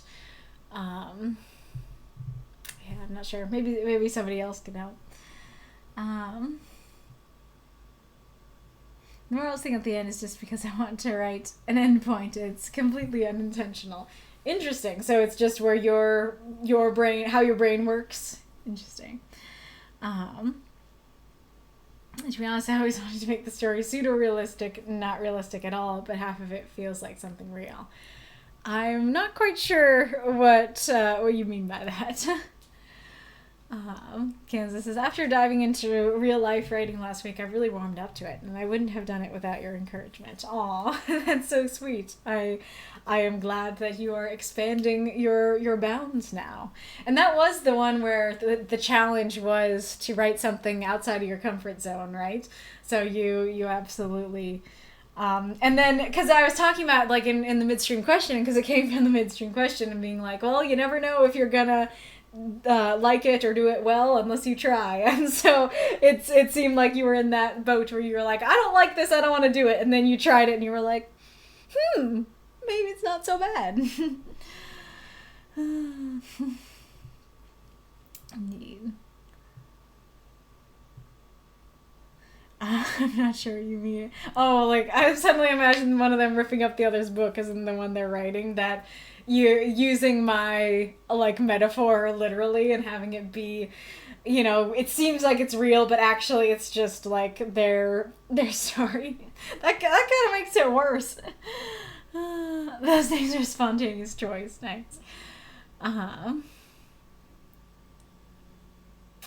Reality marvels, spiritual pocket dimensions, layered on top of normal reality. They're more like a manifestation of a personal mental state on reality. Interesting. Like I said, I could get the story without you explaining it, and that so it totally works for me. 2 ways to get out of either to break one or kill the caster, and she chose to break it. Gotcha. Third one is destroying the mental world. Well, isn't that what she did? She broke the world. Well, like the fireball, her explosion got backhanded if I go with fireball because the explosion's a little too ridiculous. I'm not sure quite what you mean by that.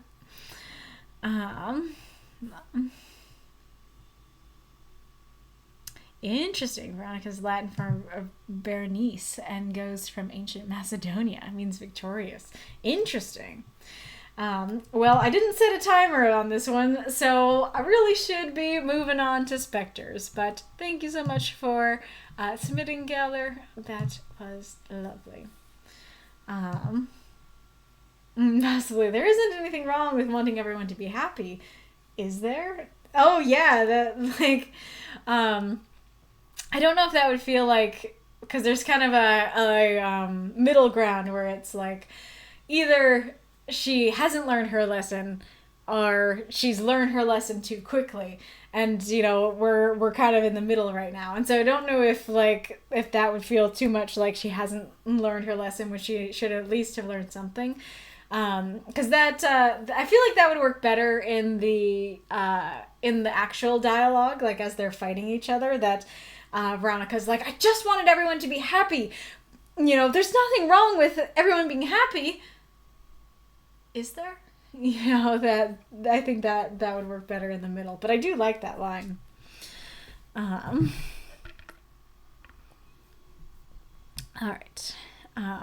So as far as I know, only this story is unlocked, so if you guys would like to unlock Redrev and or Nightwolves, then don't hesitate to cheer during the story and the praise and or critique of it. It's what we make it. Mortal Kin, Kallion, by Spectre. Light, and for that matter darkness, were distortions. Kallion knew this. Which is why, when he'd ended as the last one standing during a devastating raid, he didn't choose to fight. Not conventionally. In the rules of conventional warfare, running away screaming and waving your hands, forcing the enemy to chase you down, was generally considered bad form. He maintained that he'd in fact not been screaming, but shouting.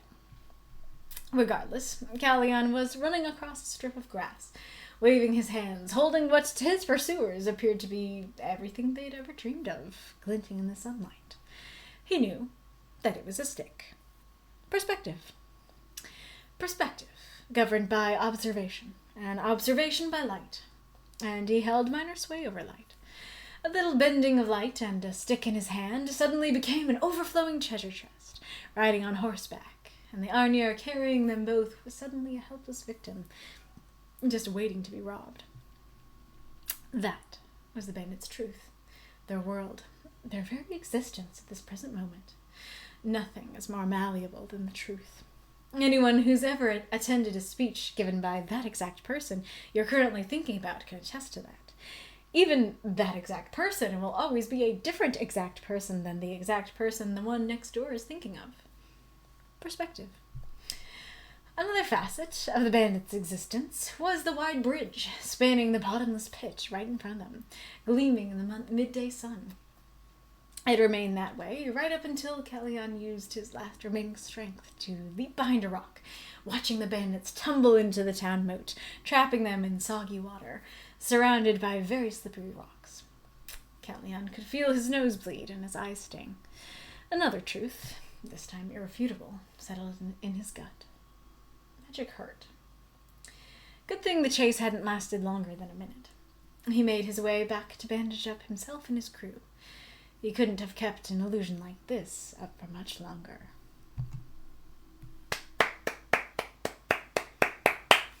Throw up those moths and monsters. Cheer for the story if you loved it. Alrighty-roo.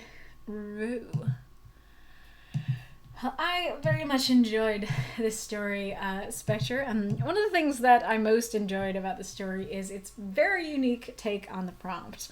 I really liked using illusions for this prompt, and using, well, there's actually kind of two unique things about this prompt. One is the illusions, and the other is that it's not about reality itself shattering, it's about perceived reality shattering, and I think that is really cool, and I was immediately very captivated by that idea.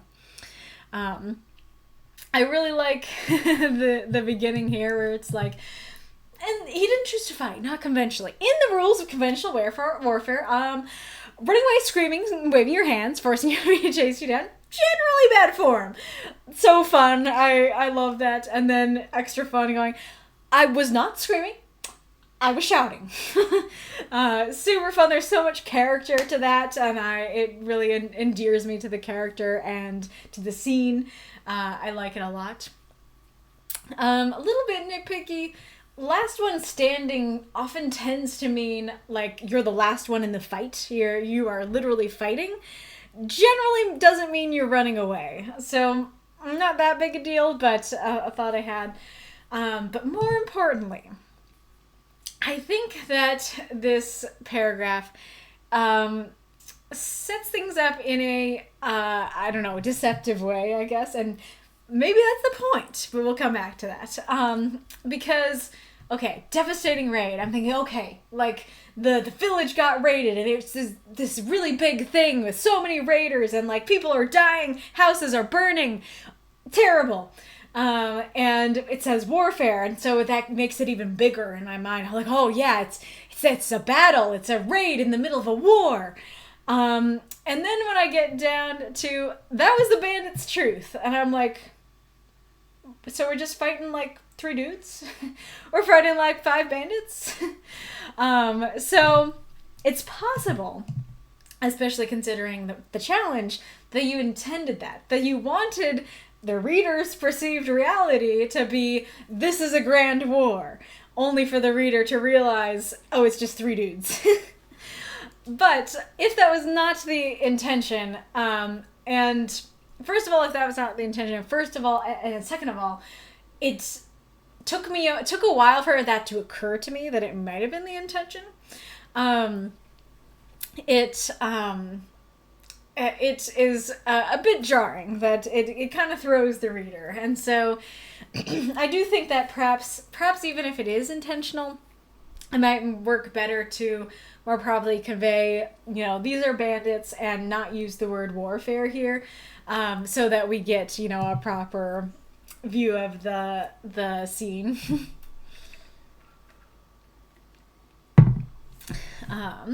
And then I really like the next paragraph too. Like, here he is running across the grass, waving his hands, holding, what appeared to his pursuers as everything they ever dreamed of. He knew that it was a stick. Perspective. That's really fun. I like that a lot. It really draws me into the story. Um, so here it says he held minor sway over light, but I don't feel like stick and treasure chest are one light beam away from each other. I feel like you really do have to have the ability to create and maintain illusions, not just bend the light a little bit. And it also does use the word illusion at the end. And so, and not only that, it's the bandit's truth, their world, their very existence. And so creating an illusion, of the entire scene is different and their existence is different. It seems like a lot more than minor sway over light. So that throws me a little bit. It also feels like something might have gotten missed in the editing here, because a little bending of the light and a stick in his hand suddenly became an overflowing treasure chest riding on horseback. So a treasure chest is riding on horseback.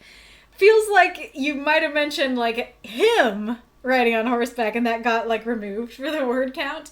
But that was a little odd. And then here we have arrived at the word I was going to talk about, which is that this is a word, as far as I know, and I tried to look it up, but as far as I know, it is a word exclusive to your universe. I don't really feel like I have enough context clues to know what it means. And so I think using whatever the general term for this would be better. Because, especially with the treasure chest riding on horseback line before it, and the Arnir carrying them both. What do you mean both? What do you mean Arnir?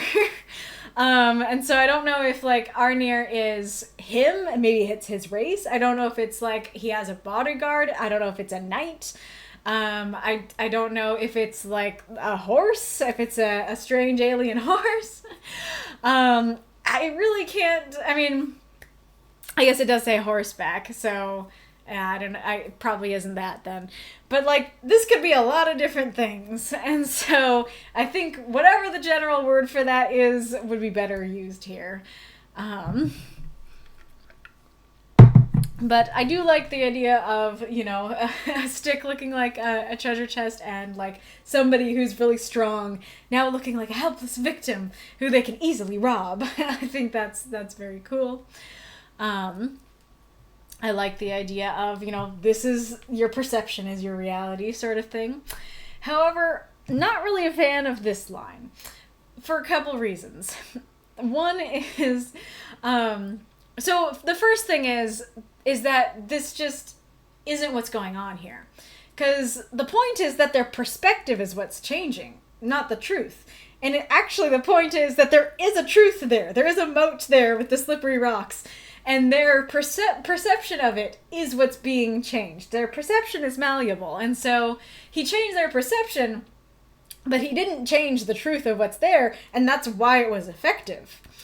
And then the other thing is that the next thing is that it says nothing is more malleable than the truth, and then another truth, this time irrefutable. Well, if nothing is more malleable than the truth, there are no truths that are irrefutable.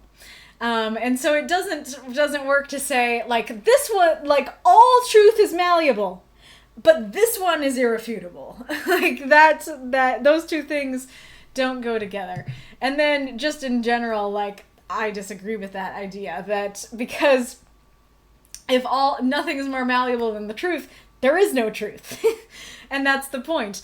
And if we want to get really trippy with it, if the objective statement that nothing is more malleable than the truth is objectively true, then there is objective truth.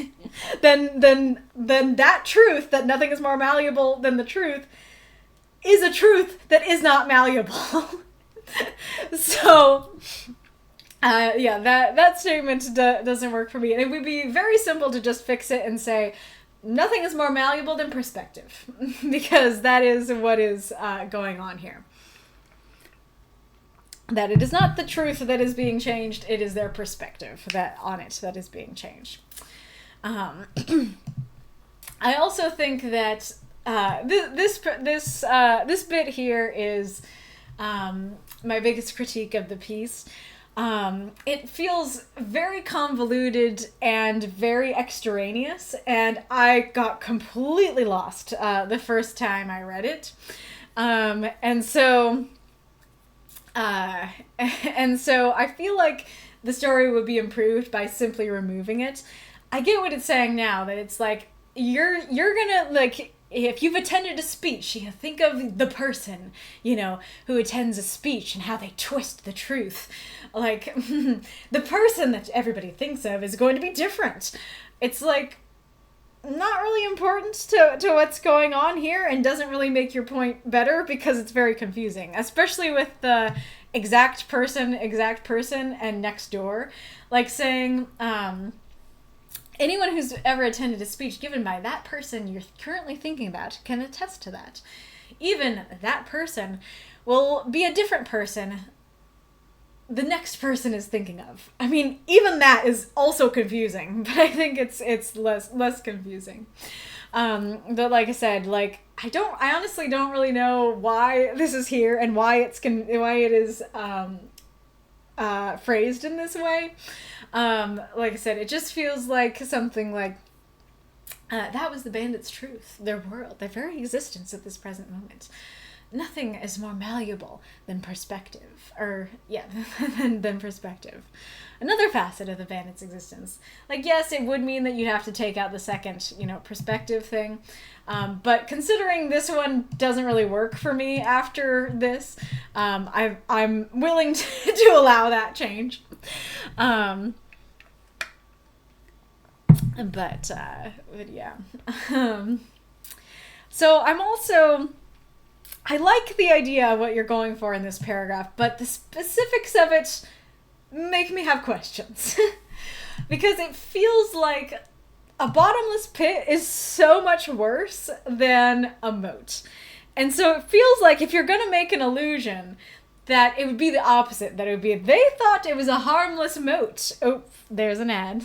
Why am I not getting the warnings? Like, I keep not seeing the warnings from the ads. Just see the ads. You're being nice and good and sleepy today. Very meowy at the beginning, but oh hi. But very sleepy after. Kitty. You're so cute.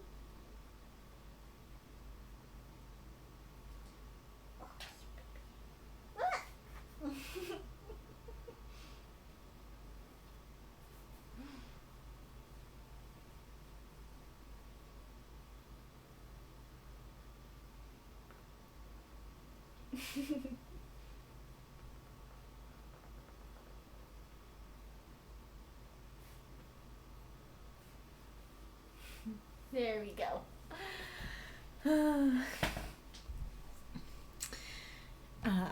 Alrighty. So it feels like a bottomless pit is so much worse than a moat. And so it feels like this should be the opposite, that their bandit's existence is, it's just a little moat with some slippery rocks in it, but actually it's a bottomless pit, And so I'm a little unsure why you went for the reverse, that it's like they think it's this big horrible thing, but it's actually just something way less bad, I'm also curious how a bottomless pit or a bridge gleam in the sun. Because, a bottomless pit would be dark, and take in the light instead of gleaming with it. And a bridge could gleam if it was wet, but generally wood doesn't gleam. So I'm curious what that's about. And then kind of related to, the bottomless pit being worse than the moat, like, if the bandits are just, like, they fell into, 2 feet of water and some slippery rocks, I'm not confident that he's safe or he's won, And, I guess the point of a moat in a castle was, to be a layer of defense, and so maybe it's more than 2 feet of water, maybe it really is dangerous and stuff. But I'm definitely questioning if he's actually safe, if leaping behind a rock would be enough to keep him safe, and if he's truly won this little this little battle. I am also curious why the water is described as soggy. It's kind of similar to trapping them in wet water kind of thing. Like socks can be soggy. Water is just inherently water and soggy. But nonetheless, like it does kind of conjure this image of maybe it's like muddy and brackish and stuff like that. So this is definitely one of those paragraphs where the first time I read it, I was like, oh, haha, like he threw them into the moat and he got them. But the more I looked at it, the more questions I had. So I like the idea of like, you know, I created this whole illusion and you think you're going this way, but actually you're going a different way. You think you're going to fall into this thing, but you're actually falling into this thing. I think that's great, and I really like that use of the prompt. But... you know, just have some questions of the specifics. I also really like the mention that, you know, magic hurts. I think that's cool. I always enjoy magic coming with a price. So magic comes with a price. So I like that, and I think that's kind of an interesting thing, because he's kind of the badass hero throughout it's interesting because he's not the badass hero like running in with his shining armor and defeating the bad guys. He uses more deceitful and nefarious means, but is still being a cool hero, you know? But so I kind of like he's taken down a peg, you know, at the end. I think that's interesting. I don't know if it quite, like, I don't know, ties everything up in a neat little bow. I don't know if it ties into the beginning and the end, like, amazingly, but I do like it, and I do think it works as an ending, that, you know, the story's all about illusions, and, you know, we learn at the end that illusions are actually quite hard to keep up, and they hurt to try to. So I like that. I like that ending. With their reality shattered along with their collarbones. That is great. I assume you're talking about the bandits, but that might be why you put the ending as you did, that it's like if I kept going, my reality would have shattered, which is pretty cool. A guile hero? I have never heard of that phrasing before.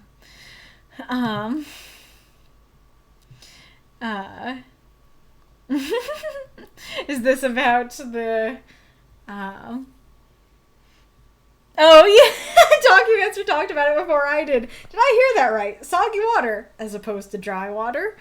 Fun fact, that's a thing. Interesting.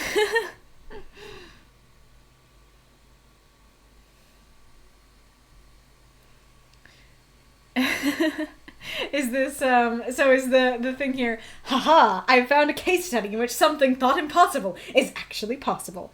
Other than that edge case, is it possible?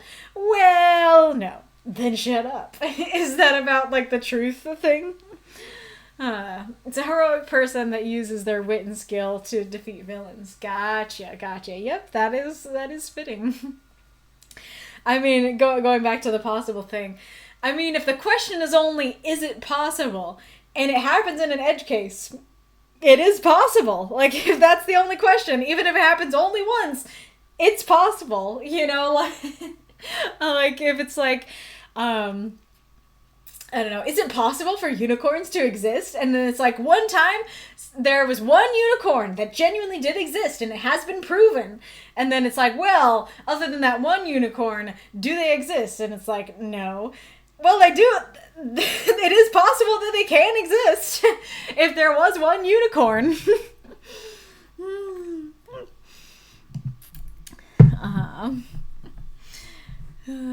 I don't know what that is referring to. That's a Documancer. That whole conundrum on truth, is that the shattered reality? Well, I took it as, you know, that the bandits' existence, like he manufactures their existence, their reality, and then that breaks. And all of that, again, is their perspective. Their perspective, you know, creates their reality. As opposed to, there is no objective truth, all truth is malleable. Alrighty, Roo. Well, this was a great story, Spectre. Thank you so much for submitting. It is now time to... I always want to say unlock. It is now time to announce the prompt for next week. So get out those drum roll mothies. Alright. This is gonna be fun. Okay. In third place with 15 votes is Jellyfish in a Bag.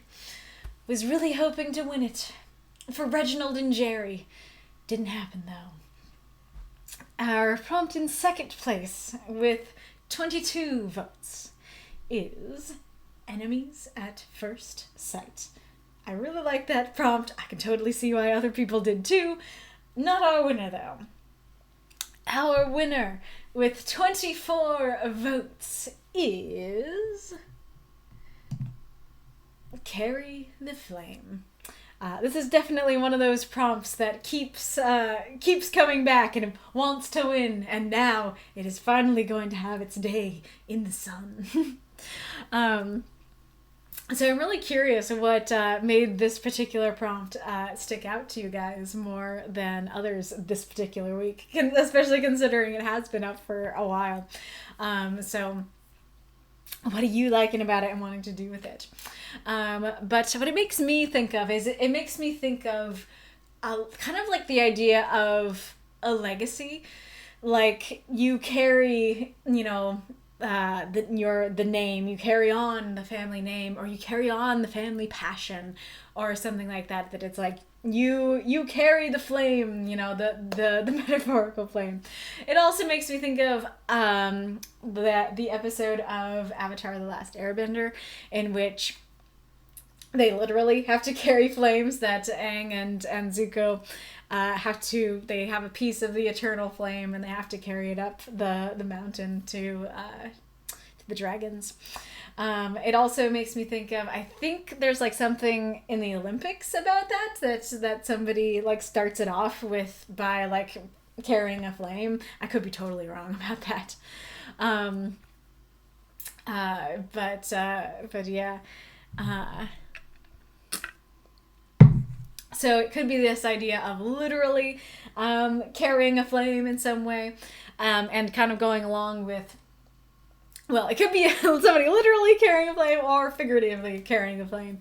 But, going along with the Avatar: The Last Airbender episode, like, the thing about carrying a flame is that you have to keep it alive. It's sort of this thing that is dangerous and destructive, but it's also fragile in a way. At least if you're carrying it, it's something fragile. And it can be the kind of thing where it's like, it could also be the idea of like carrying a torch, that you are the carrier of the flame in the dark. And that could be metaphorical as well. Like that could also be a literally, hey, you have the torch in this dark cave. Or it could be, you are the person who carries our hope in these dark times. You carry the flame of our hope in these dark times. And so, yeah, exactly. Kallion says, carry the next generation, or almost like passing the torch is what comes to mind, at least for me. Exactly, yeah. Pass the torch is exactly another expression like this. Let me pull up the stream chat. Kansas, I want to do something sad again. Yay! Encanto, the candle. Yeah, that's a really great point. And flame could also mean like power. They're thinking of Encanto, like the candle could grant them power. And so it could be that kind of thing where it's like, yes, I have chosen my successor and I will now pass my superpower on to you, kind of thing. Or even like they could be a name in a non-family way, that it's like you will be the next, like in Kung Fu Panda 4, like I have to look for the next dragon warrior, and so it's not a family thing, but you will get this title, you will get this this flame. Legacy was the big idea. Yeah, awesome. Awesome. Ooh, yeah. Over the garden wall, the guy with the lantern. That's a cool use of it. That there's kind of this darkness to that as well, that you have to, what do you have to do to feed the lantern? Ooh, that's cool. Because, like, when I think of it in that, like, legacy, carrying on family and passion, it seems like this positive thing. But it could also be this question of, what do you have to do to carry on the flame? What do you have to burn to keep that flame going? That's cool. And, like, what else might be kept alive because of this flame? That it's like, maybe it keeps me alive to carry this flame, but maybe it also keeps the beast alive, to carry this flame. Ira says, carry the flame is really interesting to me because I see two major symbols here. One is, as you said, the idea of legacy, to continue something of those before you. Another is the idea of the torch of civilization, to carry the idea of bringing civilization with you to other places, but also the problems with the idea, specifically the issue of the clash between pre-existing cultures versus the colonizing culture that wants to bring civilization to other cultures. Yeah, that is interesting. Like, first of all, just talking about the positive aspect of it, just like, hey, I want to share my knowledge with other people. Let's carry, this flame. And so that it could be a lot of different things that you might carry with you. It could be knowledge, it could be civilization, it could be how to use tools, it could be, I don't know, trading clothes or furs or stuff like that. But yeah, then there's also that destructive sense of, like, maybe you're carrying, your culture or your civilization over somewhere else, and you don't realize that it is burning this other civilization or culture. For sure. It's a power metal duet sung by a character called the Immortal, who's watching the master that summoned him die and release him from his curse. Interesting. So this is inspired by a song. Yeah, that's true. You could be literal and talk about an arsonist. Not that I would do such a thing, of course, says Eddie. That totally works. You could just be like, yes, carry the flame, burn it all. Carry the flame of love. That's true. Yeah, that it can just be keep love in your heart. Be it like, let's carry this flame of romance between us. Let's keep that going. I don't know if Marx is still here, but that makes me think of Vanessa and Xander, that even when Vanessa doesn't remember that she loves Xander, Xander is carrying the flame of their love. And so, yeah, but then it could also be like, I don't know, maybe siblings are growing apart, and it's like, I am carrying the flame of my brotherly love for you, but you aren't, kind of thing. That's cool. I like that. There's a board game in which you have to keep holding a candle until you find all the keys to the gate. But the wax monsters want that candle. Ooh, that's interesting. You don't want to be in the shadow like Don't Starve. Hey, another Don't Starve fan. That's awesome. But yes. Yeah, that you could definitely go further than just what I was saying about, like, carrying a torch in a dark place, but go into, maybe there are monsters in the dark. Maybe the darkness, if you don't carry the flame, maybe the darkness will actually attack you. For sure. Fire can be a symbol of hunger and destruction. Yes, that too. So it could be carrying this hunger with you. Like, maybe it could be, like, if somebody is a vampire, it could be, you carry the flame of vampirism. You carry this consuming, hungry thing inside of you. That is true. The Hocus Pocus black flame candle. Yeah, there could be something specific about the flame, that it's not so much about the symbolism or a normal fire. It's like this black fire that, like, the magician must carry, to his hideout or something like that. I could totally do that.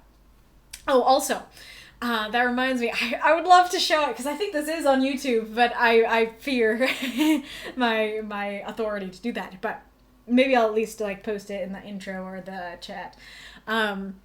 There's a scene in Crimson Peak where there is this dance, and I think it's just a waltz, but the main character, Thomas, is like, it was said that, oh man, now I'm not remembering the specific lines of it, but basically, if you can waltz and the flame won't go out. You can carry a candle between you and your partner and do this dance. And if you are particularly skilled at it, then the candle won't go out. And he's like, for that, you need the perfect partner. And then he picks the female lead, of course.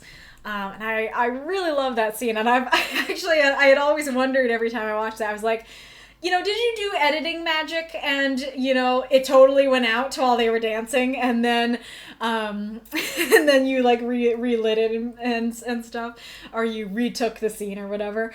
And I watched at least part of the commentary recently, and Guillermo del Toro was like, no, Tom Hiddleston is just good. And so it never actually went out. And I was like, yes, the immersion is not broken. But that's totally this vibe of like dancing together, and that flame never going out. I don't know what frost funk is, but now I'm thinking of like a cold fire, and that could be a cool thing.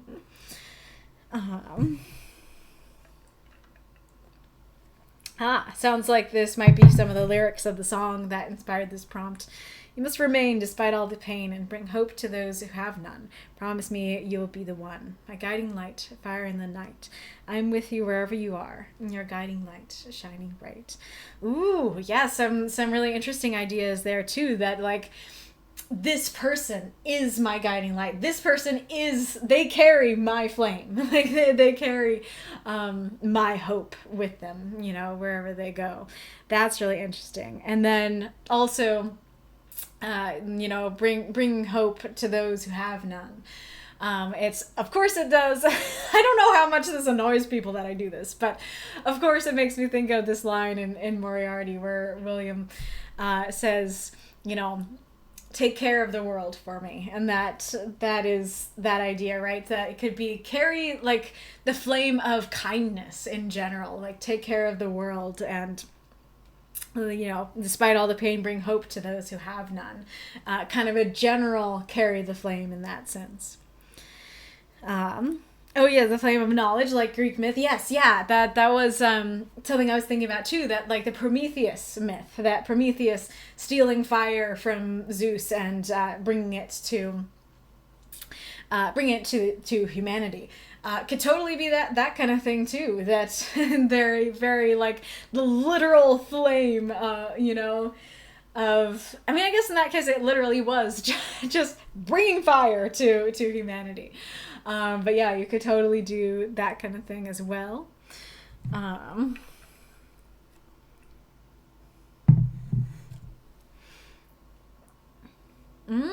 Interesting. Ancient Egypt also had a lake of fire in the underworld, Duat, that aside from being an obstacle to dead souls going to their afterlife, was also a thing that Ra would pass through to carry the flame of a solar barge, which was a symbol of the sun.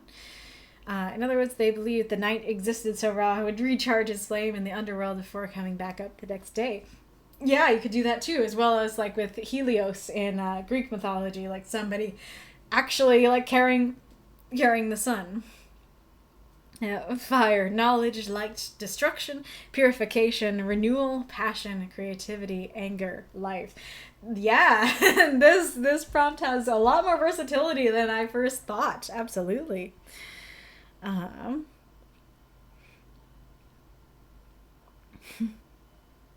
yeah, purifying is particularly interesting for sure. Like, carry your purity or carry your purification with you. That, okay, you've been purified, carry that, going forward kind of thing. Interesting. So it seems like there's a song here. There's an idea that the god of hellfire would burn everything you don't need, and then the god of purifying fire would lift you up. Interesting.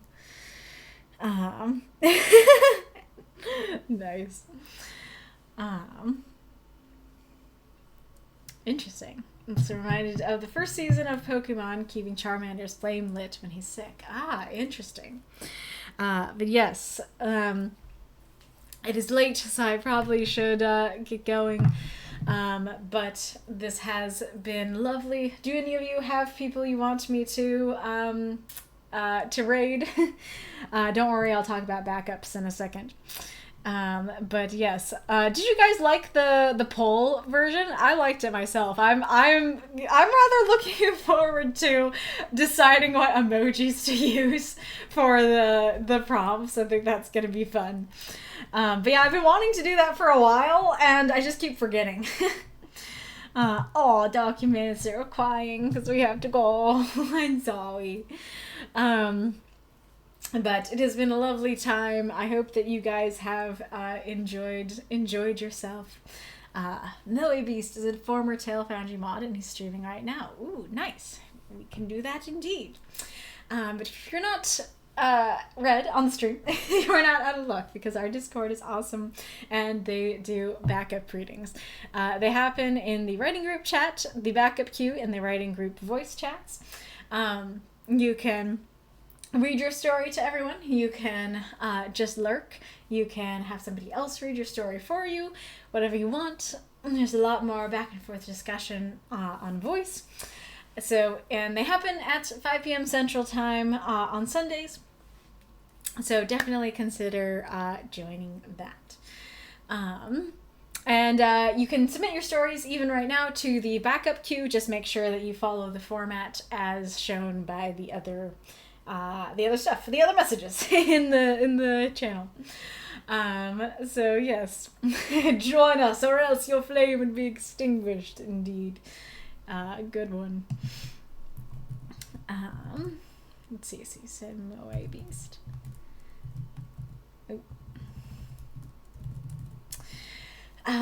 But yes, I have had a good time. I hope you guys have had a good time. Very curious to see where you guys go with this prompt throughout the week. Yes, I will see you guys next time, and I hope to see all of your flames still alive. Bye-bye.